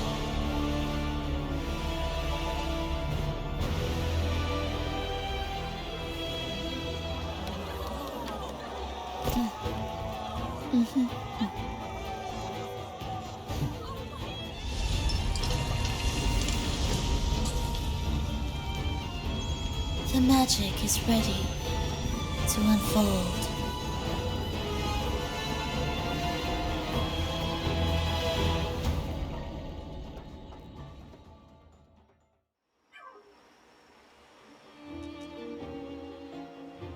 As anticipated, the Fraxidus is on the move. Now, remember the rehearsal we did yesterday? All our preparations have led to this very moment. She intends to use those Lycoruses to summon and control the Tacit Discords. If we destroy the Lycoruses, we can neutralize them. Everyone is in position. We'll manage the West Plaza. VD is stationed at the East Plaza, keeping an eye on things. The main stage is all yours for the grand performance.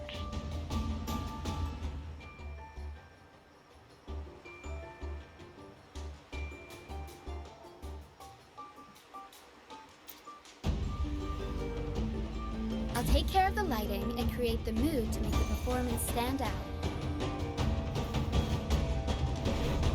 Leave that to me. Ready? The spotlight will be on you two.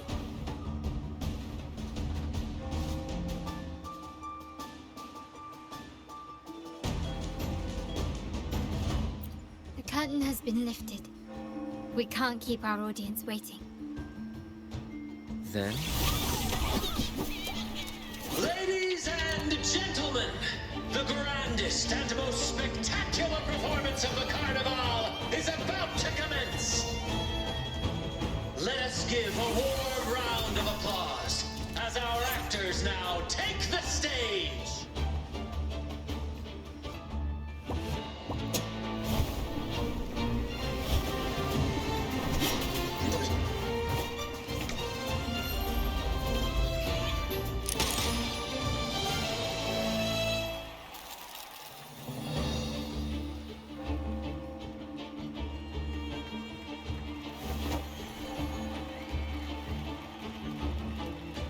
The heroes breach the first barrier, sweeping away the monsters within the city.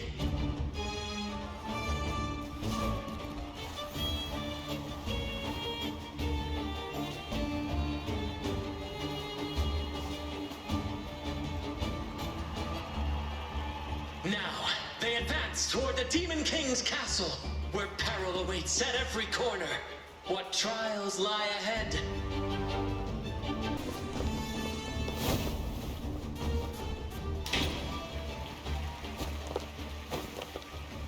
Exercise caution. New enemies have appeared.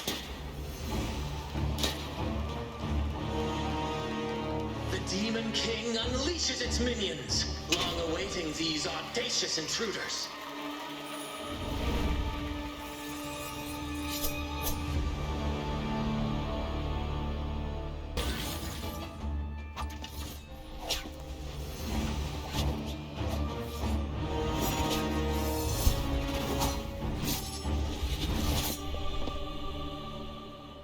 Watch out!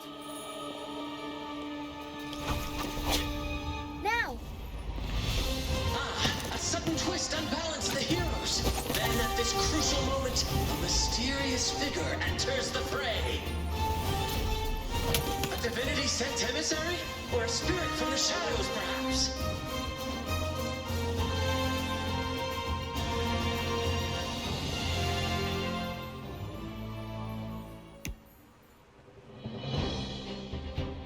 She seems moved by their passion and righteousness. See her join the heroes' ranks.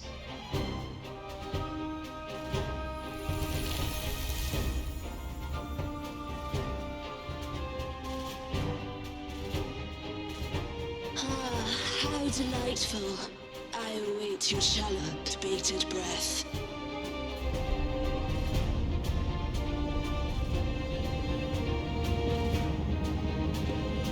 It seems the Demon King anticipated the hero's arrival and has gladly extended an invitation.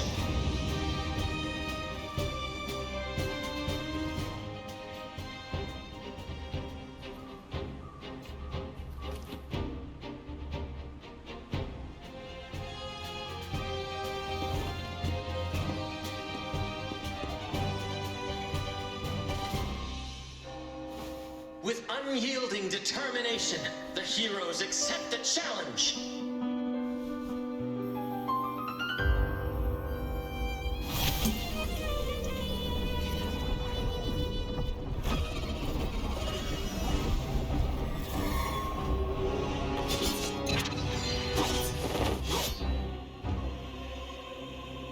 The Demon King reveals itself at last, exposing its hideous visage and sharp fangs. The final showdown is nigh! Amidst the clashing swords and the cries of the minions, the heroes face the Demon King. Victory belongs to the righteous and the brave!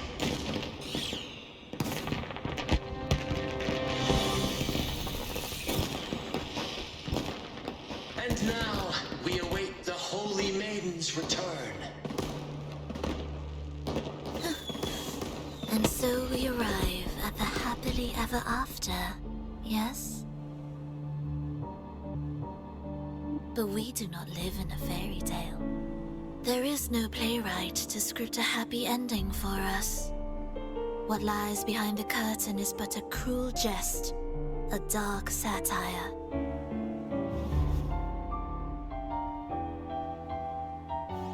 Let me reveal the truth behind that idyllic ending. The Holy Maiden has long succumbed to darkness, drawing power from a heretical force and leading her people into depravity. And the minister, having uncovered this truth, has vowed to root out this corruption himself.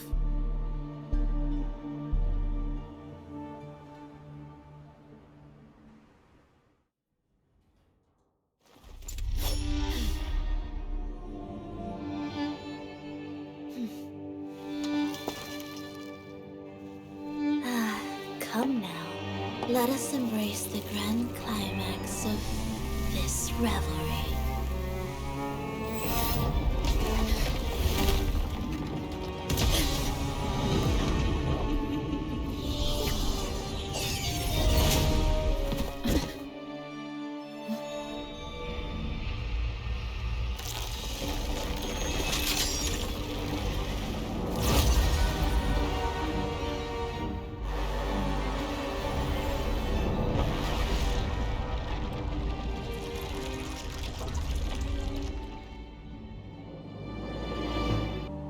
Seems we've received another invitation. The final stage likely lies beyond this point. Are you prepared? Don't worry. Brant will manage everything within the city and make sure the performance proceeds smoothly as planned. Let us proceed to meet that Fraxidus overseer and deliver a flawless performance for the Carnival.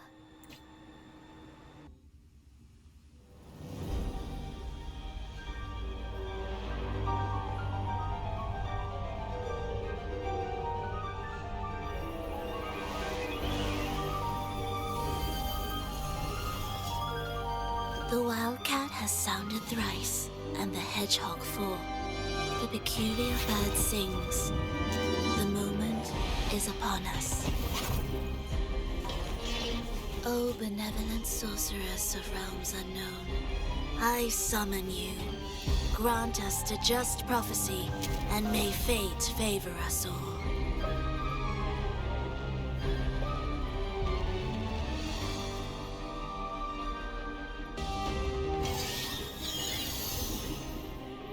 Defy destiny, mock both life and death, and rise beyond good and evil.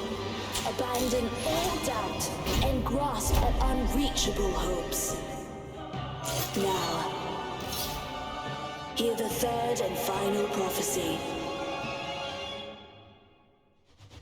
Pleasure in violence shall end in violence.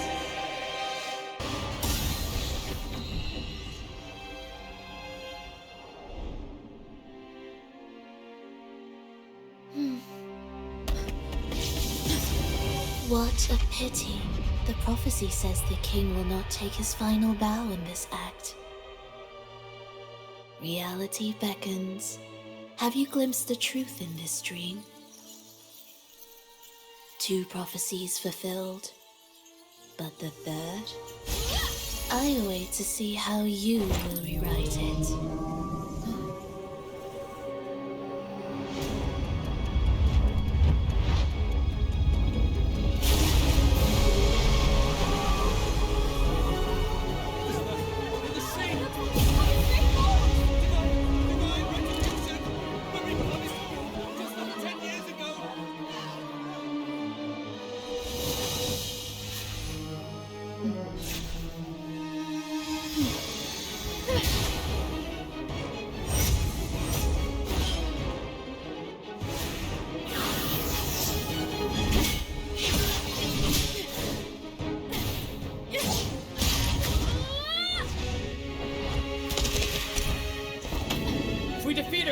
Set the Cetus free! We'll give this performance the perfect finale!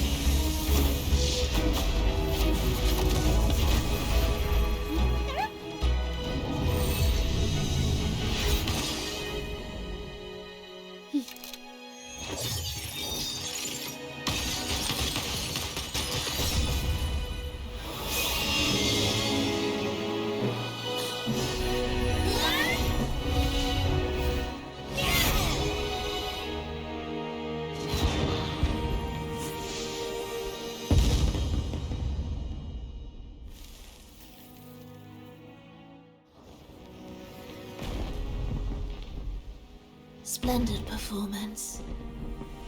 It's almost time for the final bow, but the symphony between us has only just begun its overture.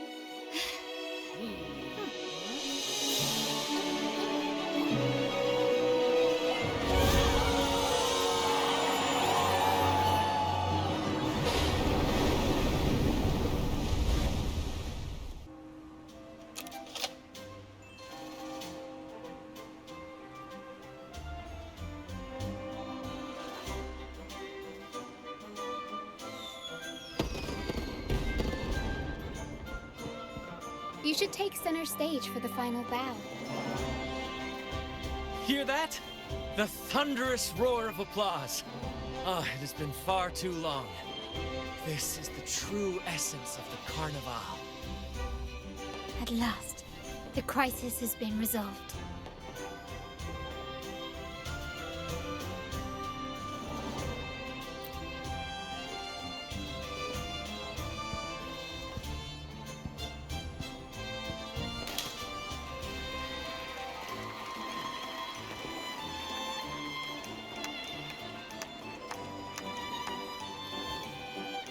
Lady Arbiter, I have heard thy call.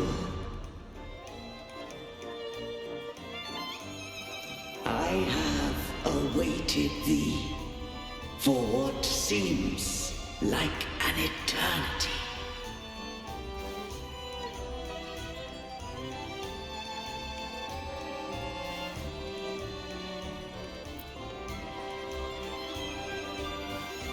Lady Arbiter, I am ensnared. Beyond the clouds and among the stars, thou shalt find an inverted tower suspended in the sky. I am there, watching over Solaris from above. The lost doth wander briefly amongst thy kind. Seek her out. She, too, doth move within the fold.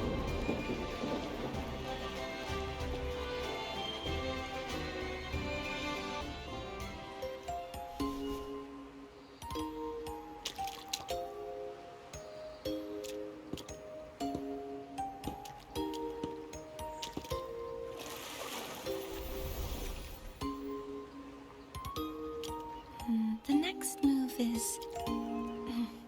Am I getting this right? It feels a bit off.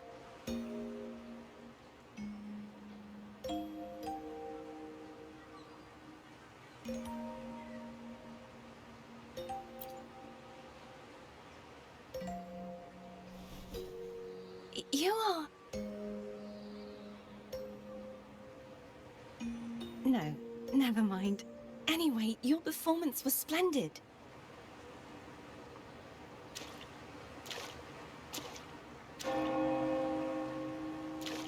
I'm here for the Carnival as well. It's been ages since I've seen something as grand as this. I love hearing the laughter and cheers of a crowd, no matter the occasion. Kind stranger, could you show me those final steps from your curtain call?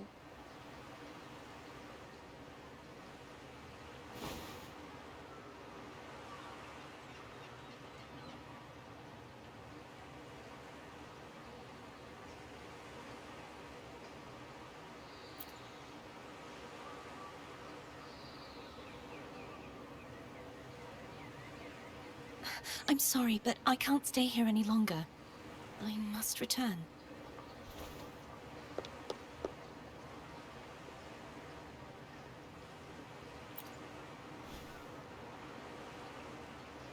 My name? It's...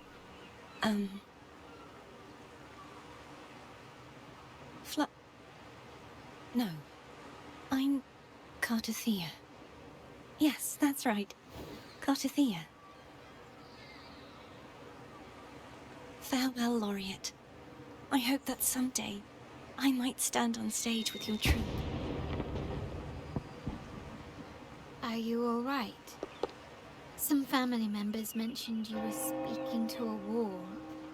I'm worried you might still be under Frivola's spell.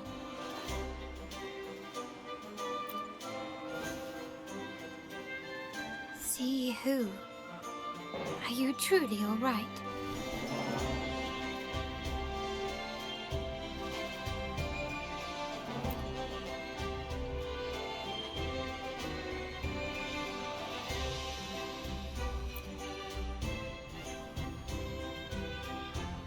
Cartothea. I'll make a note of it. If she was indeed here, she is likely still in Raguna. I will have my family start searching.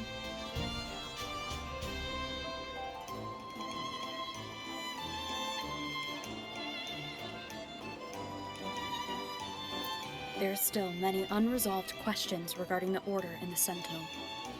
We need time to sort through what we've gathered. Rushing into action now might only alert the Order's spies and disrupt what we've worked so hard to protect. You're right. Cartothea.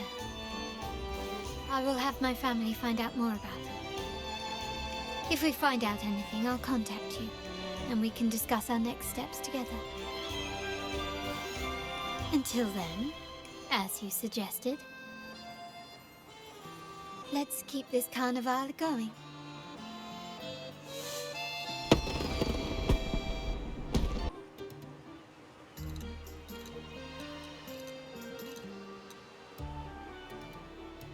Raise your glasses! Shout it loud, friends! To us! To the Carnival! And to our very own Laureate! A name that echoes through the world, destined to roam the skies before shaking the earth!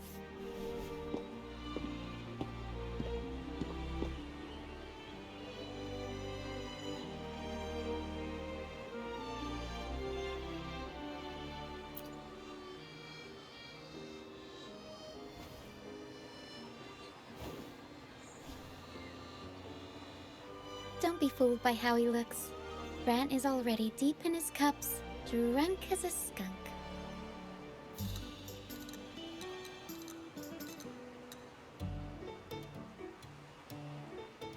Oh, let him enjoy himself. The taste of victory is still fresh, and after such a battle, we should celebrate to the fullest. Drink your fill, everyone. This round's on me.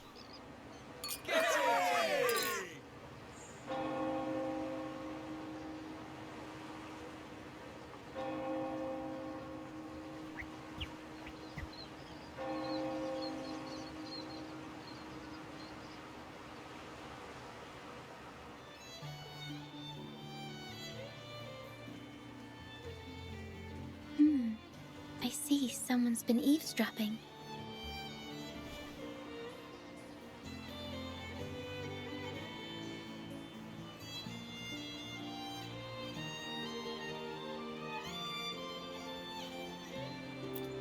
A devout acolyte wouldn't enter such a place without a good reason.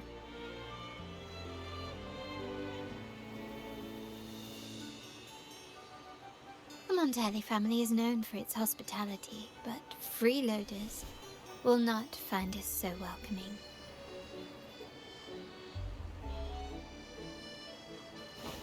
Friends, let's keep the mood lively.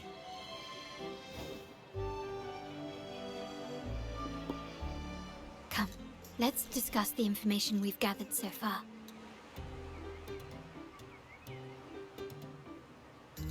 During the carnival, you heard the Sentinel's voice and found a girl named Cartathea. We've dug up some information on her. In the Order, every high-ranking acolyte is given a new name. We contacted the acolyte Phoebe. After some digging in the Order's records, she confirmed that before taking on her holy title, the Blessed Fleur-de-Lis was called Cartathea. But the Blessed Maiden, she martyred herself 20 years ago.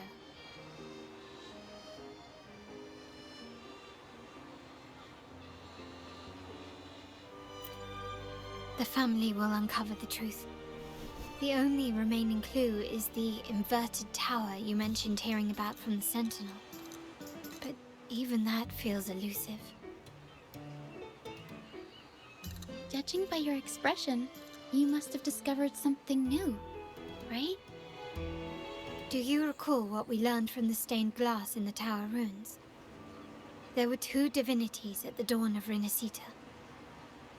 If one refers to the Sentinel, then the other, who could stand alongside them, might be the Threnodian.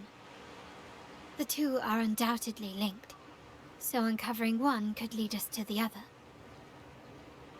Remember Gilberto from the Physalia family? It took a lot to get him to talk, but we finally got some information from him. As he tells it, the Physalia family's long-revered deity is none other than Leviathan, the Threnodian from the sea's depths. It's hard to believe, I know. But recent events have only reinforced what we discovered from the stained glass. The Physalia family has been on this island since the founding of Rinascita, so their worship of the Threnodian may have persisted for centuries.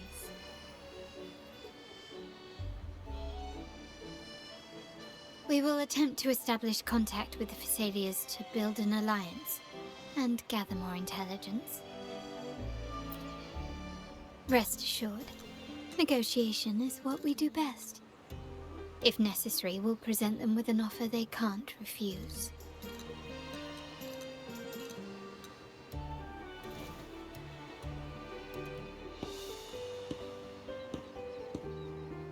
Excuse me for the interruption. Greetings, esteemed guest. The Primus wishes to invite you for a conversation at the Cathedral of Mercury. Would you be so inclined?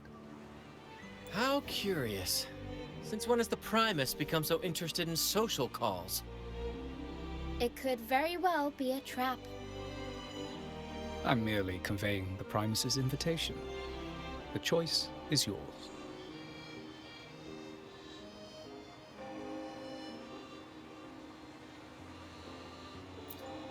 Remember, you're not alone. If anything happens, just let us know. Very well. Please follow me to the Cathedral of Mercury.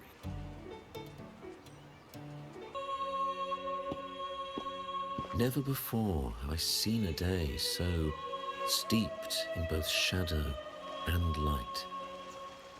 The birds sing, the flowers bloom, yet this world knows neither true joy nor eternity. Come closer, righteous one. There's no need for hesitation. I am Fenrico, the Primus of the Order of the Deep. Your deeds have reached my ears, and I have long wished to meet you. Alas, the burdens of this world delayed our meeting until now. I beg your pardon for the wait. Please accept my respect for you. You and your troupe have shown great talent and ambition, breathing new life into Ragusa. I ask you to deliver this message to your companions. From this day forth, the troupe shall have permanent rights to perform within the city.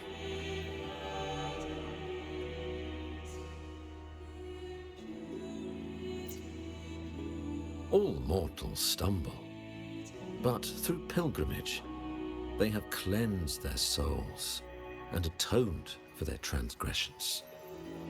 They have earned their right to return to this divinely blessed land.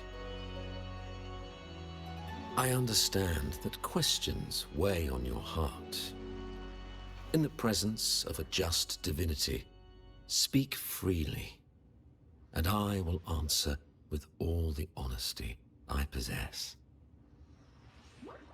By the great Sentinel Imperator, I swear to you, there shall be no deceit in my words.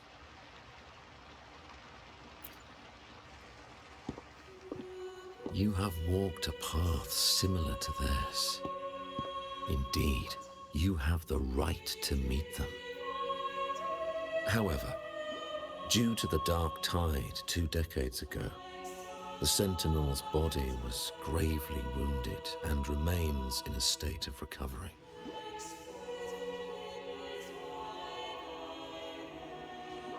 If you wish to meet them, I will convey your request. I see the thirst for truth in your eyes. It is clear that doubts still linger in your heart. Please, voice your concerns. Fleur-de-Lis. She was the emissary of the Sentinel, and we are grateful for her contributions. 20 years ago, during the Dark Tide, she sacrificed herself to seal the calamity. She fulfilled her duties in this world and returned to the divine embrace.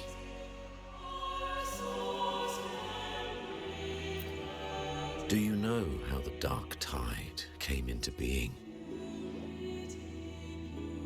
In Rinascita, wars were waged in the name of faith, tearing apart the Sentinel as our faith divided, weakening their divine power.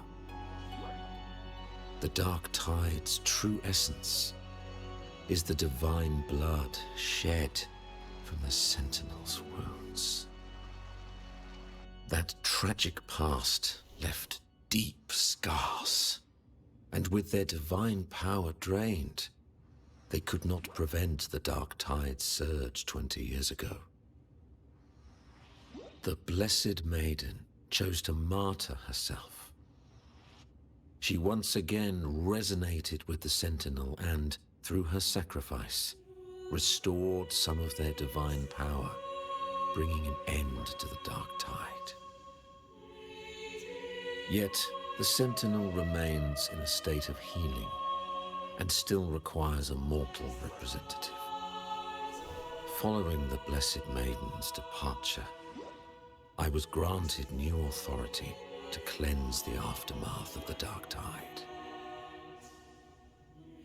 I received the divinity's blessing and became the new Enlightened One. By their will, I fulfill the tasks left unfinished in this world.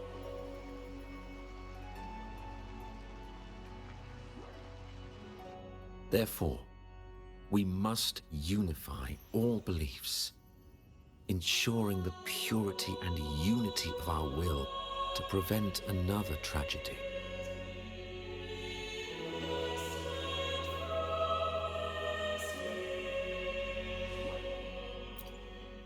He said she once again resonated with the Sentinel. Was that really a second resonance awakening? Sentinel Jue had a trial with Jin Shi, but my permission was needed to transfer the Sentinel's power.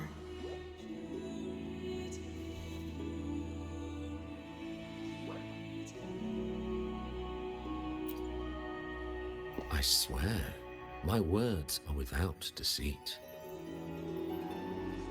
I see in your eyes that you have walked further on the path of justice than I anticipated.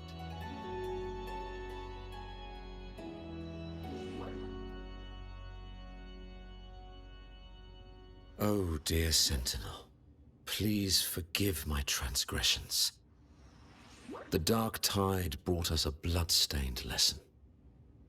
To keep our people from faltering, I bound myself to silence, locking away what I witnessed on that fateful day. Fleur-de-Lis, the unrighteous, deceived us all. She was not the blessed maiden chosen by the Sentinel. The true maiden has yet to reveal herself.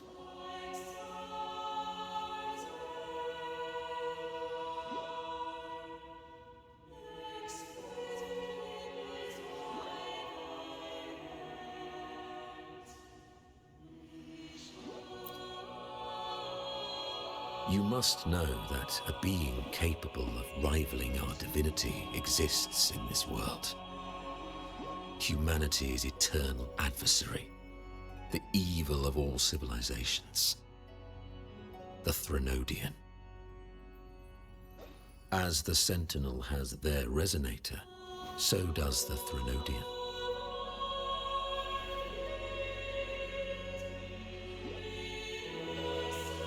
Fleur-de-Lis was shaped, both body and spirit, by our ancient enemy.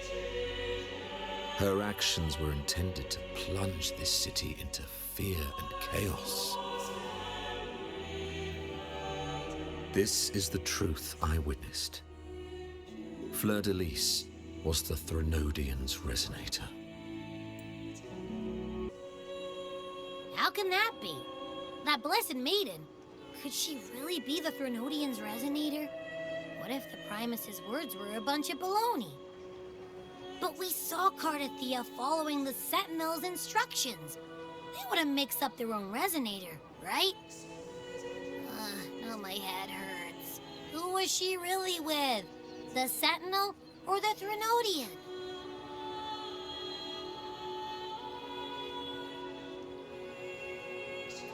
Well, probably won't get any more answers from him. All the clues we've gathered so far point to the Threnodian. And the Phasalia family worships the Threnodian. We'll have to wait for Carlotta to arrange an audience with them. Something tells me this carnival is just the beginning. There's more ahead. I'm sure of it.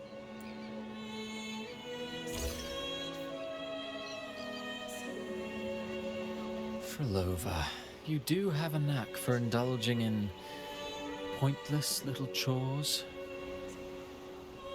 Why, there's no rule against an actor making good use of the intermission. Besides, I haven't disrupted your arrangement, have I?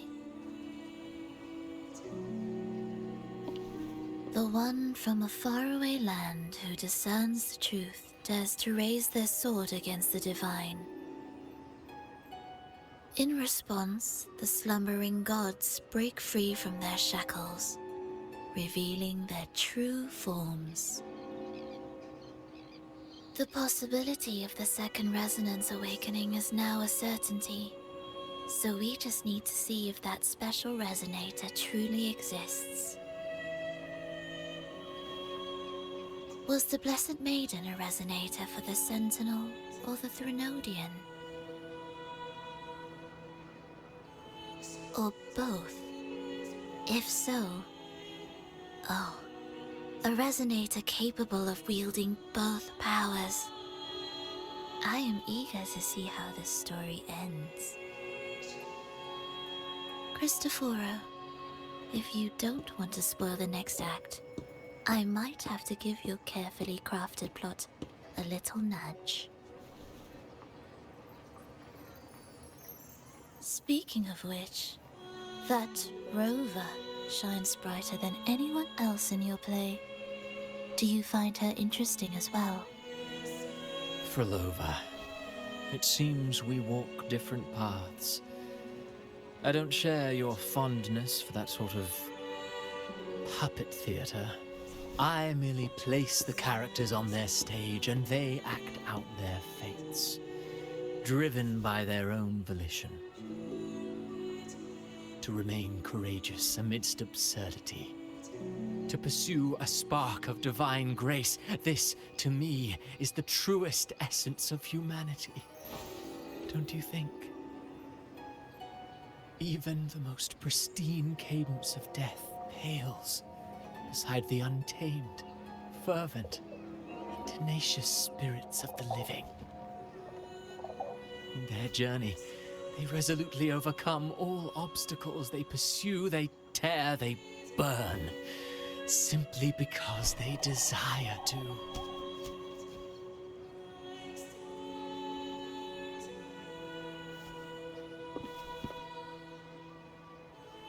I think you should leave your secluded mansion. Take a walk and listen to the voices scattered across the world. Perhaps. From Huanglong to Rinascita, she has indeed added a few unexpectedly beautiful notes to my symphony. I am certain that, even without any direction, she will walk the path that destiny has laid before her.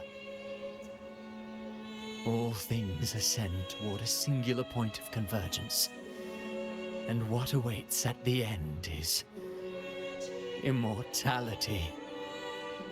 Before the tides of fate, we are all but humble servants.